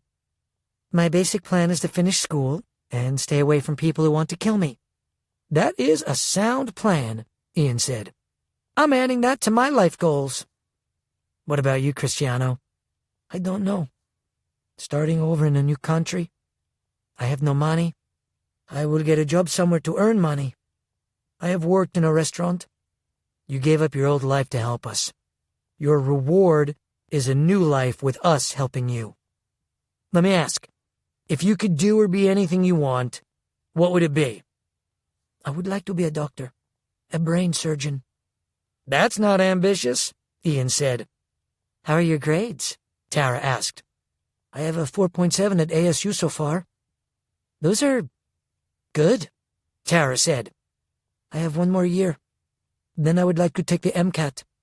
We can help you, I said. Our company has scholarship programs and clout to get you into a good school. Really? Really, I said. We'll talk more later. What about you, Jack? You've been quiet this whole time. Jack didn't move. I think he's asleep, Tara said. Jack looked up. I'm not asleep. I'm thinking. About what? Tara asked. Michael's question. He cleared his throat. A week ago, I thought I knew exactly what I wanted to do with my life. But now that's changed. To my surprise, his eyes looked like they were welling up. I've been given a horrible but amazing gift. I got to face my death. When I was tied to that post waiting for those bullets to end me, all I could think about was Abby. She was the only thing on my mind. He wiped his cheek. I don't know where she is, but whatever it takes, I'm going to find her. I'm going to ask her to forgive me, and then I'm going to ask her to marry me. I don't know how long I'll live, but starting yesterday, every day is a gift. I want to spend every day of the rest of my life with her. I looked over at Tara. She was wiping a tear from her eye. Anyway, that's my plan, Jack said to me. I don't know where I'll start looking for her, but I'm hoping you'll give me a hand. We'll give you more than that, I said. And McKenna will. She and Abby were in purgatory together. I've never seen a closer bond. And if McKenna goes, Austin goes. If you go, Austin goes, Tara said. Austin will follow you anywhere. The fool, I said. Then you've got another fool, Ian said. Because I'm with you. Don't forget, those are my girls, too. I was in purgatory with them. Besides, those ships have been down there for hundreds of years. A few more months isn't going to hurt anything. Don't leave me out of this, Tara said. Or Taylor. We're in. Abby's our girl. What about your plan of staying away from people who want to kill you? Ian asked. That can start after we find Abby. I never doubted any of you, I said. That's what the Electro clan does. I looked at Cristiano. You still think our loyalty is our weakness? He grinned sheepishly. I'm sorry. That was a very stupid thing for me to say. Not stupid, Tara said. Just not smart. Ian laughed. What about you, Michael? You and Taylor have plans? I love her. Technically, that's not really a plan, Jack said. Technically, that's the best plan, Tara said. Love is the destination and the journey. If you've got that down, the rest of life is just commercials. Commercials? Jack said. If you had known that before, Tara said, you wouldn't be hoping a certain girl would take you back. That stings, Jack said. It's true, though. That's why it stings, Tara said. I just want to be a mom, Cassie said. We all turned to look at her. We hadn't known she was awake or listening. Welcome back, Tara said. Her voice was soft. I've always wanted to be a mom. I want a little boy and a little girl. Where do you want to live? I asked. Maybe I'll go back to Switzerland. I loved living in Switzerland. But then, maybe somewhere on the ocean. Maybe both. I'm young. How are you feeling? Tara asked. Sad. I meant your body. My body is sad, too. But I don't feel like I'm dying anymore. I think I could walk now. Are you ready to go? I'd like to go home, she said. Someplace soft that doesn't smell like rubbing alcohol. Just then, there was a loud commotion outside Cassie's room. Loud shouting echoed down the hospital's tiled corridor. What's that? Tara asked. I turned to Ian, who was looking intensely toward the wall facing the emergency entrance. What do you see? Chosky soldiers. 2 helicopters just landed in the parking lot. Jack and Cristiano immediately stood. They found us, Jack said. I knew someone here was a snitch. Cristiano looked pale with fear. They'll torture and kill me. I'm not going with them alive. Calm down, Ian said. They're not looking for us. They're carrying someone on a stretcher. They have an IV on him. Who? I asked. He looked at me. I think it's Amash. Chapter 51. It is finished. Amash is out there? Cassie asked. Maybe, Ian said. It's a little hard to tell. Are the guards wearing Chosky patches with purple and gold? Jack asked.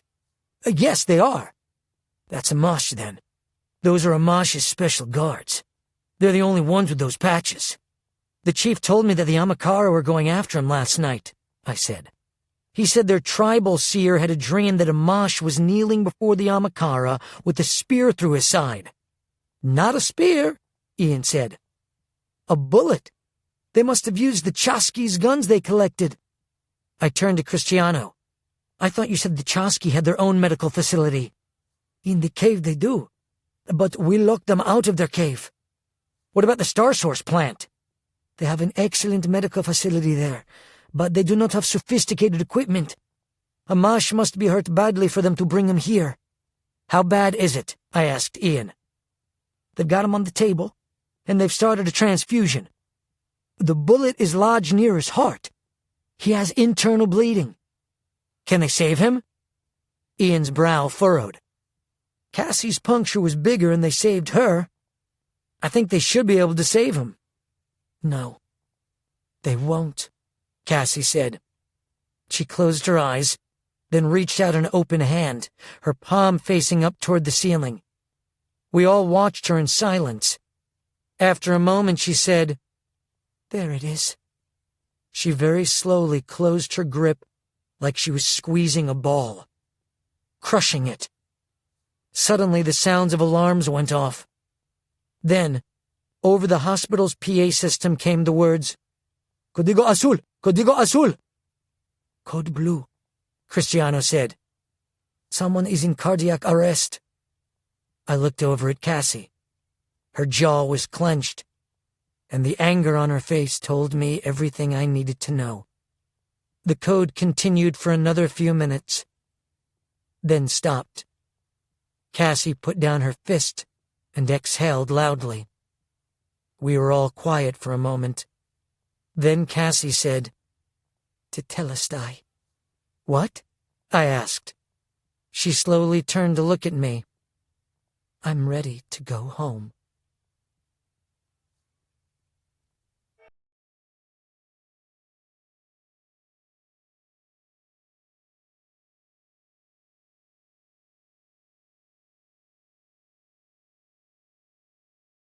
Michael Vey, The Traitor, was written by Richard Paul Evans and read by Fred Byrne. Editing, mix, and post-production by Danny Meltzer. The associate producer was Elisa Morales. Michael Vey, The Traitor, was produced and directed by Scott Sherritt. This has been a presentation of Simon & Schuster Audio. Michael Vey, The Traitor is available in print from Simon Pulse.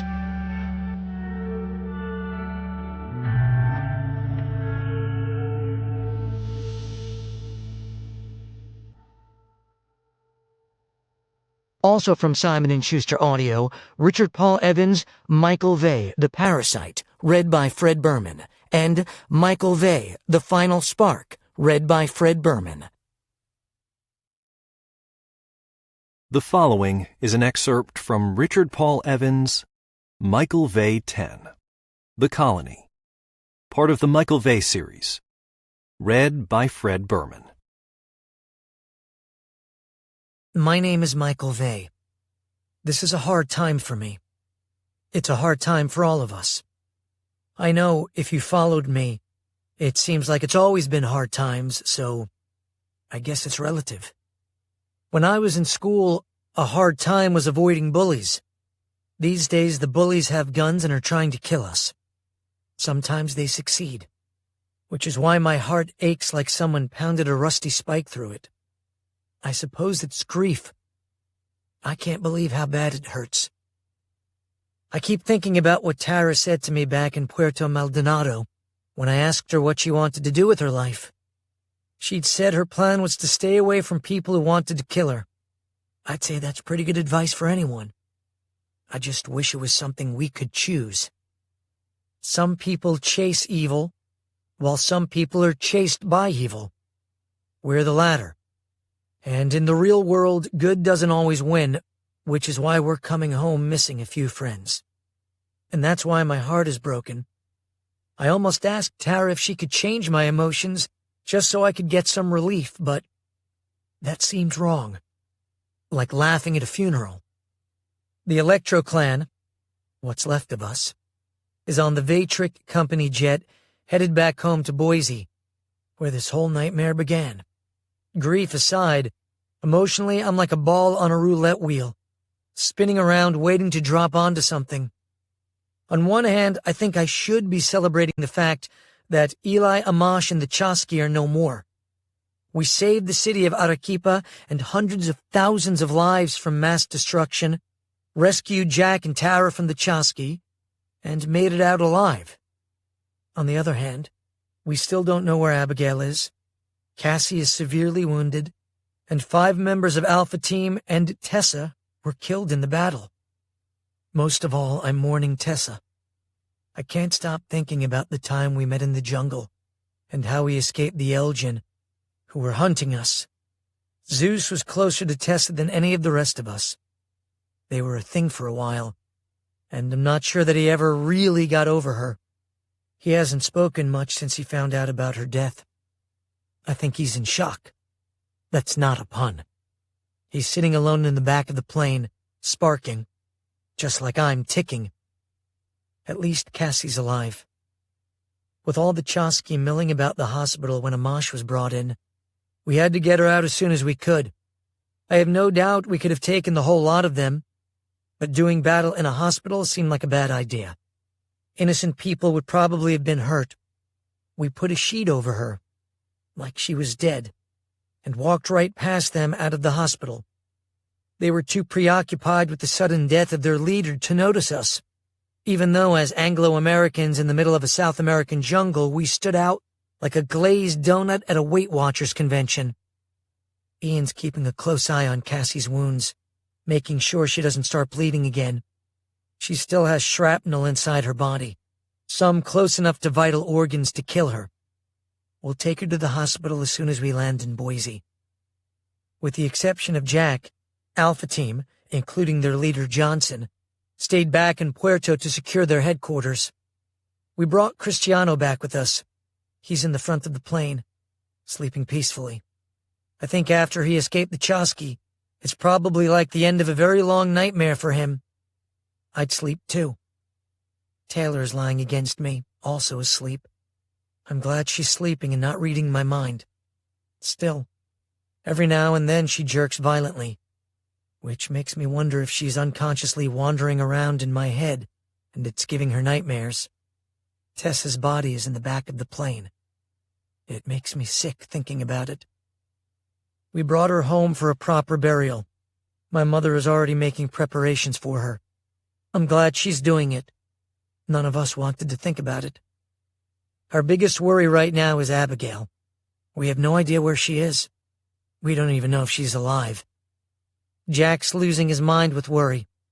What makes it worse is that the last time Jack and Abby spoke, they got into a fight and broke up. He would do anything to get her back. Austin thinks she's been captured by other electrics. And when isn't he right?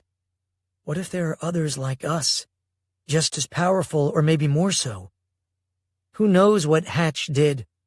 For all I know, there might be hundreds of electrics like us. And if they have Abby, then what? It's one thing to battle the Elgin, but an enemy with the same powers as us is a different matter, especially if we're outnumbered. Right now, if you asked me if I'm a glass half full or a glass half empty kind of guy, I'd just tell you that I want to smash the glass. I'm tired of all this fighting and loss, and I'm ticking like crazy. It's constant enough that it hurts. Usually my ticks start when I'm stressed. So, why wasn't I ticking in the jungle when we were being hunted by the Chosky? I don't know why my Tourette's acts up sometimes, then lies dormant at other times. Right now, I feel like I don't know anything. That's not entirely true. I know my heart hurts.